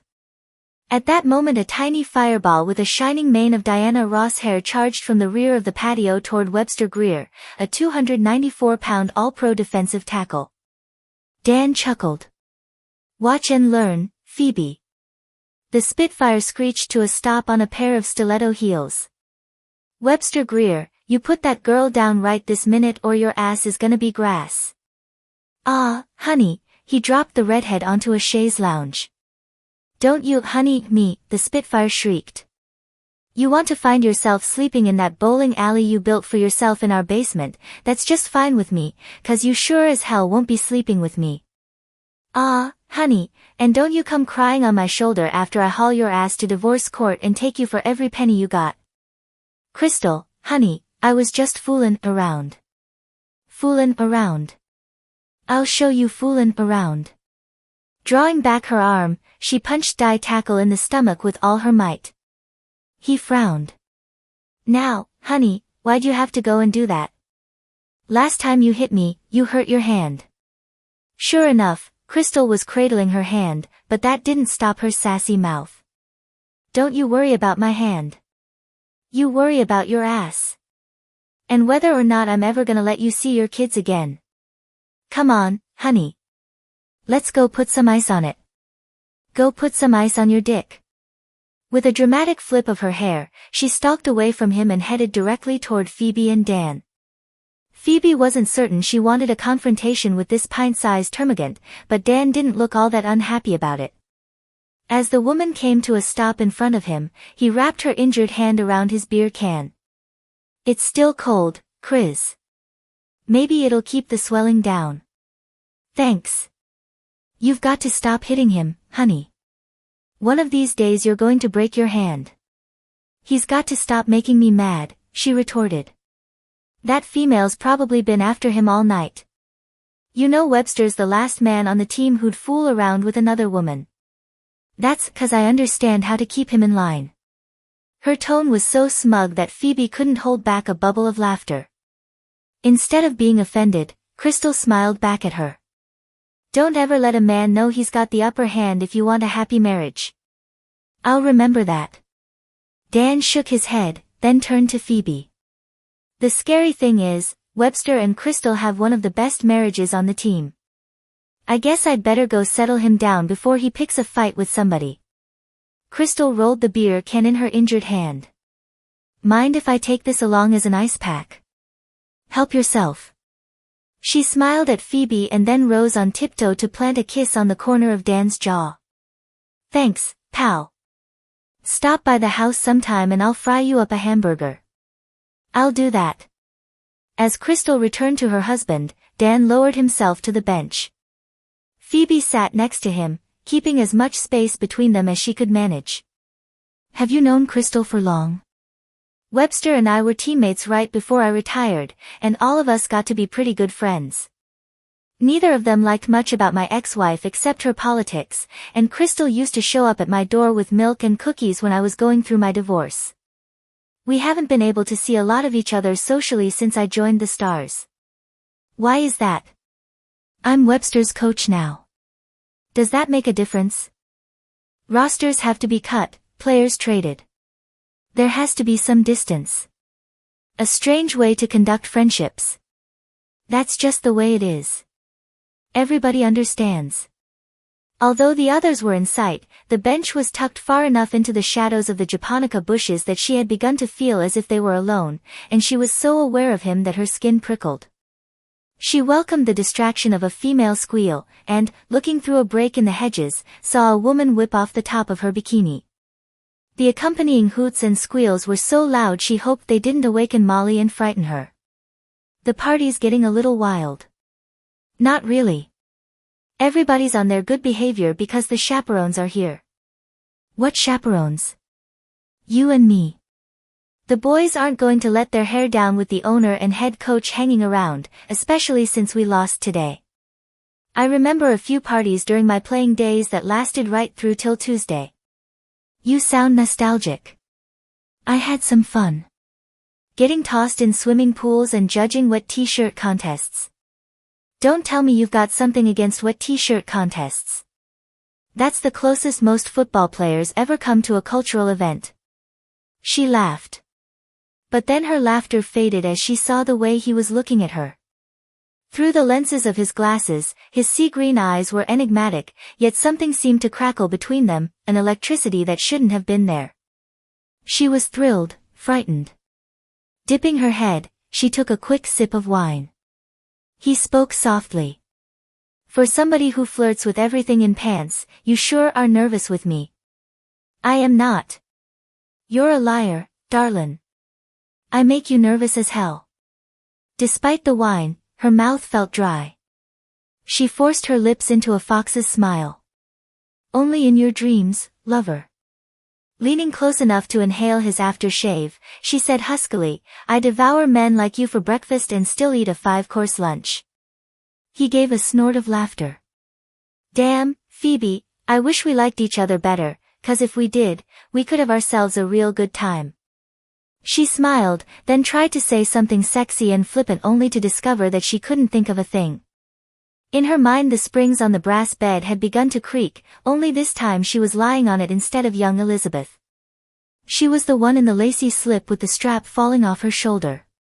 She imagined herself watching him as he stood beneath the paddle wheel fan with his shirt unbuttoned. Damn. The curse was soft, hoarsely uttered, not part of the dream but slipping through the lips of the real man. As he gazed into her eyes, her body felt as if it were shedding years of musty cobwebs to become moist and dewy. The sensation was so strange, she wanted to run from it, but at the same time, she wanted to stay here forever. She was overwhelmed by the temptation to lean forward and touch his lips with her own. And why not? He thought she was a champion man-killer. He didn't have any way of knowing how out of character such a gesture from her would be. Just this once. Why didn't she take a chance? There you are, Phoebe. Both their heads snapped around as Ron emerged through a break in the hedges. She took a quick, unsteady breath. Since Ron had been rehired, he and Dan had kept their distance, and so far there had been no explosions. She hoped that wasn't about to change. Ron nodded at Dan, then spoke to Phoebe. I'm going to head home soon. The cleanup will be taken care of. Dan glanced at his watch and stood. I've got to go, too. Did Paul show up with those films for me yet? I haven't seen him. Damn. He's got videotape I wanted to take a look at before I went to bed. Ron smiled at Phoebe. Dan's notorious for surviving on 4 hours of sleep a night. He's a real workhorse. Phoebe's encounter with Dan had shaken her because she felt as if she'd exposed too much of herself. Standing, she ran her fingers through her hair. It's nice to know I'm getting my money's worth. Do you want me to have him bring the tape over to your house as soon as he gets here? Ron asked. No. Don't bother. But tell him to have it on my desk by 7 tomorrow morning. I want to take a look at it before I meet with my staff. He turned to Phoebe. I need to make a call. Is there a phone inside I can use? His manner was so businesslike that she wondered if she had imagined the crazy, charged moment that had passed between them such a short time ago. She didn't want him to know how he had unsettled her, so she spoke flippantly. Don't you have one in that beat-up heap you drive? There are 2 places I don't believe in keeping phones. One's my car, and the other's my bedroom. He'd won that round, and she tried to recover with a lazy gesture toward a door on the far side of the house. The one in the family room is the nearest. Thanks, baby cakes.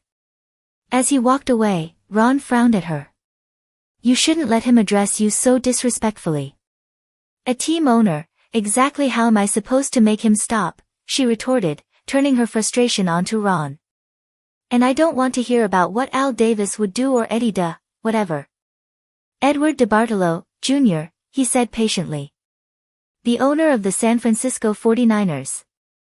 Isn't he the one who gives his players and their wives all those lavish presents? He's the one. Trips to Hawaii. Big, juicy Neiman Marcus gift certificates. I hate his guts. He patted her arm. It'll all work out, Phoebe. See you in the morning. As he left her alone, she stared toward the house in the direction Dan had disappeared. Of all the men who had passed through her life, why did it have to be this one who attracted her? How ironic that she found herself so profoundly drawn to what she feared the most, a physically powerful man in superb condition. A man, she reminded herself, made all the more dangerous by his sharp mind and quirky sense of humor. If only he hadn't left so soon. Ever since she had arrived in Chicago, she had felt as if she had been transported to an exotic land where she didn't know the language or understand the customs, and her encounter with him tonight had only intensified the sensation. She was confused but also filled with a strange sense of anticipation, a sense that, if only he'd stayed, something magical might have happened. Molly drew up her knees and tucked them under her long blue cotton nightgown. She sat curled in the window seat of the cavernous family room looking out through the glass at what she could see of the party.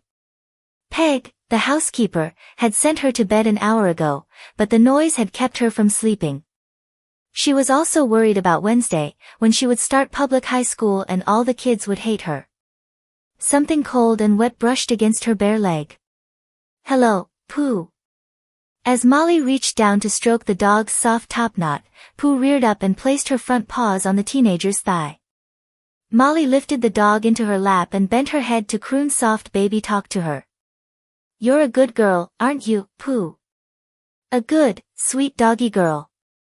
Do you love Molly? Molly loves you, doggy girl. Dark strands of her hair mingled with Pooh's white fur. As Molly laid her cheek on the powder-puff softness of her topknot, Pooh licked her chin. It had been a long time since anyone had kissed her, and she kept her face where it was so Pooh could do it again. The door to her right opened. A large man entered, and she quickly set Pooh down. The room was dimly lit, and he didn't see Molly as he walked over to the telephone that sat on a table next to the sofa. Before he could dial, however, Pooh bounced over to greet him. Damn. Down, dog. To avoid any social awkwardness, Molly politely cleared her throat and stood. She won't bite you. The man replaced the receiver and looked over at her. She saw that he had a nice smile. Are you sure about that? She seems pretty fierce to me. Her name is Pooh. As a matter of fact, she and I've already met, but I don't think the two of us have been introduced. He came toward her. I'm Dan Kaleba. How do you do? I'm Molly Somerville. She extended her hand, and he shook it solemnly. Hello, Miss Molly. You must be Phoebe's sister. I'm Phoebe's half-sister, she stressed. We had different mothers, and we're not at all alike. I can see that. You're up kind of late, aren't you? I couldn't sleep. It's pretty noisy. Did you get to meet the players and their families? Phoebe wouldn't let me. She wasn't certain why she felt compelled to lie, but she didn't want to tell him she was the one who had refused to go outside. Why not? She's very strict. Besides, I'm not fond of patties. Actually, I'm a solitary person. I'm planning to be a writer when I grow up. Is that so? I'm currently reading Dostoevsky. You don't say. She was running out of conversation, and she cast about for another topic to hold his attention. I can't imagine they'll study Dostoevsky at my new school. I start there on Wednesday. It's a public school, you know. Boys go there. Haven't you ever gone to school with boys? No. A pretty girl like you should get along just fine. Thank you, but I know I'm not really pretty. Not like Phoebe. Of course you're not pretty like Phoebe.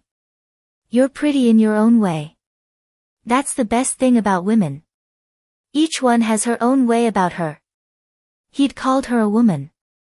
She tucked that thrilling compliment away to be savored when she was alone. Thank you for being so nice, but I know my limitations.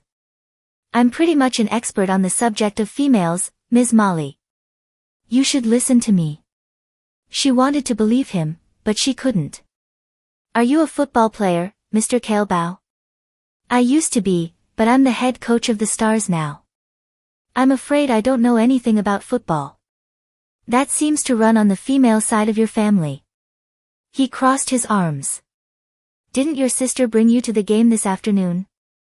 No. That's a shame. She should have. She thought she detected disapproval in his voice, and it occurred to her that he might not like Phoebe either.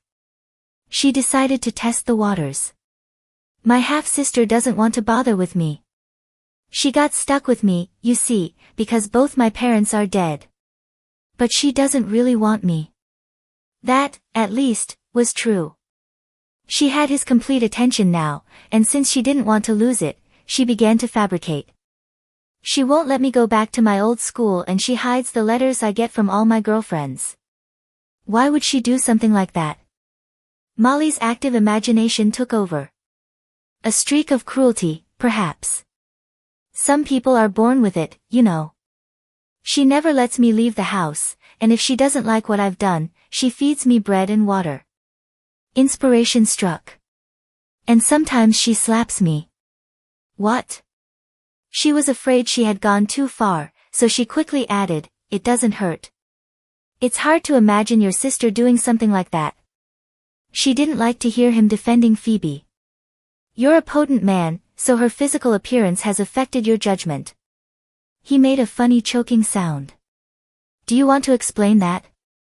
Her conscience told her not to say anything more, but he was being so nice and she wanted so much for him to like her that she couldn't help herself. She acts differently around men than she does around me. She's like Rebecca, the first Mrs. De Winter. Men adore her, but she's quite vindictive underneath. Once again she thought she might have gone too far, so she tempered her statement.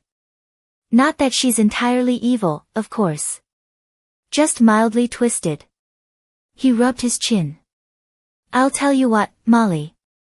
The Stars are part of your family heritage, and you need to know something about the team. How about I ask Phoebe to bring you to practice some day after school next week? You can meet the players and learn a little bit about the game. You do that? Sure. The rush of gratitude she felt toward him blocked out her guilt. Thank you. I'd like that very much. At that moment Peg stuck her head in the door and scolded Molly for not being in bed. She said goodbye to Dan and returned to her room. After Peg left, she retrieved Mr. Brown from his hiding place and snuggled beneath the covers with him, even though she was much too old to be sleeping with a stuffed animal. Just as she was drifting off to sleep, she heard a soft scratching at her door and smiled into her pillow. She couldn't open the door because she didn't want Phoebe to discover that she'd let Pooh into her bedroom. But, still, it was nice to be wanted. Chapter 10. As Phoebe looked down at the videotape that lay on the passenger seat next to her, she knew that showing up unannounced at Dan Kaleba's house was the stupidest thing she'd ever done.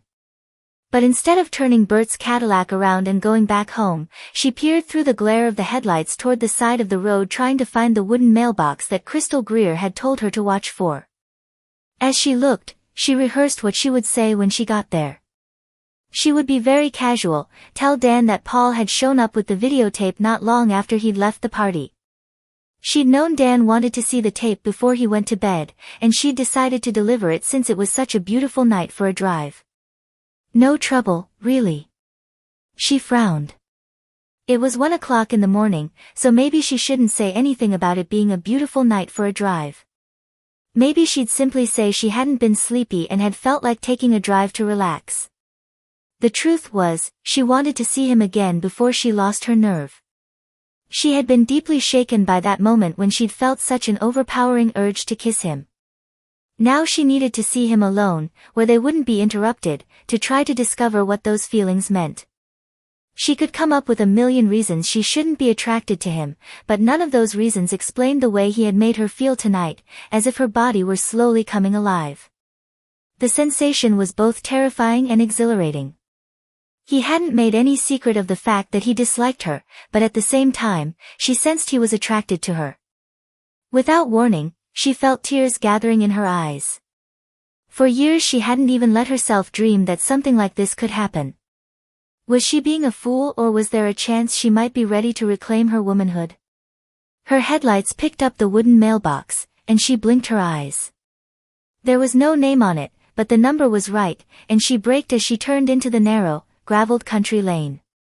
The night was cloudy, with barely enough moonlight to reveal an old orchard. She drove across a small wooden bridge and around a gentle curve before she saw the lights. The rambling stone farmhouse wasn't anything like the sleek bachelor's pad she had imagined.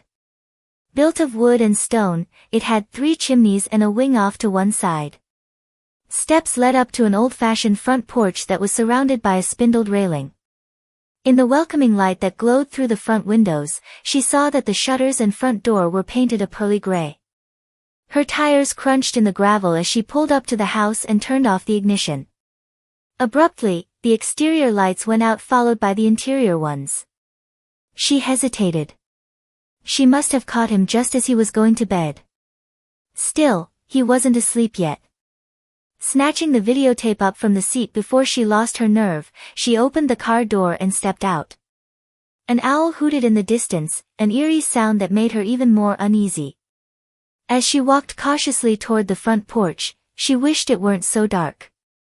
Resting her hand on the railing, she gingerly climbed the 4 stone steps. In the thick darkness, the chirp of the crickets sounded ominous instead of friendly, like creaking hinges in a haunted house. She couldn't find a doorbell, only a heavy iron knocker. She lifted it, then flinched as it hit with a dull thud. Seconds ticked by, but no one answered. Growing increasingly nervous, she rapped again, then wished she hadn't because she knew she had made a terrible mistake. This was embarrassing. There was no way she could explain her presence. What had she been thinking of? She was going to slip away and, she gasped as a hand clamped over her mouth. Before she could react, a powerful arm grabbed her around the waist from behind. All the blood drained from her head and her legs buckled as she found herself pinioned. A menacing voice whispered in her ear. "I'm taking you into the woods." She was paralyzed with fear. She tried to scream, but she couldn't make a sound. It was just like the night when she was 18. Her feet left the ground, and he carried her down the steps as if she weighed nothing. Blackness and panic suffocated her.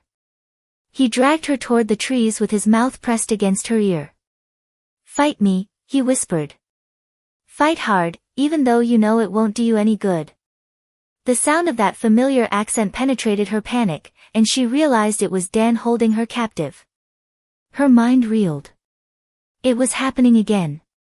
She had been attracted to him, flirted with him, and now he was going to rape her. Her paralysis unlocked. She couldn't let this happen to her a second time. She began a desperate struggle for her freedom, kicking and trying to jab him with her elbows, but he was strong, so much stronger than she, with iron-hard muscles that had been shaped by years of physical conditioning. He hauled her into the woods as if she weighed no more than a child. She tried to scream, but the pressure of his hand on her mouth was merciless. "That's good. You're putting up a good fight, sweetheart. You're making me work for it." She bucked in his arms and tried to scream beneath his palm, but he held her fast. She could dimly make out a round wooden structure ahead, and as he dragged her closer, she saw that it was a gazebo. "I'm going to give it to you good," he whispered. "Just the way you like it. Give you that hurt you want so bad." He hauled her up the steps through an arched opening in the ivy-covered latticed walls. He wasn't even breathing hard. "You're going to be helpless. I can do anything to you I want and you won't be able to stop me." He dragged her into the darkness, and terror clawed at her the same way it had in that hot, dark pool shed so long ago. Keeping one hand clamped over her mouth, he shoved the other under her skirt and reached for the waistband of her panties. "First I'm gonna rip these off." The awful sounds coming from deep in her throat were garbled from the pressure of his palm. She hadn't wanted this. Please, God, don't let this happen to her again. Once again, she heard that horrible whisper at her ear. Maybe I should start here instead. Is that what you want me to do? He released her mouth and grabbed the bodice of her dress in his fist. With one hard jerk, he ripped. Two things happened simultaneously. A violent scream erupted from her lips. And the hand cupping her breast froze. Val? He groped her breast. His entire body stiffened. And then he jumped away from her as if she were radioactive. She began to sob. The amber glow from a yellow bug light mounted on a post suddenly flooded the interior of the small gazebo, illuminating outdoor furniture, a sisal rug, and the fact that he was staring at her in horror. Phoebe. Jesus. Jesus, Phoebe, I'm sorry, I didn't know it was you. Val was supposed to. Her teeth were chattering and her whole body had begun to shake. Where he had ripped her dress, the bodice gaped, revealing one of her breasts. She clawed at the material, while she backed away, tears running down her cheeks. Phoebe. He rushed toward her. She leapt back, frantically clutching her torn dress. Don't touch me, she sobbed. He froze and backed away, holding up his hands. I'm not going to hurt you. I can explain. It's all a mistake. I didn't know it was you. I thought you were my ex-wife. She was meeting me here. Is that supposed to make it better? Her teeth wouldn't stop chattering, and her chest spasmed as she tried to swallow her sobs. He took another step, and once again she backed away. He immediately stopped moving. You don't understand. You bastard. You perverted bastard. Dan. Phoebe froze as she heard the sound of a woman's voice. Dan. Where are you? Relief washed through her as she realized they were no longer alone. Then she saw the expression of entreaty in his eyes and watched as he pressed one finger to his lips, commanding her silence. Here, she shouted. In here. He dipped his head. Shit. Dan.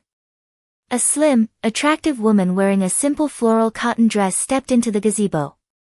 I heard she broke off as she saw Phoebe. Her gaze flew to Dan. What's going on? What we have here, he said unhappily, is a case of mistaken identity. The woman took in Phoebe's torn dress and mussed hair. Her eyes widened in consternation. Oh, God. As Phoebe's terror began to ease, she realized something was happening here that she didn't understand. It was dark, he told the woman, and I thought she was you. The woman pressed her fingertips to one temple. Is she discreet? Discreet, hell. She's scared to death. Can't you see what I've done to her? The woman's voice grew so cool and businesslike that Phoebe immediately hated her. Who is she? Phoebe Somerville, he replied, apparently realizing that Phoebe was in no condition to answer for herself. The Star's owner? One and the same. He turned back to Phoebe and, speaking softly, said, This is Valerie Kaleba, Phoebe. My ex-wife. She's also a member of the United States Congress, but, despite that, you can trust her. Valerie is going to explain to you that I wasn't trying to hurt you, and she's going to tell you exactly what you walked into. Valerie's forehead puckered in dismay. Dan, I can hardly do it, he snapped, his expression murderous. She's not in any state to listen to me right now. She picked her words carefully, her expression stiff. Miss Somerville, although Dan and I are divorced, we have chosen to continue an intimate relationship. We are both rather adventurous lovers, and, speak for yourself, Val. I'd have been happy with a double bed and some Johnny Mathis tapes. Are you blaming me for what happened? No, he sighed. It was my fault. You both have light hair, and you're about the same height. It was dark. Dan and I had made arrangements to meet here tonight. I had an official function to attend, so I was a bit late. Unfortunately, Miss Somerville, he mistook you for me. Slowly, Phoebe began to comprehend what had happened, but she could only stare at the woman in bewilderment. Are you telling me that you wanted him to treat you like that? Valerie refused to meet her eyes. I'm afraid I have to go. I'm sorry you received such a fright. I only hope you understand how delicate this matter is. As an elected official, it would be extremely awkward for me if anyone were to find out. For Chris Sake, Val, she spun on him. Shut up, Dan. This could put an end to my career. I want her assurance that she won't tell anyone. Who would I tell? Phoebe said helplessly. No one would believe me anyway. I'm sorry. Valerie gave her an awkward nod and quickly left the gazebo. Phoebe didn't want to be alone with him. She was immediately conscious of his oppressive physical size, the muscles straining the too tight sleeves of his knit shirt. Holding the front of her dress together, she began to move toward the vine-draped opening in the gazebo's latticework. Please sit down, he said quietly. I promise I won't come near you, but we have to talk. It's all a game to the two of you, isn't it? She whispered. That's how you get your kicks. Yes. It wasn't a game to me. I know. I'm sorry. How could you do something like that? It's what she likes. But why? She's a strong woman. Powerful. Sometimes she gets tired of always being in control. She's sick, and so are you. Don't judge, Phoebe. She's not sick, and until tonight, what went on between the two of us had nothing to do with anyone else. She started to shake again. You were going to, what if you hadn't stopped? I'd have stopped. The minute I felt he cleared his throat. Valerie's a little more flat-chested than you. Her knees weren't going to hold her any longer, and she collapsed into the nearest chair. He came toward her cautiously, as if he were afraid she would start to scream again. What were you doing here? She took a shaky breath. Paul showed up at the party not long after you left. I brought you the videotape you wanted. She made a helpless gesture as she realized she'd dropped it. But I told Ronald not to send it over tonight. I thought, I wasn't sleepy, and, never mind, it was a stupid idea. You can say that again. I'm going. By bracing her hands on the arms of the chair, she managed to rise to her feet. You need a few minutes to settle down before you try to drive. I'll tell you what. I didn't get anything to eat at the party and I'm hungry. Let me make us some sandwiches. How about it? There was a boyish eagerness to please in his expression that alleviated some of her residual fear, but he was too large, too strong, and she hadn't recovered from those moments when the past seemed to be repeating itself. I'd better be going. You're afraid to be alone with me, aren't you? I'm just tired, that's all. You're scared. I was completely helpless. You're a strong man. You can't imagine what it's like. No, I can't. But it's over now. I won't hurt you. You know that, don't you? She nodded slowly. She did know it, but it was still hard for her to relax. He smiled at her. I know why you want to rush home. You're going to wake up your little sister so you can start slapping her around again. Mystified, she stared at him. What are you talking about? Ms. Molly and I had an interesting conversation tonight. But I'm not going to tell you about it unless you let me fix you something to eat. She saw the spark of challenge in his eyes. He was the coach now, testing her mettle, just as he tested his men. She knew he wasn't going to hurt her. If she ran away this time, would she ever stop? All right. Just for a bit. The unfamiliar path was difficult to maneuver in the dark. She stumbled once, but he didn't take her arm to help her, and she wondered if he knew that she would have fallen apart if he had touched her in the dark. As they walked, he tried to put her at ease by telling her about the farmhouse. I bought this place last year and had it renovated. There's an orchard and a stable where I can keep a couple of horses if I want. I've got trees on this place that are 100 years old. They reached the front porch. He bent down to retrieve the videotape she'd dropped, then opened the front door and flipped on a light before he let her in. She saw a staircase off to the left and an archway to the right that led to the side wing of the house. She followed him through it into a spacious open area that was rustic and welcoming. The exposed stone on the longest wall glowed buttery in the light of the lamps he turned on. The room encompassed a comfortable two-story living area and a cozy, old-fashioned kitchen with a snug loft tucked above it under the eaves. The scrubbed pine floor held an assortment of furniture including a couch in a hunter green plaid with red and yellow accents, soft, oversized chairs, and an old pine cupboard. A wooden bench bearing decades of nicks and scars from tools served as a coffee table and held an old checkerboard sitting next to a pile of books. Chunky wooden candlesticks, stoneware crocks, and several antique metal banks rested on the mantel above the big stone fireplace. She had expected him to be surrounded by marble statues of naked women, not live in this comfortable rural haven that seemed so much a part of the Illinois prairie. He handed her a soft blue chambray shirt. "You might want to put this on. There's a bathroom off the kitchen." She realized she was still clutching the front of her dress. Taking the shirt from him, she excused herself and went into the bathroom. As she gazed at her reflection in the mirror, she saw that her eyes were large and vulnerable, windows into all her secrets. She straightened her hair with her fingers and rubbed at the mascara smudges with a tissue. Only when she felt calm did she leave the bathroom. The shirt he had given her hung to mid-thigh, and she rolled up the sleeves as she came into the kitchen where he was pulling a loaf of whole wheat bread and a package of sandwich meat from the refrigerator. "How about roast beef?" "I'm not much of a beef eater." "I've got some salami here, or turkey breast."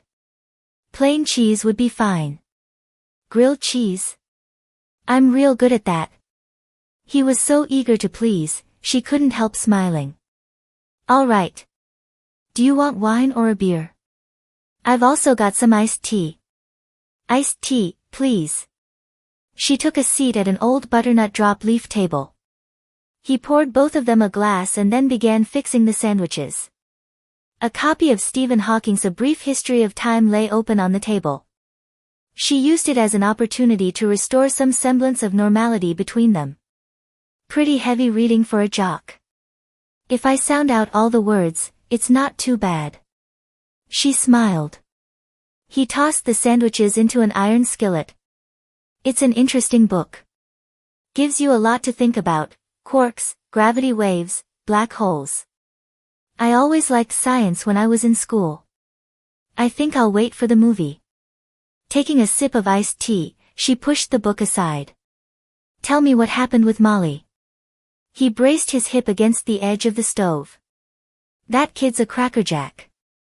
I met her inside when I was making my phone call. She told me some pretty hair-raising things about you." "Like what?" "Like the fact that you're keeping her a prisoner in the house. You tear up her mail, put her on bread and water when you're mad at her. And you're slapping her around." "What?" Phoebe nearly knocked over her iced tea. "She told me it doesn't hurt." Phoebe was flabbergasted. Why would she say something like that? "She doesn't seem to like you too much." "I know. She's like a fussy maiden aunt. She disapproves of the way I dress, she doesn't think my jokes are funny. She doesn't even like poo." That might be good judgment on her part. She glared at him. He smiled. "As a matter of fact, your dog was cuddled around her ankles most of the time we talked. They seem to be old friends." "I don't think so." "Well, I might be wrong." "She honestly told you I slap her?" "Yes, ma'am. She said you weren't evil, just twisted. I believe she compared you with somebody named Rebecca. The first Mrs. De Winter." "Rebecca?" Understanding dawned, and she shook her head. "All that talk about Dostoevsky and the little stinker is reading Daphne du Maurier." For a moment she was thoughtful. "How do you know she wasn't telling you the truth?" "Adults slap children all the time. Phoebe, when you were standing on the sidelines at the game, you looked like you were going to faint whenever anybody took a hard hit. Besides, you just don't have the killer instinct." He turned to flip the sandwiches. "For example, correct me if I'm wrong here, but I'm guessing it's more than a fickle appetite that made you turn down Victor's barbecue that day we ate in your kitchen, not to mention that good sandwich meat I've got in my refrigerator. This man definitely saw too much. All those nitrates aren't healthy." "Aha. Come on, sweetheart, you can tell Papa Dan your ugly little secret. You're a vegetarian, aren't you? Lots of people don't eat meat, she said defensively. Yeah, but most of them are on their soapbox about it. You don't say a thing. It's nobody's business. I simply happen to like unclogged arteries, that's all. Now, Phoebe, you're wiggling around the truth again. I have a feeling your eating habits don't have anything to do with your arteries. I don't know what you're talking about. Tell me the truth now. All right. I like animals. It's not a crime. Even when I was a child I couldn't stand the idea of eating one of them. Why are you so secretive about it? I don't mean to be secretive. It's just, I'm not philosophically pure. I won't wear fur, but I have a closet full of leather shoes and belts, and I hate all those hair-splitting discussions people try to push you into. Some of my reticence is habit, I guess. The house mother at my old boarding school used to make it rough on me. How was that? We once had a showdown over a pork chop when I was 11 years old. I ended up sitting at the dinner table most of the night. Thinking about Piglet, I bet. How did you know? It's pretty obvious you're a big A.A. Milne fan, honey. His eyes were warm with amusement. Go on. What happened? The house mother eventually called Bert. He yelled at me, but I couldn't eat it. After that, the other girls came to my rescue. They took turns sneaking my meat onto their plates. That doesn't entirely explain why you're so secretive about it now. Most people think vegetarianism is a little kooky, and my kook quotient is high enough as it is. I don't think I ever met anybody other than football players who invests so much energy in pretending to be tough. I am tough. Sure you are. His grin annoyed her. Just because I wasn't strong enough to fight you off tonight doesn't mean I'm not tough. He immediately looked so stricken that she wished she'd held her tongue. I'm really sorry about that. I've never hurt a woman in my life. Well, except for Valerie, but that was, I don't want to hear it. He turned off the heat under the skillet and walked over to the table. I've explained what happened, and I've apologized every way I know how. Will you accept my honest apology, or is this going to be lurking around every time we're together? His eyes were so full of concern she had a nearly uncontrollable urge to slip into his arms and ask him if he would just hold her for a few minutes. I accept your apology. An honest acceptance, or one of those female things where a woman tells a man she forgives him for something, but then spends all her spare time thinking up ways to make him feel guilty. Does Valerie do that? Honey, every woman I've been close to has done that. She tried to slip back into her old role. Life's tough when you're irresistible to the opposite sex. Spoken by someone who knows. When she attempted to frame a retort, nothing came out, and she realized that she didn't have any resources left to play the part she had staked out for herself. Those sandwiches must be just about done by now. He went back to the stove, where he checked the bottoms of the sandwiches with a spatula, then lifted them out of the skillet. After neatly having them, he returned to the table with 2 brown pottery plates and sat in one of the captain's chairs. For several minutes they ate in silence. Finally, he broke it. Don't you want to talk to me about the game today? Not really. Aren't you going to second-guess me on that double reverse? The sportswriters are going to rake me over the coals for that one. What's a double reverse? He grinned. I'm beginning to see that there are some definite advantages to working for you. You mean because I don't have any secret desire to coach the team myself? He nodded and bit into his sandwich. I'd never do that. Although I do think you might consider opening up the offense more and starting Brisky instead of Reynolds. He stared at her, and she smiled. Some of Bert's cronies got to me in the skybox. He smiled back. The reporters were upset that you didn't show up at the post-game press conference. People are curious about you. They'll just have to stay that way. I've seen a few of those post-game interviews. A person would actually have to know something about football to answer the questions. You'll have to talk to the press sooner or later. Ronald can help you through it. She remembered that Dan still thought she and the general manager were personally involved. I wish you wouldn't be so negative about him. He's doing a good job, and I certainly couldn't function without him. Is that so? He's a wonderful person. He regarded her intently as he picked up a paper napkin and rubbed it over his mouth. He must be. A woman like you has a lot to choose from. She shrugged and listlessly picked at her sandwich. Damn. You're sitting there looking like a mule that's been kicked one too many times. Gee, thanks. He balled his napkin and tossed it aside. I can't stand to think that I did this to you. Where are your guts, Phoebe? Where's the woman who maneuvered me into taking Ronald back as GM? She stiffened. I don't know what you're talking about. Like hell you don't. You conned me. It took me a couple of days to figure out your neat little scam. You and Ronald set me up. He actually had me convinced the two of you were lovers. She was relieved to see that he seemed annoyed rather than angry, but she picked her words carefully. I don't know why that's so hard to believe. He's a very attractive man. I'll have to take your word for it. But the fact is, the two of you aren't lovers. How do you know? I just do, that's all. I've seen the way you treat him when you think I'm watching, running your eyes all over him, nibbling on your bottom lip, cooing when you talk. Isn't that the way women behave with their lovers? That's just it. You behave the same way with the janitor. I do not. You behave like that with almost every man you meet. So what?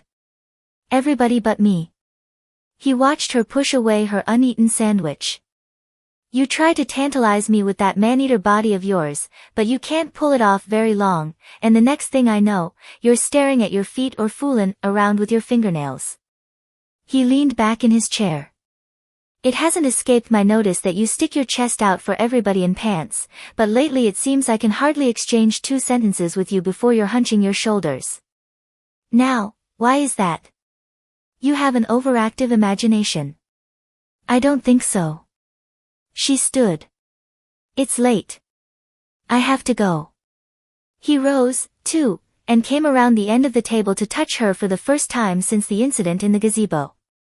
He was relieved when she didn't flinch, but his stomach still clenched when he thought about what he'd done to her.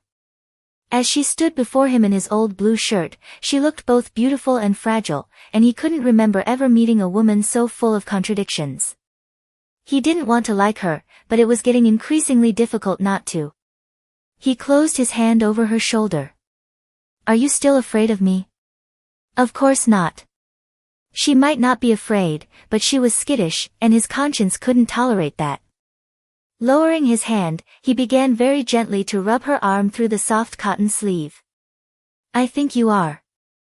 I think you're scared silly I'm going to turn into some kind of deviant and attack you again. I'm not. Are you sure? Of course I am. Prove it. How do you suggest I do that? He didn't know what devil was prodding him, he only knew his teasing made her smile, and he loved the way her eyes crinkled at the corners when that happened.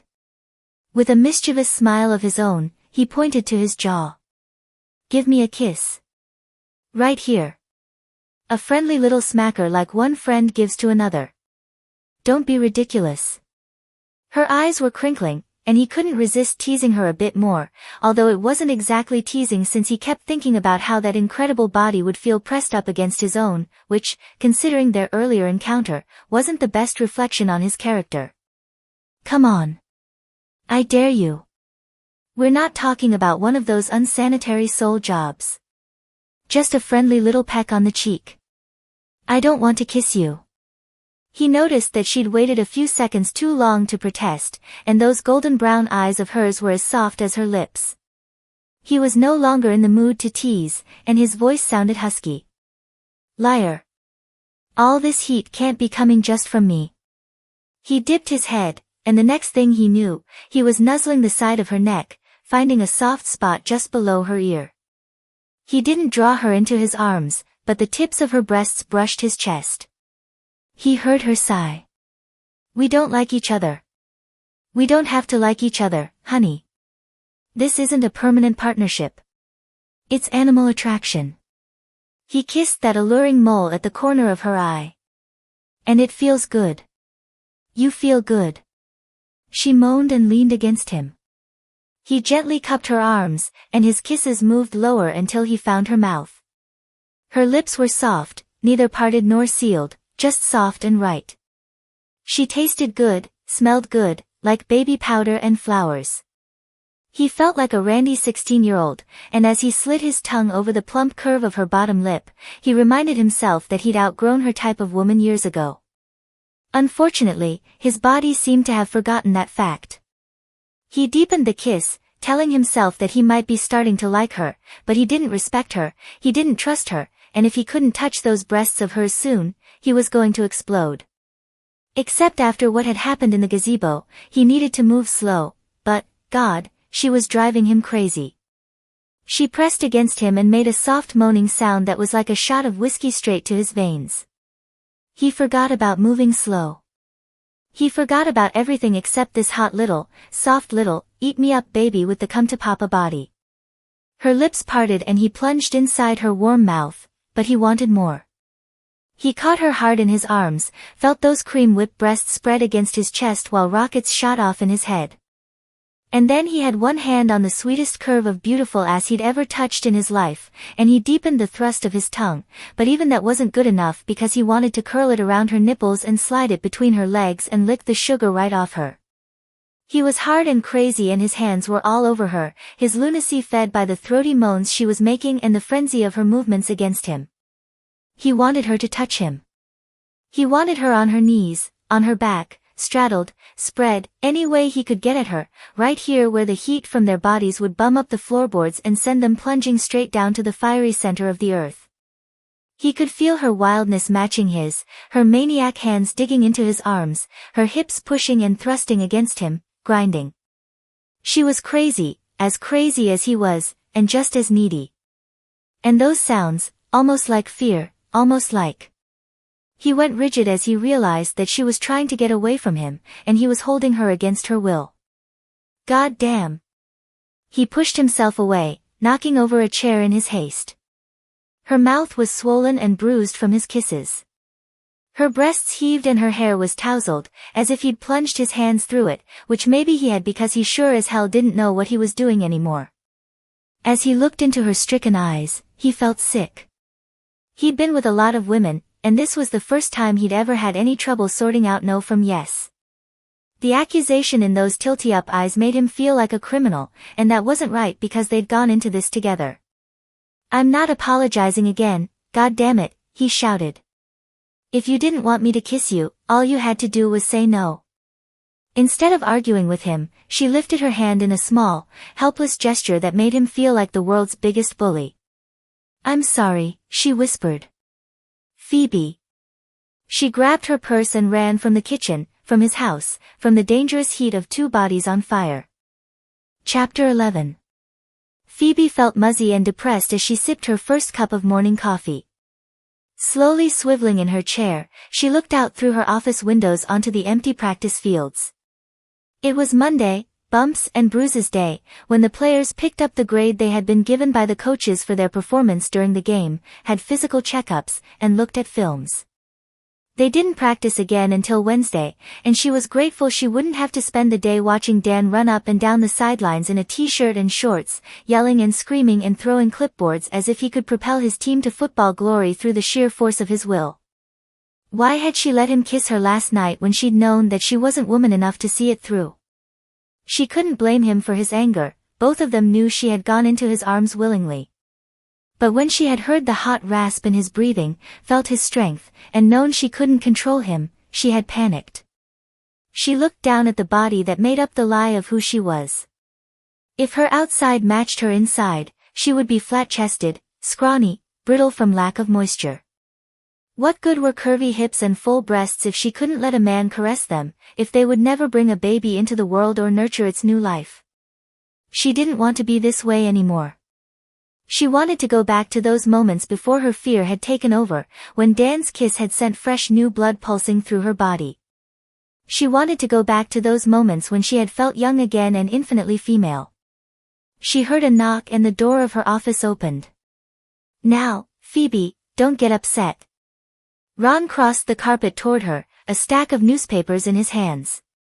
An ominous beginning. Well, as to that, I suppose it depends on your outlook. He spread the newspapers in front of her. Oh, no. Color photographs of Phoebe in her hot pink car wash dress and rhinestone sunglasses glittered on the pages of the assorted papers he spread in front of her.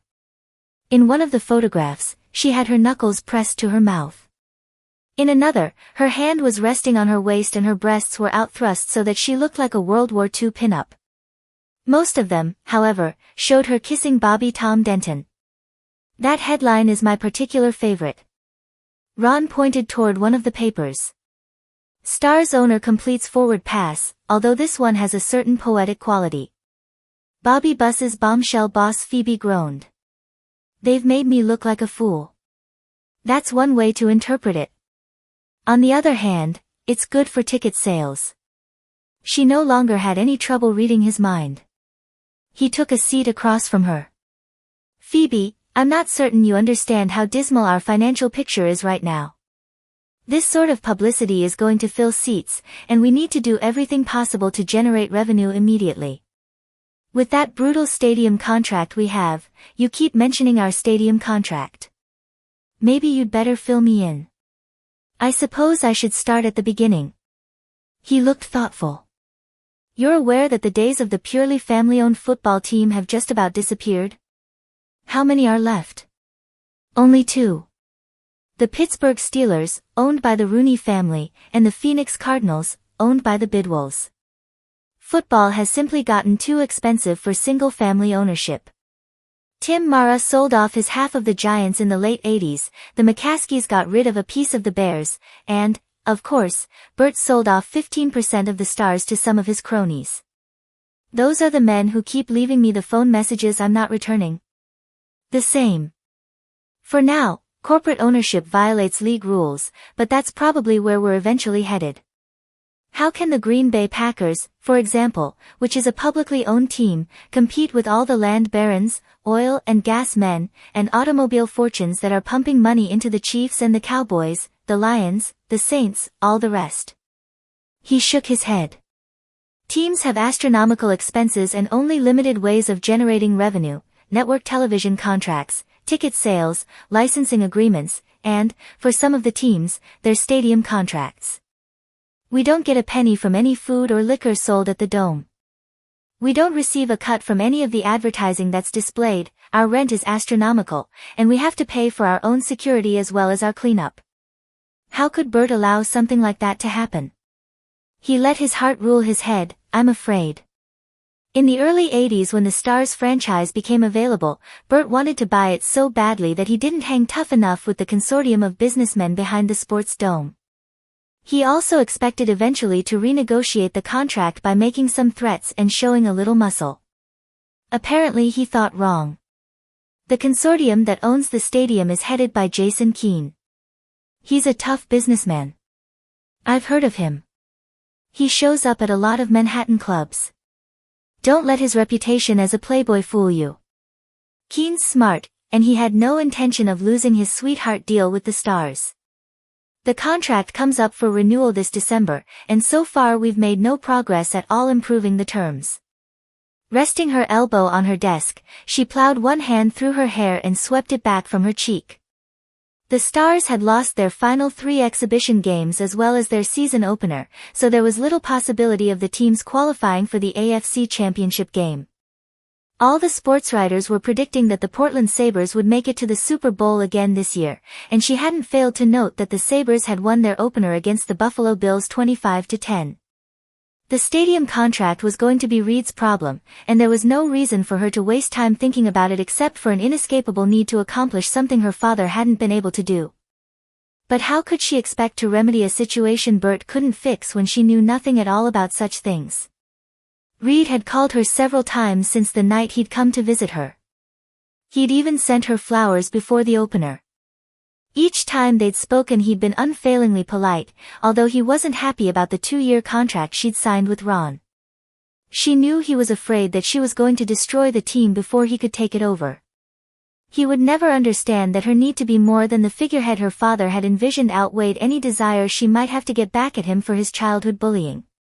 She gazed at the computer that sat idly on the corner of her desk.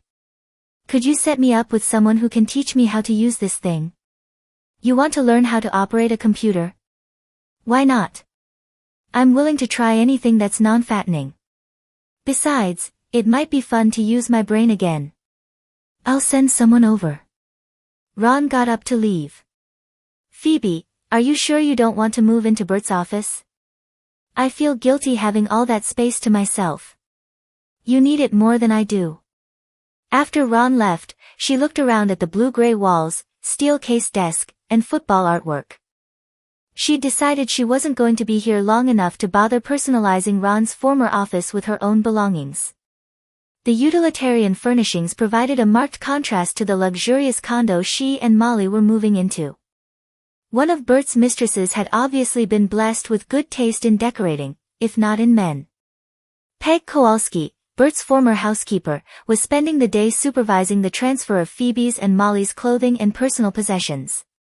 Peg, who was in her late 50s and tired of managing a large house, had immediately agreed to help out with cleaning, laundry, and grocery shopping as well as staying overnight with Molly if Phoebe needed to be out of town.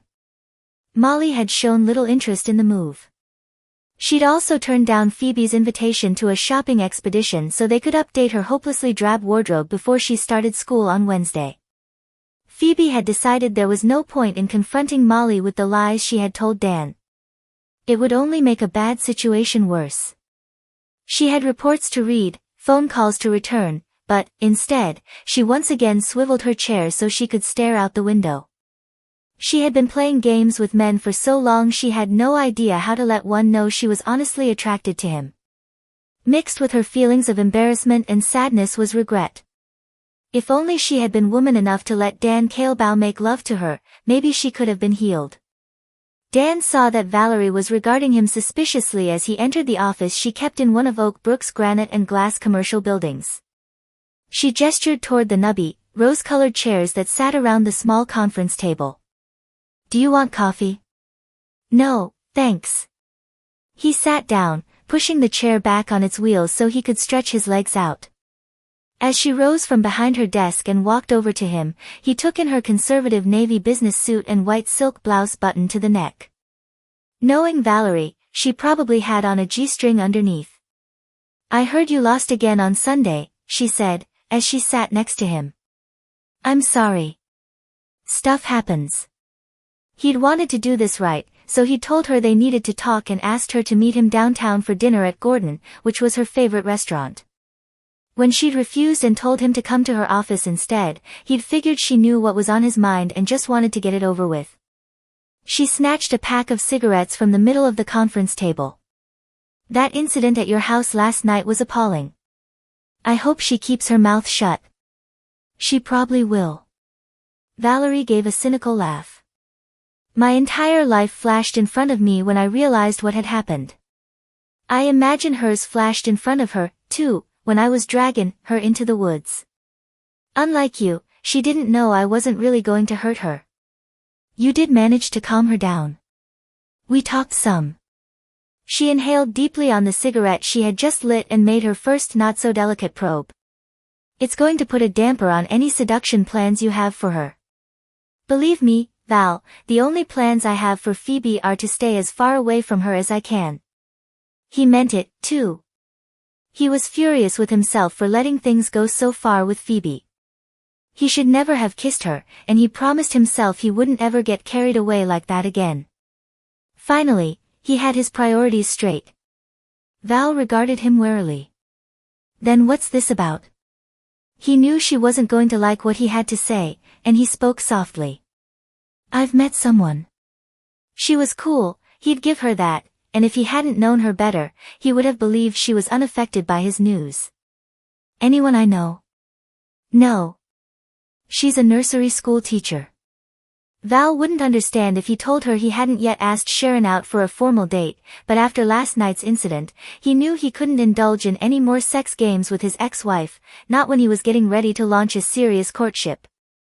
How long have you and this nursery school teacher been seeing each other? She took a quick, angry drag. Not long. And she, of course, is everything I wasn't. Her mouth tightened as she stabbed out her cigarette in the ashtray. Valerie had a good-sized ego and she didn't usually give in to petulance, but he understood that he was hurting her. I'm sure she's not as smart as you, Valerie. Not as sexy, either.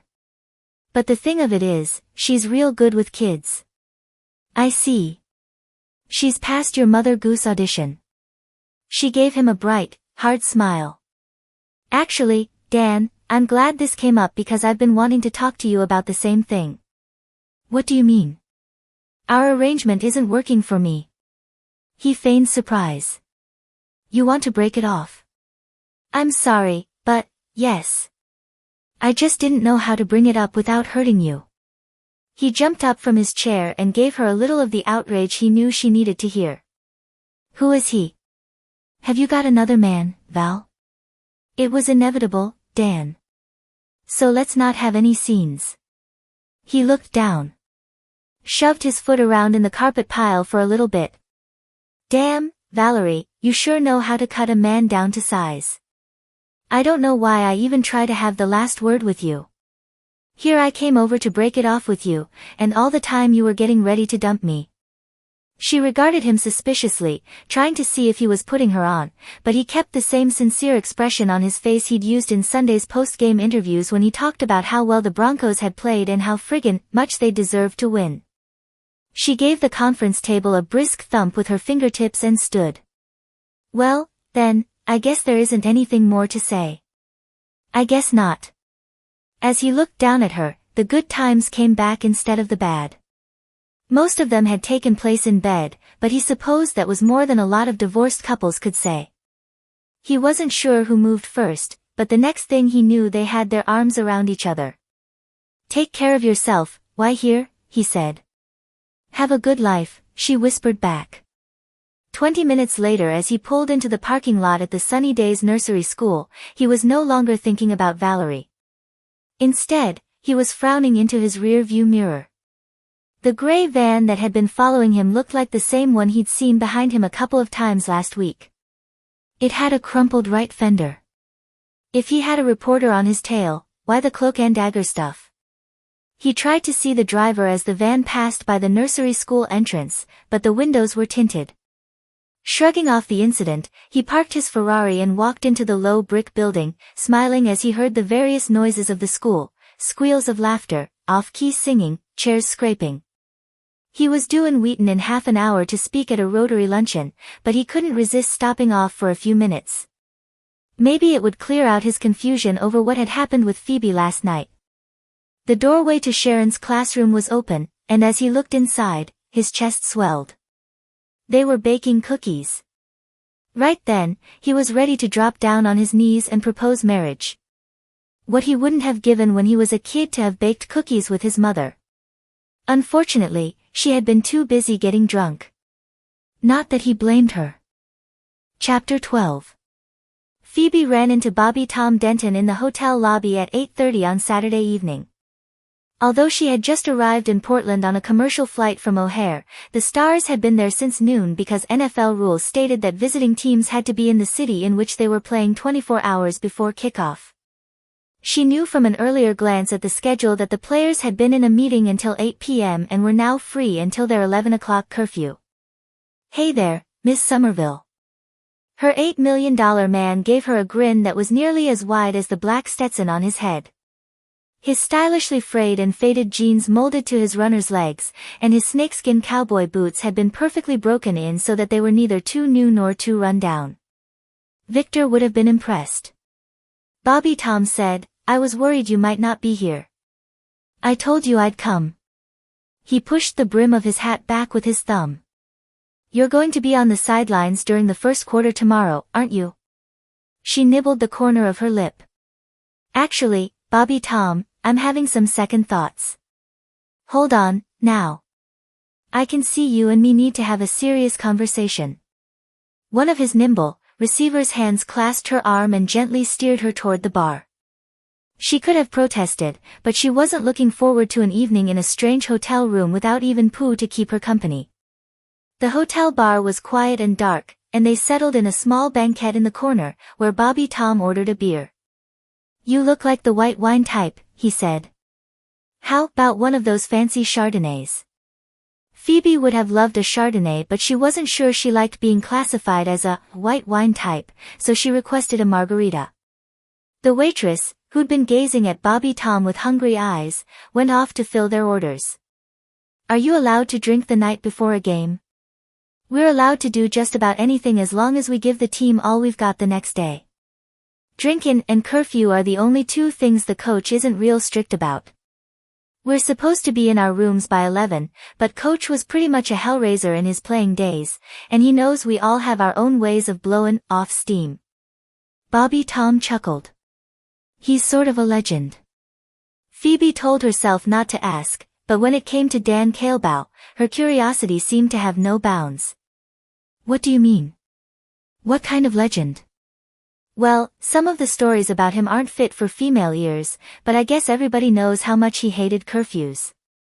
See, the coach only needs a couple of hours sleep at night, and when he was playin', he couldn't stand the idea of being cooped up in his room at 11 o'clock. Said it wound him up too tight for the game. So what he mostly did was slide in his room for bed check and then sneak out afterward for some serious partying. The coaches found out about it, of course. They fined him, benched him, none of it did any good, because he'd still be out closing down the bars. Finally, he told them if they didn't like it, they could either shoot him or trade him, but he wasn't gonna change. The only bad game he had his entire first season was when they put a guard outside his room. The next day, he threw 5 interceptions. After that, the coaches stopped bothering him about it. Course he settled down a little bit when he got older. "Not much, I'll bet," she muttered as their drinks arrived. Bobby Tom lifted his frosty mug. "Here's to whippin' some saber butt." "To but whipping." She touched her glass to his, then licked a small space in the salty rim and took a sip of her margarita. "Miss Somerville, Phoebe's fine." She took another sip. Later, she would regret the calories, but not now. "I guess when it's just the two of us first names are okay, but since you're the owner and all, I won't do it when we're in public. After those pictures in the newspaper, I don't think I have to worry too much about maintaining respectability." "Weren't they great? Even got my best side." His grin faded. "You weren't serious when you said you wouldn't be on the sidelines tomorrow, were you?" "I'm not sure it's a good idea. Not unless we can come up with a new good luck ritual." "Oh, no. We can't do that. Even though we lost, I had one of the best games of my career against the Broncos last week. I've been playing football for a lot of years, and when something's working for me, I stick with it. See, as soon as I start making changes, then I'm thinking about the change instead of how the zone is lined up and whether or not I can get open. You understand what I'm saying?" "Bobby Tom, I'm really not crazy about having photos in all the Monday morning newspapers of the two of us kissing. I'm surprised I have to remind you about this, Phoebe, but we're playing the Sabres tomorrow, and beating them is a lot more important than some newspaper pictures. They won the Super Bowl last year. The whole country thinks we're flushing this season down the toilet. We have to prove to them that we've got what it takes to be champions." "Why? Why what? Why do you have to be champions? When you think about it, what's the point? It's not like you're finding a cure for cancer." "You're right," he said earnestly. "It's not like that. It's bigger. See, you've got good and you've got evil. That's what it is. That's how important it is. I'm having some trouble following you, Bobby Tom." He lifted his arm for the waitress and jabbed 2 fingers toward their drinks for refills. That's when she realized that she'd nearly drained hers. She had no head for alcohol, and she knew she should refuse another, but Bobby Tom was good company, and she was enjoying herself. Besides, he was paying. "The way I figure it is this," he went on. "Mankind is aggressive by nature, you agree with that?" "Mankind maybe, but not necessarily womankind." Bobby Tom obviously had no interest in sexual politics because he ignored her comment. "Football lets out man's natural aggression. If it weren't for the NFL, we'd probably have gone to war with Russia half a dozen times in the last 40 years. See, that's the way Americans are. The minute we get crossed, we're natural shitkickers. Pardon my language, Phoebe, but everybody knows kickin' ass is part of our national conscience. Football gives us a safe outlet. He was actually making a convoluted sort of sense, which was when she knew the first margarita had gone to her head. She picked up the second one, and licked another spot in the rim. He clasped her arm and gave her a pleading look. So, are you gonna be there for me or not tomorrow? 'Cause I'll tell you God's truth, you're a fine woman, and I know you don't want a loss to the Sabres on your conscience. I'll be there, she sighed. I knew I could count on you. He gave her an engaging smile. I like you, Phoebe. A lot. If we weren't business associates, I could really go for you. He was so boyish and darling, she smiled right back at him. Isn't life a bitch? You said it. Even without a margarita glow, Bobby Tom Denton was easy to be with. They talked about Mexican food, whether sports teams should be named after Native Americans, and Bobby Tom's resemblance to Christian Slater. She took more time with her second margarita, but even so, she was definitely feeling a buzz when he leaned over and brushed her mouth with his. It was a light, friendly kiss. Respectful. A mark of comradeship and well-being. The kiss a 25-year-old man gives to a 33-year-old woman he'd like to go to bed with, but knows he won't, and doesn't want to spoil the friendship, but still wishes it could be more than a friendship. Phoebe understood. Unfortunately, Dan didn't. Denton. His voice shot through the quiet of the bar like a Confederate cannon over a smoldering battlefield. Doesn't that high-priced wristwatch of yours tell you you've got exactly 3.5 minutes to haul your butt up to your room or miss curfew? He loomed over their table in his jeans and a denim shirt that was open at the throat. Howdy, Coach. You want to hear the funniest doggone thing?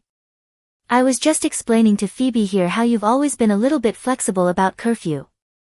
And then you show up. If that isn't, 2 minutes, 45 seconds. And I'm fining you $500 for every minute you're not in your room. Looking hurt, Bobby Tom got to his feet. Dang, Coach, what's got you so riled? You ran 3 bad patterns on Friday. How about that for starters? Bobby Tom peeled some bills from a wad in his pocket and slapped them on the table. Then he gave Dan a long, shrewd gaze. I don't think this has anything to do with bad patterns. He tipped the brim of his Stetson toward Phoebe. See you on the sidelines tomorrow, Miss Somerville. See you, Bobby Tom. As he disappeared, Dan barked at her like a drill sergeant. My room. Now. I don't think so. When you start playing games with the best wideout in the AFC, you've stepped clean over the line. Now unless you want our dirty linen aired in public, I suggest you start moving. Phoebe reluctantly followed him out of the bar and into the lobby. She knew she should remind him that she was the boss, but as they stepped inside the elevator and began to travel in weighted silence up to the 7th floor, she found that she couldn't work up any steam. He'd certainly worked up a full head, however, and the heat from it was burning right through her short, turquoise knit shift. Luckily for her, she didn't care. The 2 margaritas had left her with a cozy sense of well-being that made her want to puff out her lower lip and tell him not to be such an old fuddy-duddy. She hadn't known their suites were so close until he stopped in front of the door across from her own. He unlocked it and gave her a none-too-gentle push inside. Then he shoved his fist, index finger extended, toward the brocade-covered sofa. Sit. Although her brain had begun to issue the most alarming warnings, the warm tequila haze enveloping her made it impossible to take them seriously, so she gave him a mock salute as she followed orders. Yes, sir. Don't you get cute with me. He splayed one big hand on his hip. You stay away from my players, you hear me? These men are here to win football games, they're not your personal love toys, and I don't ever again want to see anything like I saw tonight. And that was just the beginning. He ranted and raved, turning red in the face just as he did on the sidelines when he was yelling at a ref. Finally, He paused for breath. She gave him a lopsided smile and slipped the tip of her index finger into her mouth. What's the matter, Putton? Didn't you ever kiss a girl in a bar? He seemed stunned, as if he'd never before been sassed by a woman. God, he was cute. Cute and sexy and hunky and mean. Grr. It would take a lot of women to tame a man like him. She uncrossed her legs. It would take a bed, too. And the smell of jasmine drifting in through the open window. And the soft nighttime creak of a paddle wheel fan turning in the ceiling of the old plantation house. She stood. Young Elizabeth could tame him with her smoldering violet eyes, and her white breasts spilling like vanilla pudding over the lacy cups of her slip. Yowl! He had come home to her, this moon-howling man. Drunk again. Dissolute. Smelling of whiskey and cheap perfume from a slut named Lulabelle. But he still wasn't sated, this hot-blooded, hot-cocked man. Only one woman could satisfy him. Come to me, baby, I'll make you feel so good. I'm all woman, and I know how to tame my man. She sauntered toward him, lips wet and parted, a lock of blonde hair playing peek-a-boo with her lashes, every pore of her skin feeling his heat and getting ready to scorch him with her own. Why had she ever been afraid of him, a hot, dangerous cat like her? Let him see what kind of woman she was.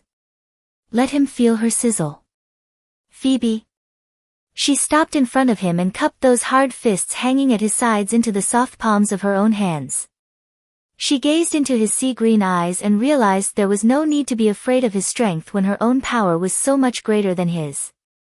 She arched her back and leaned into him. She was a cat in heat, and she kissed him with her lips parted, slanting her mouth over his, slipping out of one sandal to rub her hot pink toenails along the worn denim that sheathed his calf. As he accepted her tongue, a sense of exhilaration swept through her, fed by the knowledge of her own power. Why had she ever been afraid of sex when this was so easy, so natural? He was making a soft, hoarse sound in his throat, or maybe it was her. Their mouths were joined, their hands clasped at his sides, and she wouldn't let the fear in. His tongue plundered. She told herself she was woman enough to meet his passion and liquor relaxed enough to see it through to the end. Then, maybe she would be free. Phoebe. He whispered her name into the warm, moist opening of her mouth, and he wasn't yelling anymore. His big hands slid up along her hips to her waist, his thumbs rose over her ribs. In a moment he would brush the undersides of her breasts, turning them into warm, living flesh.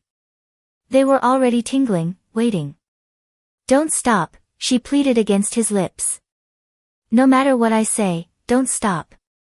Stunned, he pulled back from her. Do you mean it? Yes. Seconds ticked by as her words slowly registered in Dan's brain. Disappointment rushed through him, followed quickly by disgust and then cynicism. Why was he surprised? He should have learned his lesson from Valerie and realized what Phoebe had wanted all along. She was another woman who needed to play submission games. All of her no's last Sunday night had meant yes. She had been manipulating him, and he'd been sucked right in. Wearily, he gazed down at her lush curves, the soft sweep of the lashes framing those tilty-up amber eyes, the swollen lips of that wet, suck-me-up mouth. Was it too much to ask for a simple, uncomplicated romp in bed? No mind games. Nothing kinky. Just a few laughs and some good raunchy sex. He was suddenly furious. As furious as he'd been when he'd found Bobby Tom drooling over her in the bar. She'd probably been feeling him up under the table. Rubbing against him with those long, bare legs. Brushing her centerfold tits against his arm. Hitting him with a whole load of shit. Don't stop just because I say no, Bobby Tom. I really mean yes. Maybe Valerie had warped him, but it seemed as if the women in this country had gotten irredeemably screwed up when it came to sex. They either wanted to be stomping high heels into your chest or having you handcuff them to the bedposts. There didn't seem to be any middle ground. He'd been down this path 100 times, and he could play the tough guy without even thinking about it. After what she'd put him through, a little rough stuff with Phoebe Somerville might be just what he needed to get rid of those images of her that kept popping up in his mind at the worst times. Tonight, he would put an end to it. Whatever you say, baby. Phoebe heard the edge of menace in Dan's voice, but she was feeling too good to let it frighten her. He lifted one hand to the back of her neck and plowed into her hair, catching it in his fist and tugging on her roots a bit too hard. With the other, he began to open the small covered buttons at the neck of her dress. The heel of his hand brushed her breasts, and the material fell open. He gave a snort when he saw her plain white bra. Doubtless he was accustomed to sexier lingerie, but she'd never felt right in it. Her bare shoulders caught the chill of the air conditioning as he pushed the bodice of the dress down to her elbows, trapping her arms in the sleeves. He worked the 3 heavy hooks that secured the wide elasticized strap of the bra in the back. You're big, baby, but you're not Dolly Parton. One of those sexy little underwires from Victoria's Secret would do the job. The sneer in his voice penetrated her tequila haze, diffusing some of her feeling of power. She tried to pull her arms from the constriction of her dress, but at that moment, her bra gave, and her breasts tumbled free. Damn. The softly uttered words sounded more like a tribute than a curse. Before she knew what had happened, he had pulled her wrists behind her back and caught them in one hand. The rough movement thrust her breasts forward and up, and the helplessness she felt in that position produced little flutters of panic in the pit of her stomach. He bent his head. His warm breath touched her skin along with the light abrasion of his whiskers. He flicked one nipple with his tongue. It pebbled. He took it into his mouth and sucked on it. Her bones began to feel as if they were buckling. The sensations were so exciting that she forgot about her pinioned arms. He moved to her other breast, licking and then sucking. She sagged against him. When his hands slipped under the hem of her short dress and cupped her bare thigh, her panic returned, and she knew she had to get her arms free before she could let him go any farther. His fingers moved upward. Wait, she whispered. She tried to pull away, but his athlete's hands held her fast. Let me go. I don't think so. I mean it. Sure you do. Dan. Whatever the lady wants. He released her, but only long enough to yank her dress down over her hips. Her bra slipped off, leaving her standing there in one sandal, an ankle bracelet, and a pair of waist-high white cotton panties. You sure don't believe in spending your money on fancy underwear. Her confidence dissolved and all the old ghosts were back. She grabbed for her dress to cover herself, but before she could reach it, he had picked her up and carried her into the bedroom. As he dropped her onto the bed, her lone sandal flew.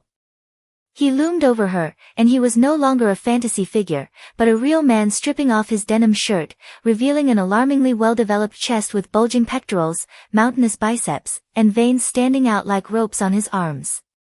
A thick pelt of hair in the middle of his chest tapered into an arrow straight line that disappeared along a hard, flat stomach into the waistband of his jeans. She knew that he worked out in the weight room every day, and she'd seen him do laps around the field in the evening, but she still wasn't prepared for his powerfully muscled body. All thoughts of young Elizabeth fled from her mind. She felt like an 18-year-old virgin instead of a 33-year-old woman who'd had both too many and too few lovers. She had set herself up to play with a pro when she couldn't even handle the amateurs. His eyes were on her breasts as he unsnapped his jeans. She grabbed for the edge of the bedspread. Drop it. No, I'm not doing this. She drew the corner of the quilted fabric to her chin at the same time she slid to the opposite side of the bed. Right on schedule.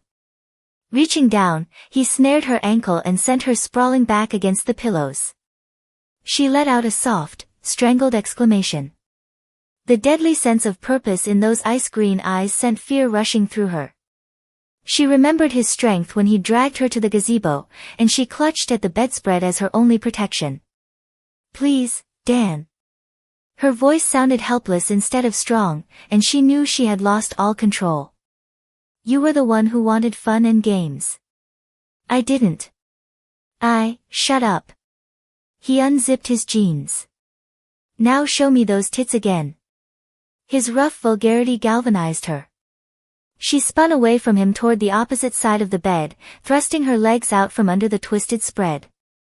She was off the bed and running toward the door. Dimly, she heard him grumbling from behind her.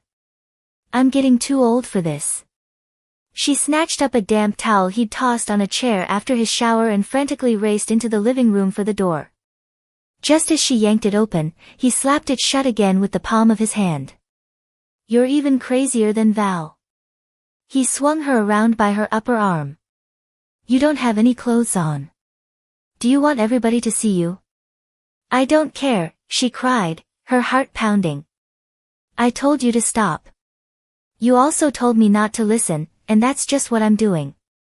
He whipped her up in his arms as if she weighed nothing, carried her back into the bedroom, and dropped her on the mattress. "I'm not hitting you, so if that's what you're after, you'll have to find another stud." He knelt beside her, his big hand shackling her upper arm, and spoke almost indifferently. "How do you want it?" She realized it was going to happen again. The liquor had made her let down her guard, and she was helpless. That was when she screamed. He was on her in a second, covering her mouth with his palm while he clamped her wrists above her head with his free hand. "Jesus," he hissed. "Not so loud." The denim of his jeans chafed her thighs as he glowered down at her, looking more disgusted than angry. She went wild when she realized he actually expected her to keep quiet while he did this to her. Tears stung her eyes as she began to buck beneath him, twisting her hips and trying to free her legs. She bit hard into his hand and he released her with an angry exclamation. "That's it." He rolled off her, shaking his hand. "I've tried to be liberated and understanding, but I'm not doing this anymore." She was so startled she quit struggling. He shot to his feet. "I'm hard as hell right now, but I'd rather disappear into that bathroom with a copy of Penthouse than keep on playing these cavemen games. I don't care that you told me not to stop, because I'm stopping. I'm sick and tired of feeling like some slug who can only get laid if he beats up women." He loomed over her. "If you ask me, you've got enough notches on your bedpost to have a little more sensitivity when it comes to men." Bracing his hands on his hips, he glowered down at her. "From now on, when a woman tells me to stop, I'm stopping, even if she's already told me not to pay any attention when she tells me to stop." Bewildered, she stared at him. "Maybe I'd like to get strong-armed for a change," he exclaimed. "Maybe I'd like to be so irresistibly sexy that I got tied to the bed for once." Would that be too much to ask? Understanding came slowly. She remembered what she had whispered to him, how she had told him not to stop no matter what she said. She remembered his twisted relationship with Valerie, and as it all came back to her, her relief was so sharp a bubble of hysteria rose in her throat. He sank down on the corner of the bed, propped his forearms on his splayed knees, and gazed glumly out toward the living room. "Maybe it's divine justice. When I was in my 20s, I took part in so much kinky stuff with all those groupies that now I can't seem to manage something simple and uncomplicated." She drew the spread to her chin. "Dan, Uli, could I say something?" "Not if it involves whips and dog collars." He paused. "Or more than two people." The bubble rose higher in throat. She gave a choked sound. "It doesn't." "All right, then." She spoke to his back, picking her words carefully. "I didn't mean what you thought I meant. When I told you not to stop no matter what I said, I was talking about kissing. You're really an excellent kisser." She took a deep breath, pressing on even though she knew she was making a muddle of it. I have a couple of hang-ups." "Not hang-ups, really, hang-ups is too strong a word. More like an allergy. Anyway, sometimes when I'm kissing a man, I have this sort of reaction." She knew she was babbling from the way he turned his head to stare at her.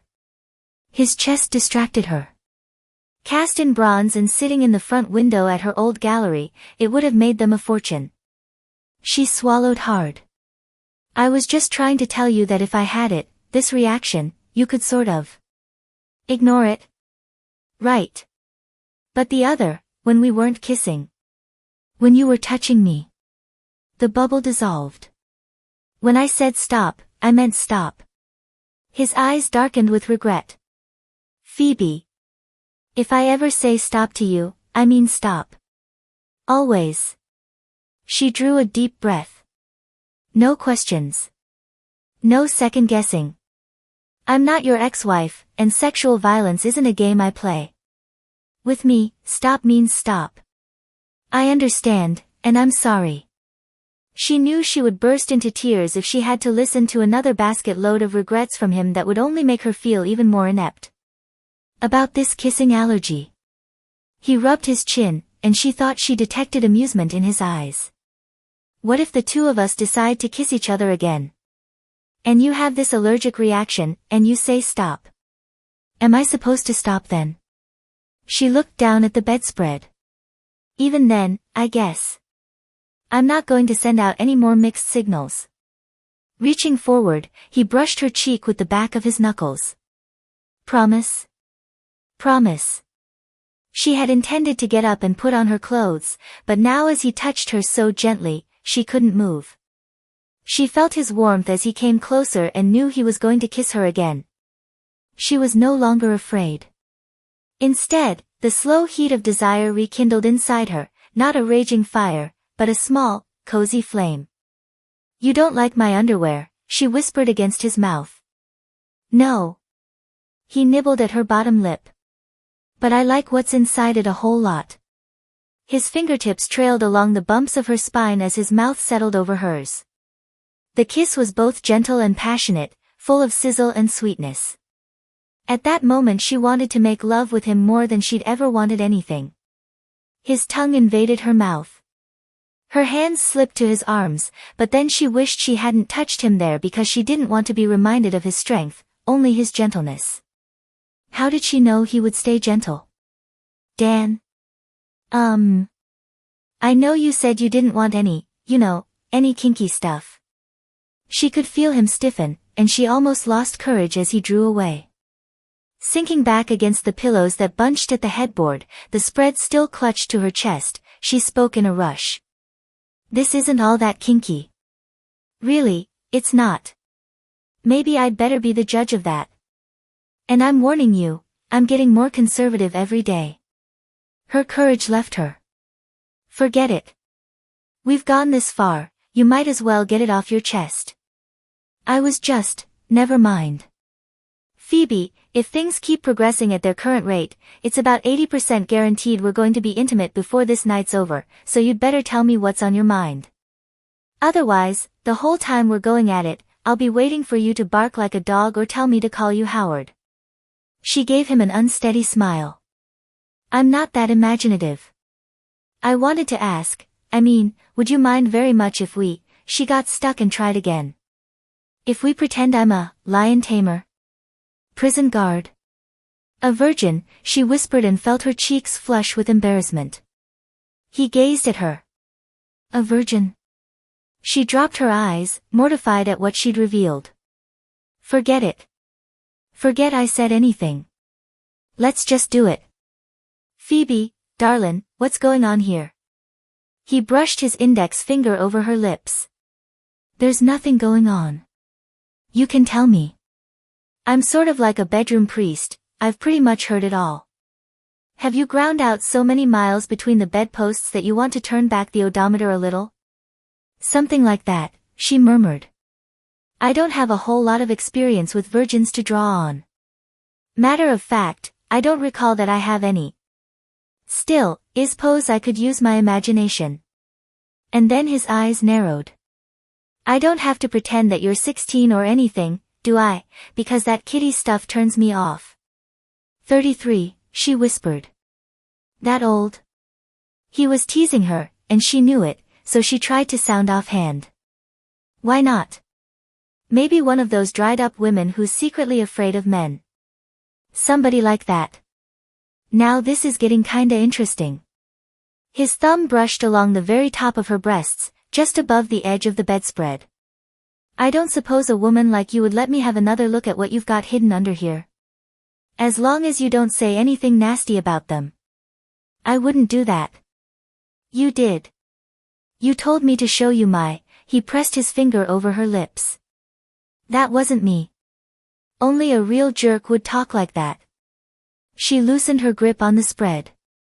Slowly, he lowered it, letting the cover fall to her waist. Now a man like me would appreciate a sight like this. Despite his words, he didn't even look. Instead, he was studying her face. Before she knew it, she was the one touching him. She ran her palms over his arms and along his shoulders. She was entranced with the contrast between his iron-hard muscles and the gentle way he nuzzled her neck. He trailed kisses along her jaw, nibbled her chin, the corner of her mouth. Finally he drew back and looked down at her breasts. They had been painted by florists and viewed by multitudes, but she felt as if they were being seen for the first time. He touched her. Just the pads of his thumbs on the very tips of her nipples, and the feeling was so exquisite that she sighed, an expression of desire and pleasure that spread all the way to her toes. "Lean back," he whispered. She sank into the pillows. He continued to touch her like that, just the very tips of her nipples, until she didn't think she could bear it any longer.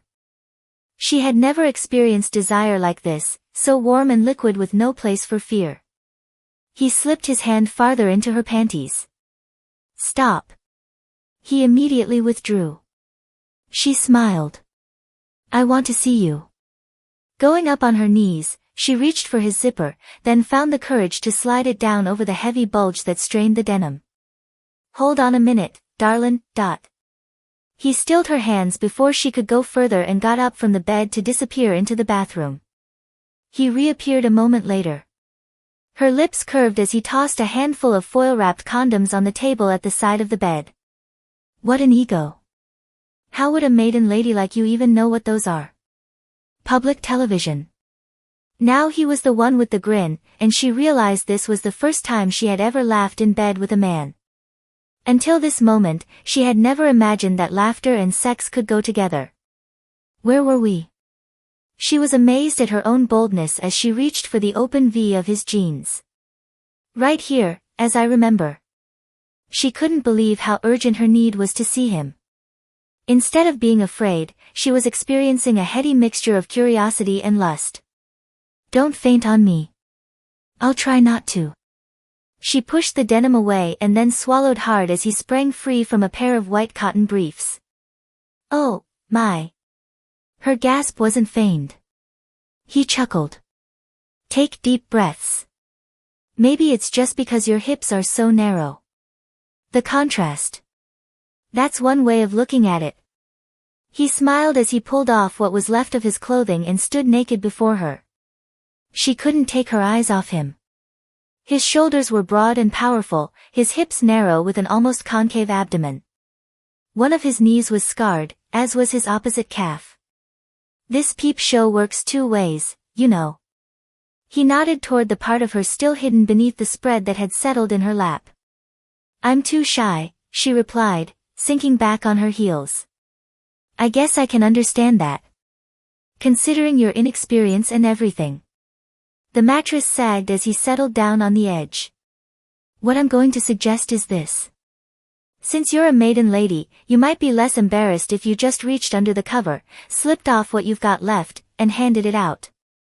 Lowering her eyes, she leaned back into the pillows and did as he suggested. As she dropped her panties at the side of the bed, she could barely control her excitement over this crazy, unpredictable seduction. He lay down next to her on a bent elbow, slipped his other arm under the cover and drew up her knee to play with her ankle bracelet. "You just tell me to stop any time you get nervous." An overwhelming flood of emotion washed through her. Even though he was teasing, he would never know how much those words meant. Leaning forward, he started kissing her again, lips, breasts, sweet, hot kisses burning her skin, while she kissed him back and his hand moved higher under the covers until he was stroking her inner thighs. "Spread open just a little bit for me now," he whispered. She moved her legs.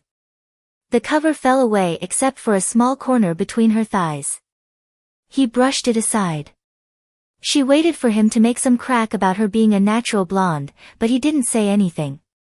She drew a deep, shuddering breath as he began to explore her. "Does that feel good?" "Yes." "Oh, yes. I'm glad. Would you stop?" He withdrew his hand.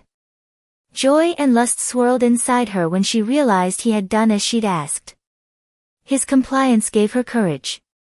She twisted her body so that she was above him, her breasts gently swaying, the nipples stirring the hair on his chest.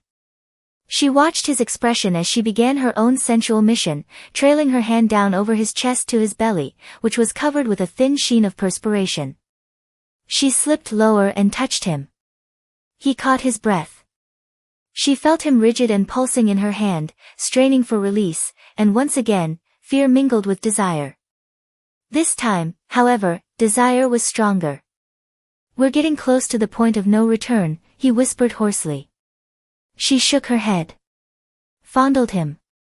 "You promised." "Stop," he groaned. She did. He rolled over so that he was once again looking down at her. "Let's get you ready, virgin lady," he whispered, "'cause I don't think I can hold off much longer." It was so good. He prepared her with his fingers as if she were brand new.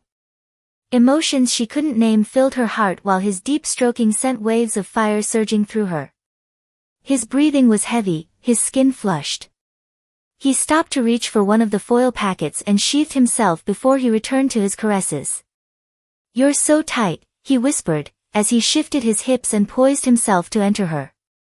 "It's almost like..." "Stop," she sobbed, even though she knew he had gone past the point where he would listen.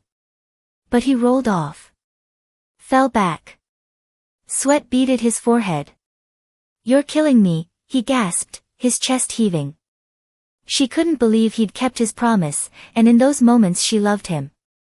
She told herself it wasn't a permanent emotion, not happily ever after, but an ephemeral love born of gratitude. Along with her heart, her whole body opened to him, demanding that he fill her and trusting him to do no damage. She clutched at his shoulders, drew him back. He clasped her behind the knees and spread her thighs. "Slow," she pleaded. "Don't hurt." "Oh, I won't, darlin'," he said as he parted her. "I wouldn't hurt you for anything." And he didn't. His entry was achingly slow, and he watched her the whole time, green eyes half-lidded, neck muscles rigid, skin damp. She could feel his iron control, even as her body stretched to take him. He began pumping inside her, and her own control slipped away. "That's right," he whispered, as her head thrashed on the pillow and tiny moans slipped through her lips. "Make some noise for me, baby. Make all the noise you want." He thrust deeply, and she moved with him. The sensation was wonderful and frightening. She began to spiral, and now it was not his loss of control that threatened her, but her own. Her fingers dug into the steely bands at his shoulders. Something was happening to her. Something wonderful. Something terrifying. If she lost control. She opened her mouth and sobbed, "Stop." The sound he made was barely human, a strangled exclamation deep in his throat. This time she knew he wouldn't listen. He had traveled too far and her request was no longer fair. But he withdrew. This iron-willed man who could have overpowered her in an instant acceded to her wishes and fell back into the pillows, skin flushed, veins throbbing in his neck, chest heaving. With his acquiescence, the shackles that had bound her for so long broke away, and joy took their place. She fell on him. Kissed him with her tongue. Took his hair in her fists as she reclaimed her womanhood and loved him with all her heart. It seemed natural for her to mount him. She slipped her leg over his hips and gradually took him into her body, his sighs forcing her to go more slowly than she wished so she could accommodate him. When she had completely impaled herself, she gazed down at him. His eyes were open, but glazed, his lips taut. She began to move, timing the strokes as little sobs slipped through her lips. He cupped her buttocks so she didn't lose him, his fingers soothing her where they were joined. She splayed her hands in the hair on his chest, arched her back, and rode him higher and higher. Her hair began to fly. She had become a glittering blonde Amazon who had claimed the mightiest of men to service her. He bucked, but she stayed with him, her thighs gripping his powerful hips. She was in command. He was hers to take. He was blowing now. His chest heaved as he emptied and filled his lungs, an athlete reaching for the limits of his endurance. She understood then that he was determined she would shatter first. He was a man who thrived on competition, and in this particular game, second place earned the trophy. He didn't know how it was with her. He didn't understand that she couldn't. But there was something she didn't understand. To him, winning was everything. And he wasn't above cheating. With his fingers, he found her most vulnerable spot. She gasped for air, her head fell forward. He deepened that thrilling, unfair touch. The room whirled around her, spinning faster and faster, and the boundaries between what was his and what was hers dissolved. It couldn't be happening. It never happened. A great cry spilled from her very center. She heard a dim, answering roar and felt his fierce shudders. Spinning free of gravity, they hurtled into oblivion. Chapter 13. Phoebe's cheek was stuck to Dan's chest and her leg was twisted at an uncomfortable angle, but she didn't care. As she lay in his arms, her heart was filled with gratitude toward this tender warrior who had done so much to vanquish the enemies of her past. The air conditioner hissed. In the hallway someone slammed a door. She waited for him to speak because she didn't know what to say. He shifted his weight and rolled to the side. She felt chilly air on her bare back. He pulled his arm from beneath her and sat up on the edge of the bed, his back to her. She felt the first wisps of uneasiness. "You were great, Phoebe." He turned and gave her a fake, too friendly smile. A chill shot through her as she wondered if it was the same one he'd given all the football groupies when he was done with them. "I had a real good time." "Really?" He reached for his jeans. "Tomorrow's a big day. Got to get up early." Every part of her had grown cold. She fumbled with the covers. "Of course. It's late, She slipped out of bed on the opposite side. "Let me just," she grabbed for her clothes. "Phoebe, here. I've got it all." She made a dash for the bathroom. Her cheeks burned with shame, anger, and hurt as she pulled on her clothes. How could something that had been so earth-shattering for her have been so meaningless to him? She tried to force air past the knot in her throat. Her teeth began to chatter, and she clamped her jaw shut, determined not to let him know what he had done to her. She wouldn't fall apart until she was alone. When she emerged, she saw that he had pulled on his jeans. He faced the bathroom door. His hair was tousled, his expression guilty. "You want a drink or something?" Drawing on the same bravado that had kept her sane for so many years, she tossed her ugly white bra at his feet. "Add this to your souvenir collection, coach. I don't want you to lose count." Then she was gone. As the door shut behind her, Dan cursed under his breath. No matter how much he wanted to rationalize, he knew he had just acted like a first-class heel. Even so, he rubbed his arm and tried to tell himself that what he'd done wasn't all that bad. Phoebe knew the score, so what was the big deal? The big deal was the fact that, for the life of him, he couldn't remember the last time he'd experienced sex as good as what had just taken place in this room, and it scared him because it had been so unexpected. There'd been this crazy innocence about her that had excited him beyond belief. She'd been wild and sweet, and just thinking about that curvy body of hers was making him hard again. He kicked away the bra she had tossed at him and stalked over to the minibar, where he pulled out a bottle of beer. As he twisted off the cap, he acknowledged the real reason he'd acted so badly. It was because he'd felt guilty.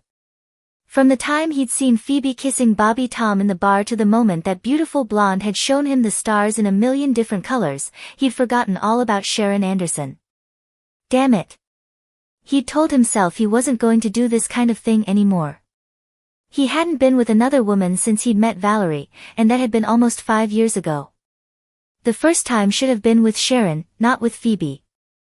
Now, when he and Sharon finally climbed into bed, that sweet little nursery school lady was going to be competing in his mind with a seasoned sexual triathlete. Even so, he shouldn't have kicked Phoebe out like that. Guilt gnawed at him. Despite all her character defects, he couldn't help liking her, and he was almost certain he'd hurt her feelings, although she had so much sass, it was hard to know for sure. Damn, that woman had made him crazy from the first time they'd met. If he weren't careful, his lust for her would completely screw up his budding relationship with Sharon. Right then he made a promise. No matter what he had to do, he wasn't going to let that gorgeous sex bomb sink her claws into him any deeper than she already had. Maybe he owed her an apology, but that was it. From now on, he was a one-woman man. Phoebe was mad as hell as she got ready to go onto the field for the first quarter of the Star Sabres game. Jerk. Idiot. Moron. She stood at the mouth of the tunnel and called herself every name in the book. Of all the brainless, self-destructive, idiotic things she could have done, this one took the cake. She still felt woozy from her crying jag last night. Sometime around 4 in the morning, she had finally taken a long, painful look inside herself and realized there was only one explanation for the depth of hurt she was feeling. She was letting herself fall in love with Dan Kaleba. Her chest spasmed in a short, painful hiccup. Afraid she would start crying all over again, she dug her fingernails into her palms and tried to find some rational explanation for how she had let such a disaster happen. She should have been the last woman in the world to have succumbed to a sexy southern drawl and a gorgeous set of biceps. But there it was. Some hormonal imbalance, some reckless streak of self-destruction, had sent her flying too close to the sun. And how hot that sun had burned last night. She had never imagined making love could be like that, funny and tender and wonderful. Her throat tightened as she reminded herself that she might have been making love, but he had been having sex. She realized she was dangerously close to tears, and she couldn't afford to fall apart again. Fixing a blazing smile on her face, she walked out into the Oregon sunshine, where she planned to exact at least a small measure of revenge for every sweet second she'd spent last night lying in his treacherous arms. The photographers spotted her before the crowd did. A pre-recorded tape began playing the old standard, "Ain't She Sweet?" She realized this must be the surprise Ron had said he would have for her when she went on the field. She was going to be the only owner in the NFL with her personal theme song. Accompanied by wolf whistles, she struck a pose, blew a kiss, and walked toward the bench, her hips wiggling to the beat. The photographers snapped away at the dazzling red and black python-printed leather jeans that hugged every curve of her lower body, and the fitted black silk man's vest cupping her bare breasts. The owner of the trendy boutique next to the hotel had been persuaded to open the door just for her at 10 o'clock that morning after Phoebe had decided the conservative linen dress she'd brought with her would no longer do. The boutique owner had suggested a man's bow tie to accessorize the outfit, but Phoebe had chosen to loop a more feminine bit of black lace ribbon around her throat, while she showed her team's spirit with clusters of silver stars dangling from her earlobes. The outfit was expensive, outrageous, and completely inappropriate, a flagrant in-your-face to Dan Kaleba. She had known how he would feel about it even before she saw him turn his head to see what all the fuss was about.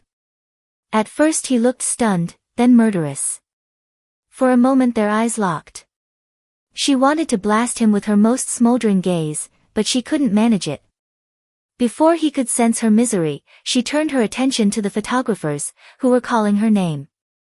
While they recorded her every curve, she knew she had never felt less womanly.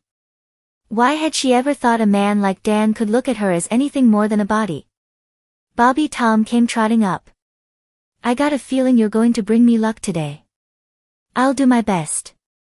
She took her time giving him his kiss and then acknowledged the crowd's cheers with a wave. Jim Biederot appeared for his pre-game insult. Several of the other players sidled up, and she wished them luck. Ron had pressed a pack of Wrigley's in her hand before the game, but Dan didn't approach her at the kickoff to claim it. The ball arced into the air, and when the massive bodies of the players began to collide, she managed to avoid slapping her hands over her eyes. Although it was still terrifying to be near so much mayhem, she realized as the quarter progressed that she wasn't quite as panicked as she had been the week before. Ron had been teaching her the rudiments of the game, and more than once, she found herself caught up in the action. Later, in the skybox, she had the satisfaction of watching Dan get ejected in the fourth quarter after insulting one of the refs.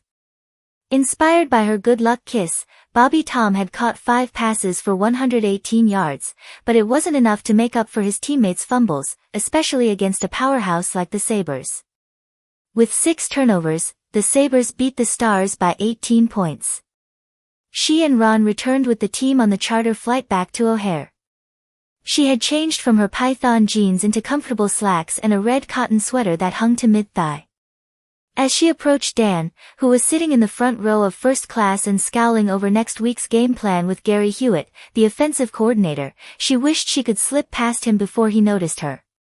Since that wasn't possible, she stopped momentarily beside his seat, arched her eyebrows, and flipped the pack of Wrigley's into his lap. "You really should learn to control your temper, Coach."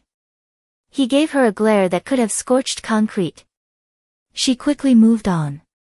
After the plane took off, she left her seat in first class next to Ron and walked into the cabin to speak with the players. She was stunned to see how banged up they were. The team physician was giving one of the veterans a shot in the knee, while the trainer worked with another. Many of the men sported ice packs. They seemed to appreciate the fact that she was willing to converse with them after an embarrassing loss. She noticed that there was a definite pecking order to the way in which they were seated. The coaches, GM, and important press occupied first class, while Stars staff members and the camera crews sat in the front of the coach section. The rookies occupied the next few rows, and the veterans took up the back of the plane. Later, when she asked Ron why the veterans chose the rear of the plane, he told her they liked to get as far away from the coaches as possible. It was after 1 in the morning when they landed at O'Hare, and she was exhausted. Ron was taking her home since she hadn't driven to the airport. As she slid into the deep front seat of his Lincoln Town car, she heard a brisk set of footsteps approaching. "We need to talk, Phoebe. Let me drive you home." She looked up to see Dan standing next to the car, his hand resting on the door as he leaned down to peer inside. He was wearing his wire-rimmed glasses, and he looked more like a stern-faced high school principal who was about to reach for his paddle than one of the gridiron's legendary hellraisers. She fumbled with her seatbelt buckle as she snapped it together. "We can talk tomorrow. I'm going with Ron."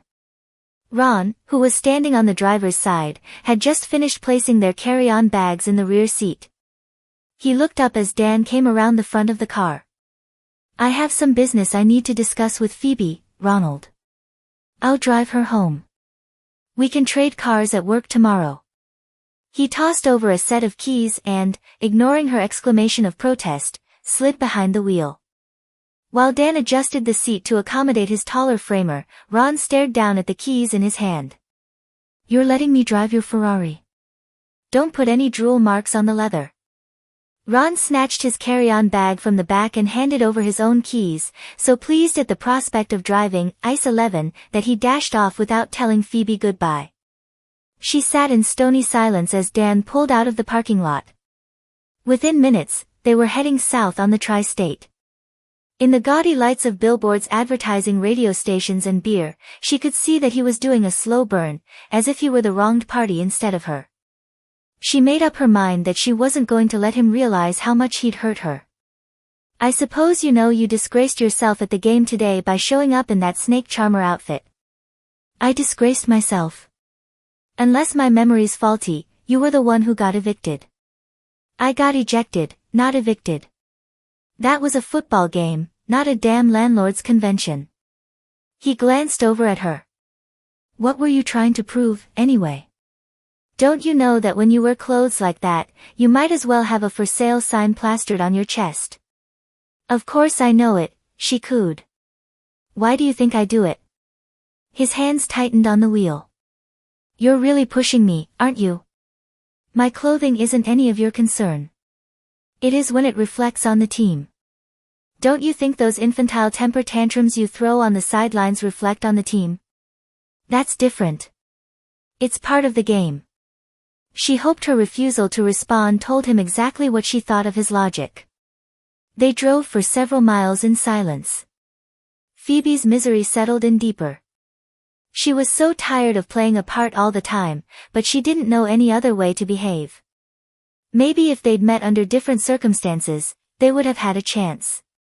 Dan's belligerence had faded when he finally spoke again. Look, Phoebe. I feel bad about last night, and I want to apologize. I liked being with you and all, and I didn't mean to be so abrupt. It was just gettin' kind of late. His apology trailed lamely into silence. She could feel her throat closing, and she fought against it. Pulling the fragments of her willpower together, she spoke with the bored lockjaw drawl of a Southampton socialite. Really, Dan, if I'd known you would react in such an immature fashion, I would never have gone to bed with you. His eyes narrowed. Is that so? You reminded me of a teenager who'd just done it in the back seat of the family car and was having an attack of guilty conscience. Frankly, I'm accustomed to a bit more sophistication on the part of my lovers. At the very least, I expected another round. It's hardly worth all that effort if you're only going to do it once, is it? He made a strange, choking sound and drifted into the right lane. She kept at him, prodded on by the pain of knowing he couldn't see through her, that this was the way he expected her to behave. I don't think I'm terribly demanding, but I do have 3 requirements of my lovers: courtesy, endurance, and quick recovery for a repeat performance. I'm afraid you failed all 3. His voice grew dangerously low. Aren't you going to criticize my technique, too? Well, as to that, I found your technique to be quite adequate. Adequate? You've obviously read all the books, but... She forced an exaggerated sigh. Oh, I'm probably too picky. No. Go on. I wouldn't miss this for the world. I guess I hadn't imagined you'd have so many hang-ups. You're a very uptight lover, Daniel. You should relax more and not take sex so seriously. Of course you were operating at a disadvantage. She paused, then went in for the kill. In all fairness, what man could be at his best having sex with the woman who signs his paychecks? She was dismayed to hear a soft chuckle. Phoebe, darlin', you're taking my breath away. I wouldn't dwell on it too much. I'm certain it was just a temporary thing. Bad chemistry. In the flash of headlights, she could see him grin. For a fraction of a second she almost forgot the sting of his rejection and smiled herself. Honey lamb, there are a lot of things in this world I feel insecure about. Religion. Our national economic policy. What color socks to wear with a blue suit. But, I've got to tell you that my performance in that hotel room last night isn't one of them. With that ego of yours, I'm not surprised. Phoebe, I said I was sorry. Apology accepted. Now if you don't mind, I'm exhausted. She rested her head against the window and closed her eyes. He was just as good at nonverbal communication as she. Within seconds, he'd flipped on the radio and filled the interior of the car with the hostile music of Megadeth. Nothing had been settled between them. Phoebe saw little of Dan during the week that followed. His days seemed to be spent in watching miles of film, attending an endless number of meetings with his coaches and players, and spending some time each day on the practice field. To her surprise, Molly agreed to accompany her to the game on Sunday against the Detroit Lions, although when Phoebe suggested she bring a friend, she refused, saying that all the girls at her school were bitches. The Stars beat the Lions by a narrow margin, but the following Sunday at Three Rivers Stadium in Pittsburgh, the team once again fell victim to a series of turnovers and lost a close game. They were now 1-3 for the season. She ran into Reed at the Pittsburgh airport. He was so cloyingly sympathetic, while at the same time subtly critical, that she couldn't wait to get away from him. The next morning, when Phoebe arrived at her office, her secretary handed her a note from Ronald asking her to meet him immediately in the second-floor conference room. As she grabbed her coffee mug and made her way down the hall, she noticed that all the phones were ringing and wondered what new catastrophe had struck. Dan was leaning against the paneled back wall, ankles and forearms crossed, a scowl on his face as he stared at the television that rested on a movable steel cart along with a VCR. Ron was seated in a swivel chair at the end of the table. As she slid into the chair to his left, he leaned over and whispered, "This is a tape of Sports in Chicago, a popular local program that aired last night while we were flying home. I'm afraid you need to hear this." She turned her attention to the television and saw a good-looking, dark-haired announcer seated in a tub chair against a backdrop of the Chicago skyline. He gazed into the camera with the intensity of Peter Jennings covering a major war. Through skillful trades and smart draft choices, Bert Somerville and Carl Pogue managed to assemble one of the most talented group of players in the league. But it takes more than talent to win victories, it takes leadership, something the Stars now sorely lack. The screen began to show clips from Sunday's game, a series of fumbles and broken plays. General manager Ronald McDermott is not a football visionary, he's never even played the game, and he simply doesn't have the maturity to keep a maverick coach like Dan Kaleba in line, a coach who needs to be concentrating more on the fundamentals his young players need and less on razzle-dazzle. The Stars are an organization verging on chaos, hampered by inept management, erratic coaching, shaky finances, and an owner who is an embarrassment to the NFL. Phoebe stiffened as the camera began to display a montage of photos of her taken over the years. Briefly, the announcer sketched in the details of Bert's will. Socialite Phoebe Somerville's behavior is turning a serious and noble game into a circus. She doesn't understand the sport, and doesn't seem to have any experience managing anything more complicated than her checkbook. Her provocative clothing on the sidelines and her snubs to media requests for interviews make it clear how little respect she has for this talented team and the sport so many of us love. The camera cut to an interview with Reed. "I'm certain that Phoebe is doing her best," he said earnestly. "She's more accustomed to moving in artistic circles than athletic ones, and this is difficult for her. Once she's fulfilled the requirements of her father's will, I'm sure I'll be able to get the Stars back on track quickly." She gritted her teeth as Reed went on, smiling into the camera and coming across as the perfect gentleman to her wild-eyed party girl. The moosed-up talking head came back on camera. Despite Reed Chandler's chivalrous defense of his cousin, January is a long time away. In the meantime, when is Miss Somerville going to provide direction to her general manager? Even more troubling, how can she clamp down on her explosive head coach when a troubling rumor has surfaced? Normally, we would not report this sort of thing, but since it has a direct bearing on what's happening with the Stars, we feel it's in the public interest to reveal that a reliable source saw her emerging from Kaleba's Portland hotel suite in the early hours of the morning 2 weeks ago. Dan uttered a blistering obscenity. Phoebe gripped her hands together. The announcer regarded the camera gravely. Their meeting might have been innocent, but if it wasn't, it doesn't bode well for the Stars. We should also note that Miss Somerville's indiscretions don't stop at a rumored fling with her head coach. He picked up a copy of Beau Monde magazine, a glossy, upscale publication with a circulation nearly as large as Vanity Fair. Phoebe groaned inwardly. She'd had so much on her mind lately that she'd forgotten all about Beau Monde. Our new NFL Commissioner Boyd Randolph would be well advised to take a look at the latest issue of popular Beau Monde magazine, which will be showing up tomorrow on area newsstands and features our own Miss Somerville in the buff. Perhaps these photographs, which FCC regulations prohibit me from showing on camera, will spur the commissioner to have a serious discussion with Miss Somerville about her responsibilities to the NFL. His brows drew together in the studied outrage of a reporter trying to pump up his Nielsen's.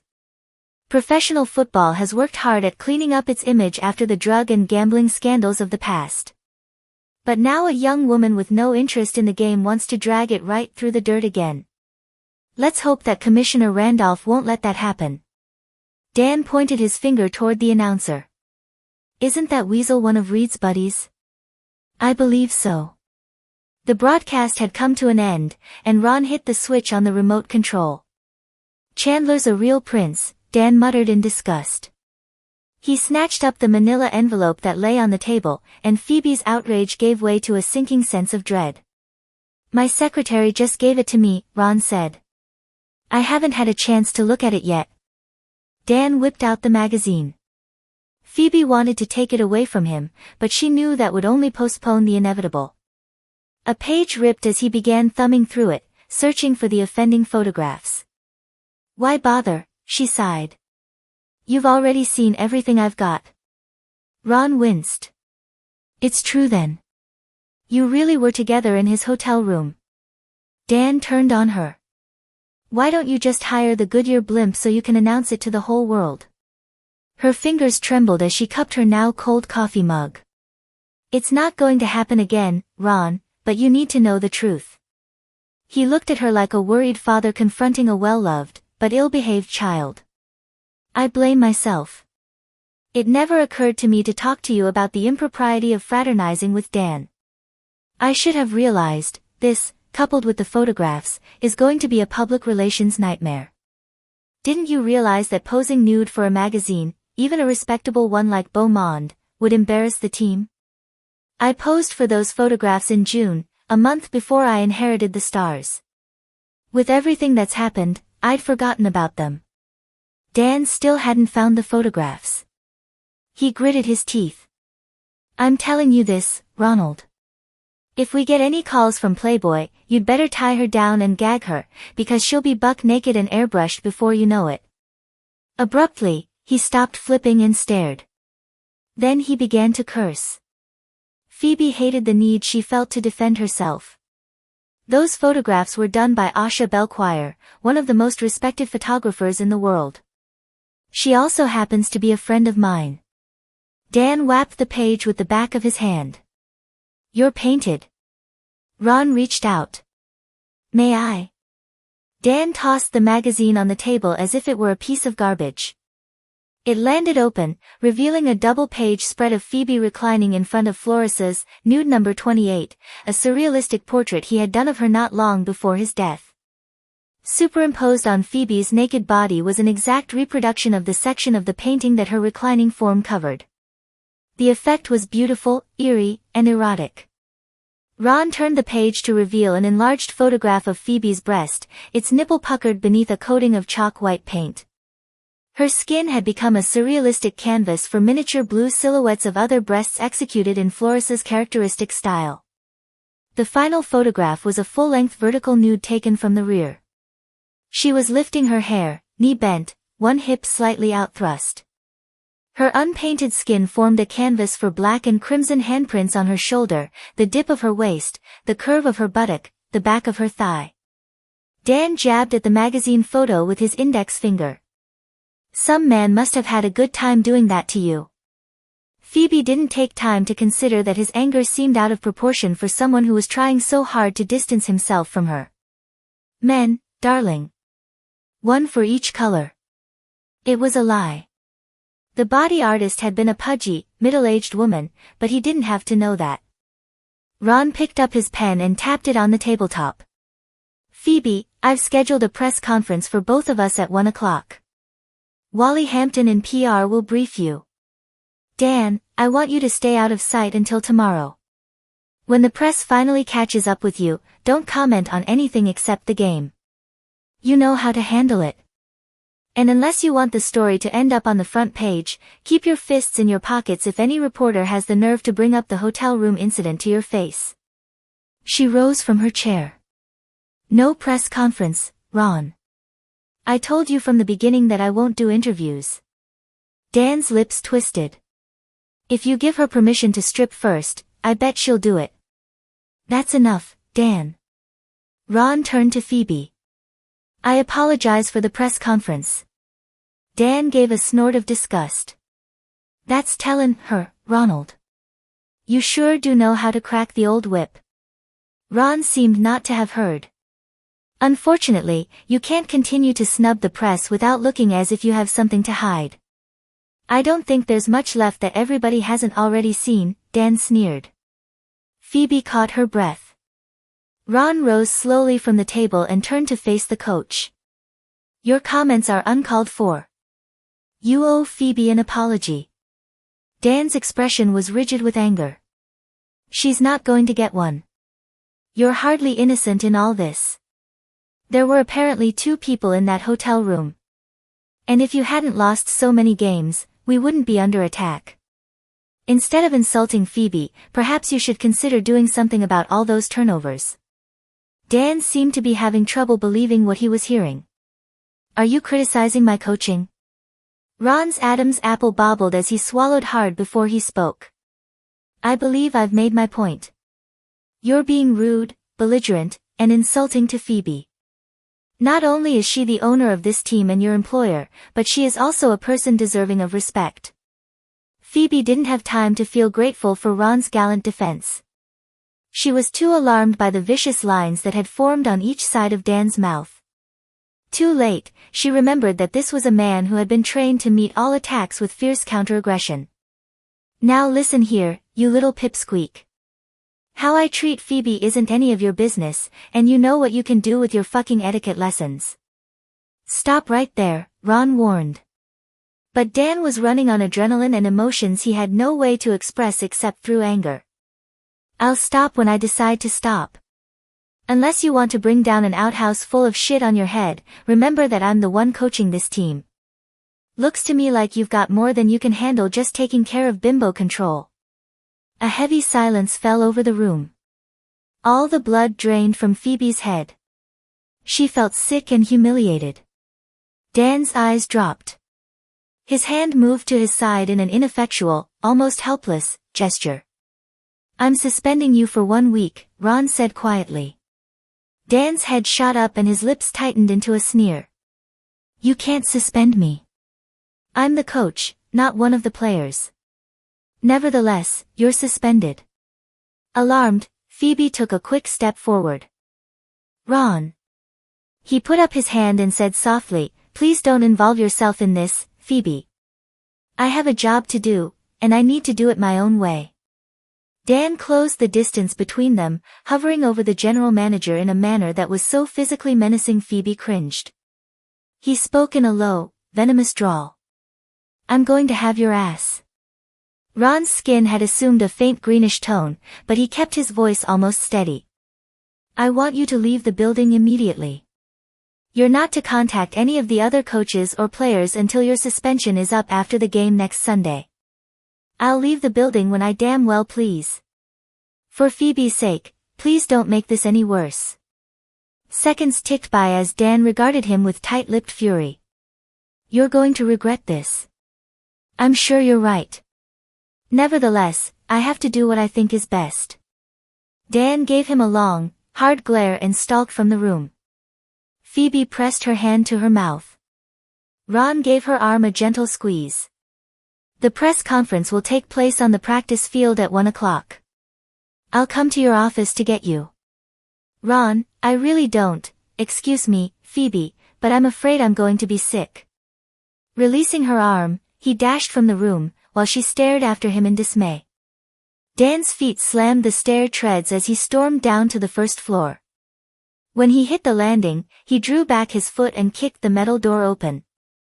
Once he was outside, the bright Indian summer day did nothing to soothe his rage.